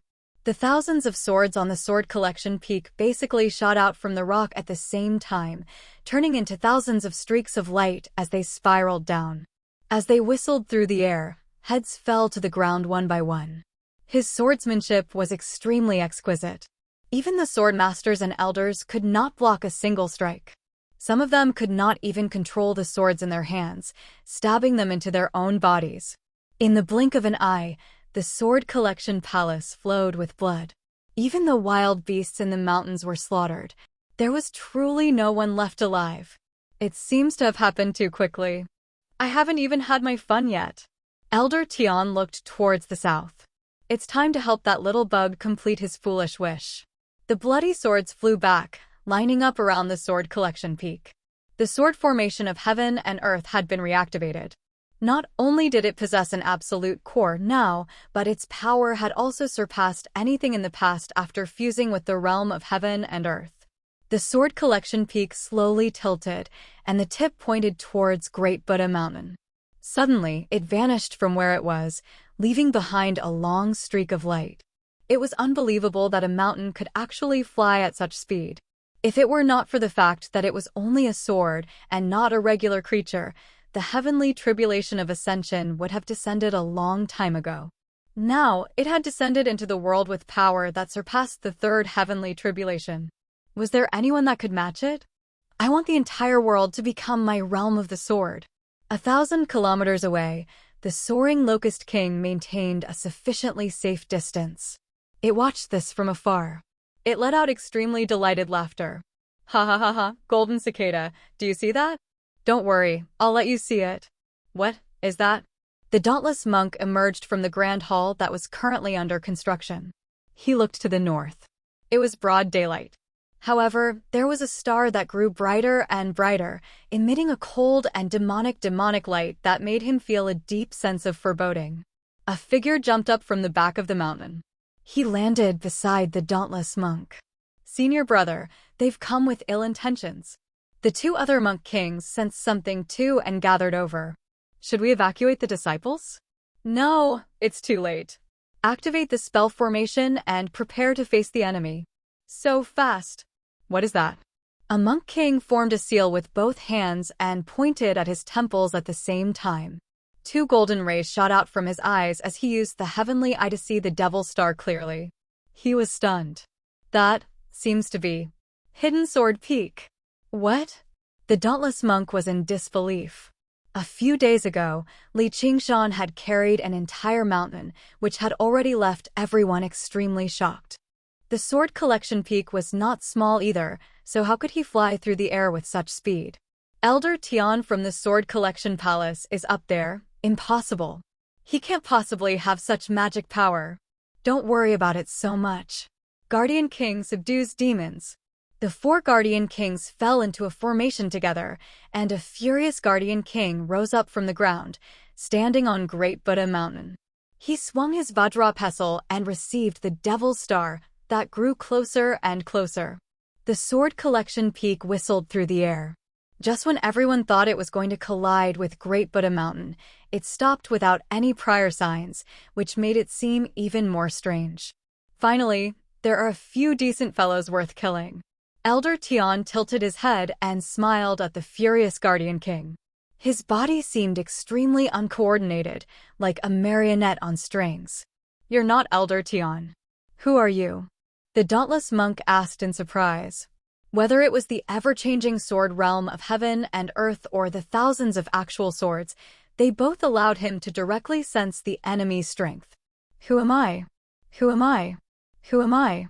Elder Tian's expression changed several times, making various twisted and exaggerated expressions. Suddenly, he let out a vicious laugh. Dead people don't need to know. In the vast ink sea, there was only one small island. There were mountains, rivers, trees, flowers, birds, fish, and insects on it, but they were all ink black, wavering between reality and illusion. They would even alternate with one another from time to time. In a small, thatched hut on the island, Chu Danqing faced the space before him, focusing on painting. Beside him was the Dragon King of the Sea, who stood with his hands behind his back. When Chu Danqing stopped, the birds at the tip of the brush came to life and flew out the window. There were only a few strokes, extremely simple, but also extremely vivid. The Dragon King of the Sea nodded. Not bad. Thank you for your praise, Master. Chu Danqing said. A pair of dragon's eyes suddenly condensed in the Dragon King of the Sea's hollow eyes. He raised his head and gazed into the distance, frowning deeply. Master, what's wrong? Chu Danqing asked. It's broken free, the Dragon King of the Sea said. Who is it? A demon sword. The ink sea suddenly surged. Great waves rose like mountains. With a mighty dragon's roar, an ink dragon rushed into the air. The world rumbled and flickered. Under the impact of the tribulation lightning, the golden cicada spirit king gradually broke free from his shell, reverting to the form of an infant. His eyes were slightly closed, and his expression was tranquil. Lines of Sanskrit floated over his body. Li Qingshan held his breath. The most crucial moment had finally arrived. Whether he could ascend successfully or not would depend on this moment. Golden cicada, are you leaving? The soaring locust king's voice rang out from the underground cavern, like the sounds of countless locusts flapping their wings had merged together. Golden cicada, oh golden cicada, I once trusted you so much. Just what has this betrayal gotten you? The position of abbot of the Chan monastery of Devanaga? He. Forceful attacks didn't work, so you've changed to bewitching him. Gu Yenying said. You really won't give up. Li Qingshan was unconvinced. With the golden cicada spirit king's willpower, how could a few words sway him? The golden cicada spirit king was completely unfazed. He brought his palms together solemnly, enduring the attacks of the tribulation lightning calmly. Everything you've done has come to nothing. You want to protect the people of the world, but I've devoured 10 times more mortals than last time. You want to save the Chan monastery of Devanaga. Very soon, there won't be a single living person left on Great Buddha Mountain, and the demon domain will invade the 9 provinces once more. And this time, no one will be able to stop them. The entire world will fall. If all living things don't demonify, they'll die. Where's your mercy? What the hell is he talking about? Li Qingshan's rationality told him that the soaring locust king was just spouting nonsense to disturb the golden cicada spirit king. However, his instincts told him that the soaring locust king was serious. Qingshan, something's not right. Gu Yenying held a copper coin and divined urgently. Li Qingshan closed his eyes and powered the spirit turtle to sense around. Suddenly, he sensed that the people close to him were in great danger.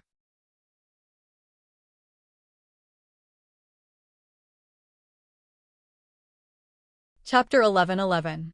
Under the tribulation cloud, the swarm of insects surged out from the underground caves and spread out on the uneven ground, like an undulating sea of insects. Billions of locusts opened their wings at the same time, strangely reflecting a mountain peak that looked like a Buddha. The sun was shining brightly, but Great Buddha Mountain was shrouded in a huge shadow. Hidden Sword Peak. Li Qingshan's pupils shrank as he saw the source of the shadow. Oh no. His target is the Chan monastery of Devanaga. Gu Yenying frowned. Buzz.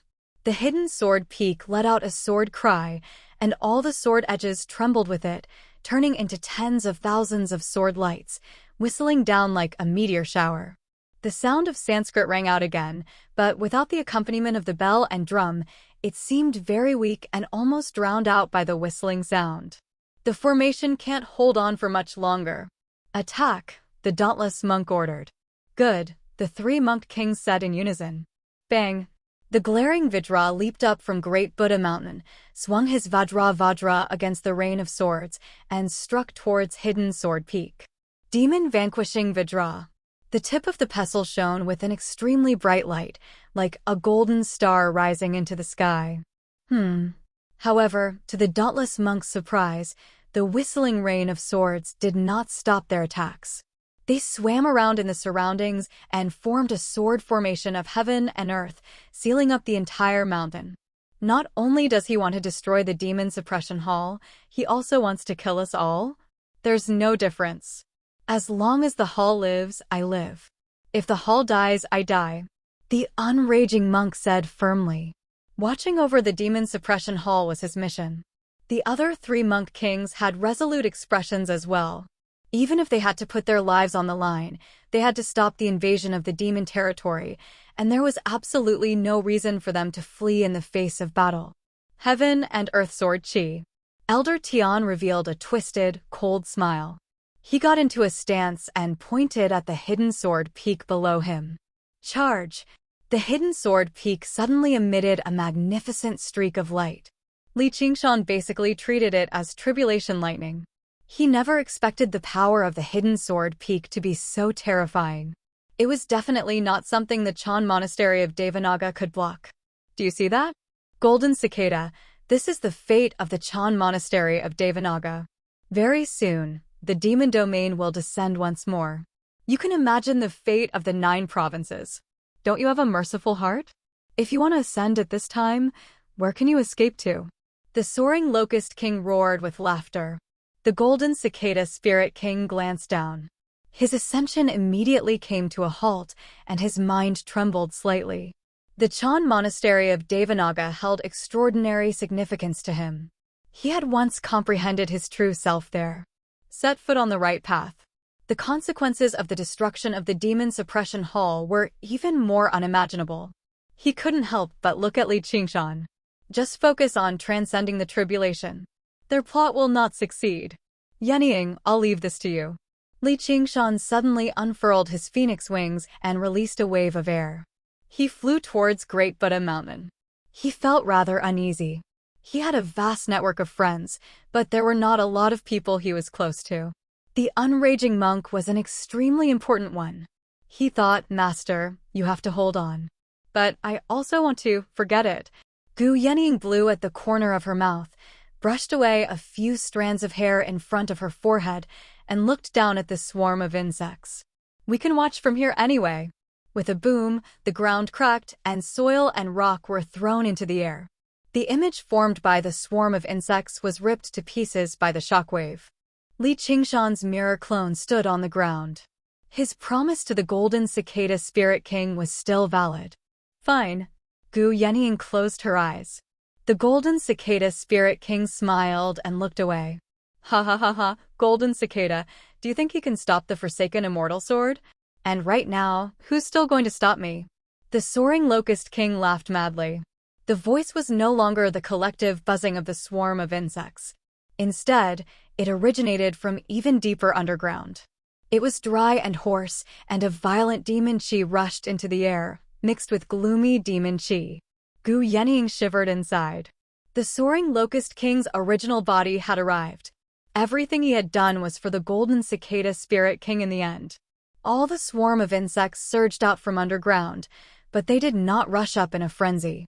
Instead, they lined up and formed a formation, constantly changing. It was as if a chaotic army had a leader, and the atmosphere changed. The soaring locust king stepped on the insect cloud and slowly rose from underground, standing at the core of the formation. It was the absolute master of this army of locusts. A pair of cold compound eyes stared at the golden cicada spirit king in the sky, carrying with it a bone-deep hatred. Before he even made a move, he had already given Gu Yenying a huge pressure that she had never felt before. Li Qingshan is here. Li Qingshan urged his clone to step on the sea of insects, cutting through the waves and punching towards the soaring locust king. Layers of black shockwaves stacked up, giving people the illusion that it was moving slowly. Although the clone only had 30 to 40% of his original body's strength, the destructive power of this punch was already above that of a normal demon king. He wanted to kill the general of the army and defeat this army of locusts. The soaring locust king waved his hand without turning back. A withered yellow hand formed by locusts rose from the sea of insects, slapping towards Li Qingshan. Boom! The fist and the palm collided, and a wave of air swept out. The withered yellow hand collapsed, and Li Qingshan's clone was also slapped away. He spread his wings and steadied himself, frowning. The soaring locust king's current strength is indeed as strong as Gu Yenying said. If his enemy was me, I could still deal with him, but to stop him from interfering with the golden cicada spirit king's tribulation is almost impossible. And this hatred is too great, there's no way to pull it back. What should I do? The soaring locust king ignored everyone else, only the golden cicada spirit king and his compound eyes. He clenched his claws tightly. Golden cicada, you will pay the most terrible price for everything you've done, including your life. Sigh. The golden cicada spirit king sighed, unable to refute. It was all karma. Subdue the demon. The 4 monk kings roared in unison. Vajra went against the flow, breaking through the whistling sword light, and the Vajra struck the hidden sword peak. At this moment, the mysterious figure of Elder Tian suddenly appeared. His left hand waved his big sleeve, and his right hand formed a sword with his fingers, lightly touching the forehead of the Vidra. Thump! Like a long, drawn-out chime, the Vidra remained still. Its body dimmed. After what seemed like a very, very long time, a crack extended from its forehead, spreading across its entire body. The crack shone with golden light. Boom! The Vajra shattered, and the formation collapsed. The four monk kings fell out of the sky, their faces filled with disbelief. They could accept defeat. Li Qingshan had just defeated them in an open battle not long ago, but a crushing defeat like this was far too quick and unbelievable. The Guardian King's formation of demon subduing was the most powerful formation of the Chan Monastery of Devanaga. It was open and aboveboard, without any openings. Even Li Qingshan could only break through it with absolute strength. However, the power that Elder Tian had unleashed was much smaller than Li Qingshan's. The magnificent sword light was merely a feint, actually finding the weakest point of the Guardian King's formation of demon subduing in the blink of an eye, grasping its openings and destroying it in a single strike. Suddenly, he discovered that compared to great power, what was even more terrifying about it was the supreme path of the sword that completely surpassed this world. He, how dare you show off before me with tricks that are nothing more than acrobatics? You can all go die. Elder Tian stuck out his scarlet tongue and spread his fingers, swinging them down.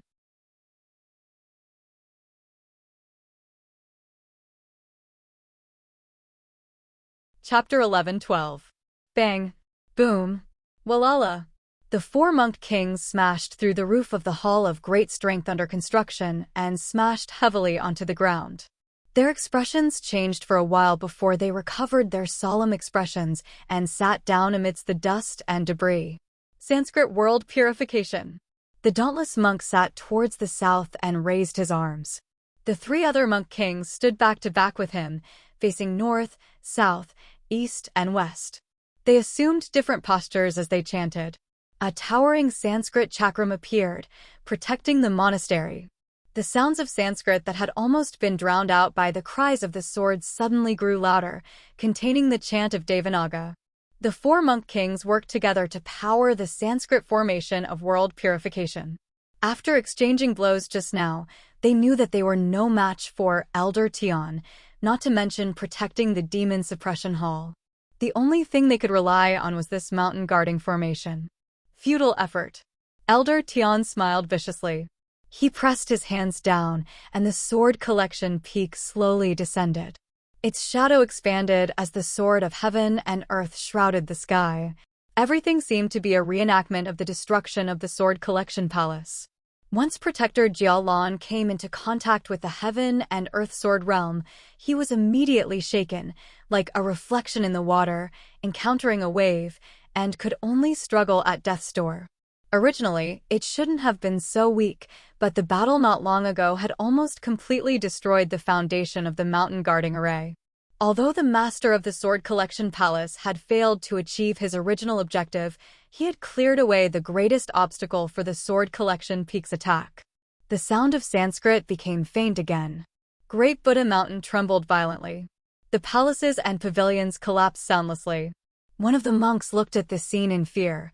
Suddenly, he felt his face moisten, and he reached out to touch it. His hands were dyed red. Looking around, he saw that other than the monks who had survived the heavenly tribulation, everyone else had blood seeping out of their pores, drenching their monk robes. In the blink of an eye, they had turned into a bloodied man. It was only at this moment that he could faintly hear the sharp cry of a sword. Although the battle not long ago had also brought great shock to the monks, it was still a real and powerful force that was difficult to resist, and the damage caused was not extensive. Everything in front of him was like a nightmare coming true. Familiar faces were covered in blood, and they could not help but feel great terror in their hearts. Immediately, someone let out a hysterical scream, and a chain of screams rang out. One after another. It will be a Buddhist holy land. It became a hell. The sound of Sanskrit rose again, but it seemed to be polluted and distorted by the screams. It was no longer a wonderful revelation. It was more like a sinister incantation. Even those monks who had survived heavenly tribulations and had extraordinary cultivation began to waver, and their eyes became bloodshot. Senior brother, this is a demonic tune. If this goes on, all the disciples will go crazy and die. The unraging monk said sternly. He had witnessed the abilities of countless demon folk and heard of many strange demonic sounds, but none of them could compare to this. It could actually penetrate the sound of Sanskrit formation of purification, and even distort the sound of Sanskrit. This was basically unheard of. Hold on. Wait for his King Chu's rescue. The dauntless monk's face was ashen, but he did not waver at all. All right. However, there was one worry that they did not voice out. Would Chu Lai King really be able to save such a terrifying enemy? Right at this moment, a black line suddenly appeared on the horizon, twisting and moving, pulling up a dark cloud that shrouded the horizon. Within the cloud, scales and claws could be vaguely seen, and a majestic dragon head stretched out. The dragon's roar immediately drowned out the sharp sword cry. Clouds followed dragons, and wind followed tigers. However, at a closer glance, the dark clouds in the sky were not actual clouds. Instead, they seemed like thick ink that had melted into water, giving off an ethereal feeling. The dauntless monk was astounded. The Dragon King of the Sea had always lived in seclusion, never paying attention to the affairs of the world. He never thought he would actually leave the Ink Sea, but he wondered whether he was a friend or a foe. If he was a friend, then he would be the rarest form of assistance, but if he was an enemy, then probably no one could save the monastery. As a result, he said, "Your Majesty, this demon wants to destroy the demon suppression hall and lead the demon domain to invade, so please assist us. All life in the world will be grateful for your kindness." "What do the lives of the world have to do with me?" the Dragon King of the Sea said. The dauntless monk's heart sank. Hee, and I was wondering who it was. Turns out it's you, you blind fool. It's been so many years since you broke free from the painting tomb, yet you haven't come to help your old acquaintance. How disloyal. Though, it's not too late now. Work with me and wreak havoc. Let's show all life the terrors of us inanimate objects, said Elder Tion. Inanimate objects? The Dragon King of the Sea said. Dark clouds that resembled ink pressed down, as thin as silk and as tall as mountains and cities, changing and changing, possessing both ethereal and heavy weight. What, are you angry?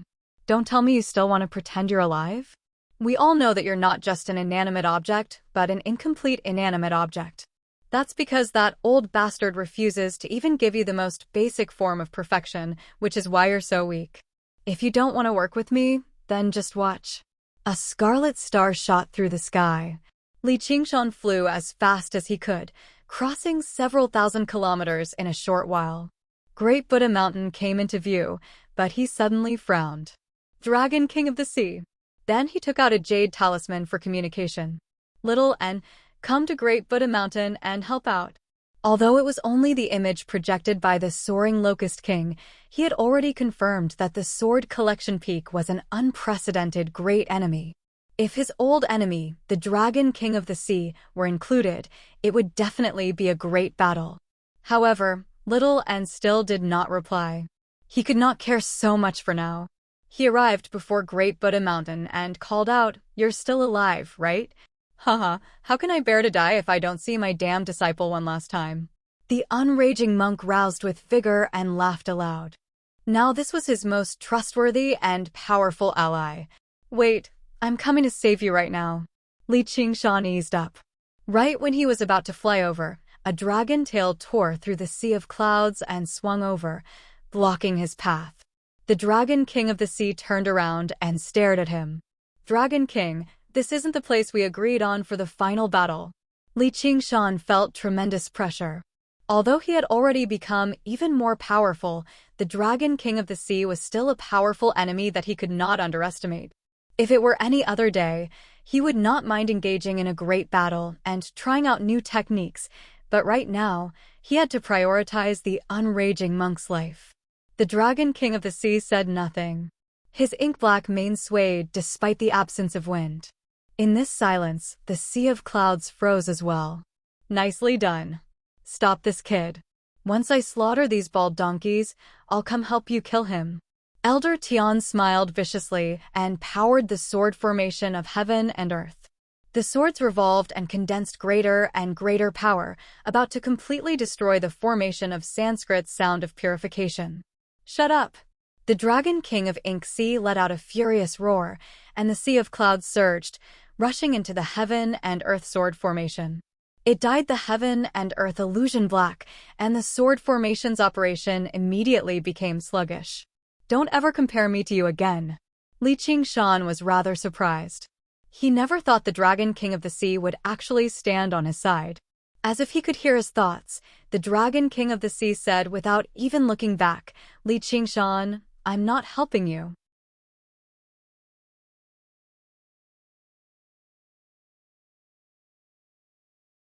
Chapter 11:13. Within the ink-black clouds, the Dragon King of the Sea flew through the air, flickering in and out of sight. He swept up the sea of clouds and surged towards the sword collection peak.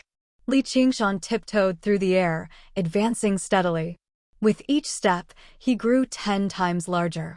The space trembled and produced a hollow echo, like the beating of war drums, growing louder and louder.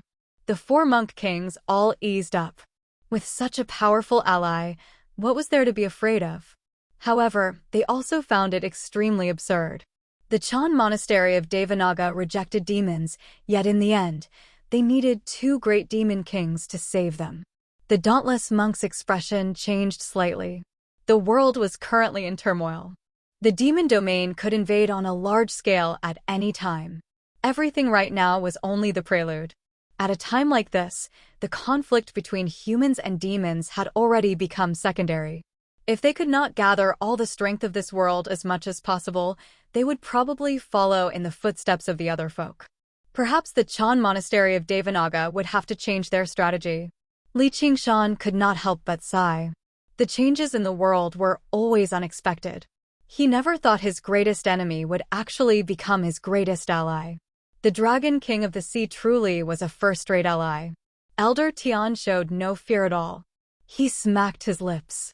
How pitiful. You still can't break free from that old bastard's will. You seem like a dragon, but you're actually just a dog. No, you're even worse than a dog. Dogs can bark a few times according to their own will, but everything you do is a clumsy imitation. Whether I'm a dragon or a dog is not something you can evaluate. And whose will did your vicious sword intent originate from? The Dragon King of the Sea answered with a question. His voice was dignified and mighty, no different from a true dragon's. What a joke. Do you know how the person who forged me died? I can still remember the taste of his blood even now. Why don't you kill that old bastard for me to see? Even that old bastard can't change my sword intent. Elder Tian said proudly. You have to betray yourself to prove your existence? What a pitiful guy. If you're the sword forger, so what? Can you prove that you didn't originate from him? Are you just that much more powerful than a dog? If a dog refuses to admit it's a dog, all it can do is become a mad dog. Li Qingshan shook his head in disagreement. It's you. I'm going to make you regret it. Elder Tian seemed to have been stabbed in pain, his expression becoming increasingly distorted. The heaven and earth sword realm was in a state of chaos, shrinking and retreating in the surging of the dark clouds. The Dragon King of the Sea was deep in thought. Every thought had to be considered if it originated from himself. It was indeed an extremely painful process. When these inanimate objects developed intelligence, the biggest problem was how to coexist with these innate wills. Whether it was to comply or to resist, there was a huge contradiction. Li Qingshan was a living being who didn't seem to be very intelligent, yet he was able to point out the crux of the problem with a single sentence and cause the chaos and contradiction of the forsaken immortal sword soul. It was truly unexpected. To have such a cultivation at such a young age, it seemed like it was not just a fortuitous encounter. Cut the crap! Li Qingshan's body was already more than 7,000 feet tall. He swung the equally huge and ferocious dying flower saber at the hidden sword peak. The saber aura contained the power of vibration, leaving a black trail behind. It was as if even the void had turned black and torn apart. Die! Elder Tian's expression became more and more ferocious. He suddenly opened his arms, his ears, eyes, mouth, and nose shot out tens of thousands of feet of sword aura. The sword aura then combined into one and instantly pierced through Li Qingshan's chest. It then pierced through the dark clouds before disappearing. There was almost no time to react. It easily devoured the skin and flesh, revealing the craggy bones, which also trembled and dissolved in the sword aura. Li Qingshan did not care at all. He gripped the hilt of the saber tightly and slashed into the heaven and earth sword formation. Countless long swords met the edge of the saber, but they all shattered upon contact. Although the saber's momentum was much slower because of this, it was still as steady as a mountain as it slashed towards Elder Tian. Boom! A loud noise was heard. The saber slashed onto the hidden sword peak, leaving a deep mark. The cracks spread quickly, and large pieces of earth and rocks collapsed. Although Elder Tian had avoided the attack, he had never been Li Qingshan's target in the first place. He had long seen that Elder Tian was only a puppet or a sword slave. The real enemy was this hidden sword peak. The phoenix fire on Li Qingshan's chest burned, trying its best to fill the huge hole. This strange hidden sword peak was as strong as expected. If it was not for the Dragon King of the Sea restraining the Heaven and Earth Sword formation and the Heaven and Earth Sword realm, his full-powered slash would not have been able to pose a threat to it. This kind of power had far surpassed that of a normal Grand Cultivator. It had entered a higher realm. If it was a one-on-one fight, there was almost no chance of winning. It was really important to have a strong teammate. It's only SOSO. Li Qingshan laughed maniacally and slashed towards the hidden sword peak again. A light spot suddenly lit up between his brows. A huge sense of danger rose in his heart, and he hurriedly pulled back his saber to block. Boom! A streak of light collided with the blade and erupted with 1,000 streaks of light, like resplendent flowers. Every single streak of light was almost as powerful as a strike from a Grand Cultivator of the sword. Li Qingshan's colossal body retreated as well. His feet carved out 2 deep ravines in the ground. He pushed back with his right foot and crushed a small mountain. Just now, he had stopped, but before he could even catch his breath, the 1,000 streaks of light reversed and shot towards his vitals. The way of the sword was profound, and he could not dodge them.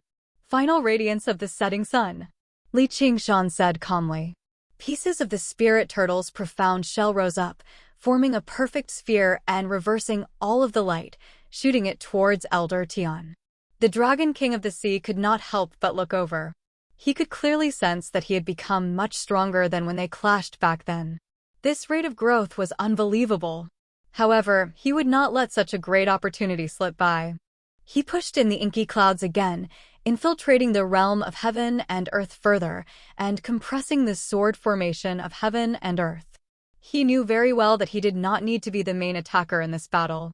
Elder Tian's expression changed slightly. As a demon, Li Qingshan possessed a little too many abilities. He pushed forward with his hands and collected all of the streaks of light into his palms. He closed his hands and condensed the streaks of light into a ball of light. Then, he swung out forcefully, and a ring of light appeared, dispersing the thick inky clouds. He faced 2 enemies alone while maintaining his pressure against the 4 monk kings. He actually did not lose the upper hand at all. Kid, this sword is very powerful. If it weren't for the fact that he doesn't have a corresponding sword master, you wouldn't be his opponent at all. The wild flower blade soul who never spoke much in battle could not help but say. He's going to have a sword master very soon. Watch as I suppress and subdue him, Li Qingshan said. Don't you dare. Cut him down. That'll depend on your performance. Come, madman at the end of the road. Li Qingshan laughed aloud. He became one with the blade and swung about wildly, knocking away the streaks of light that whistled over. He approached the hidden sword peak step by step. The collision between blade aura and sword chi was thunderous. At this moment, there was a flash of red on the horizon. A streak of scarlet light whistled over and struck the hidden sword peak. You're tuning in to the Warrior Lore YouTube channel. Don't forget to subscribe and join us on this journey to catch the most captivating stories.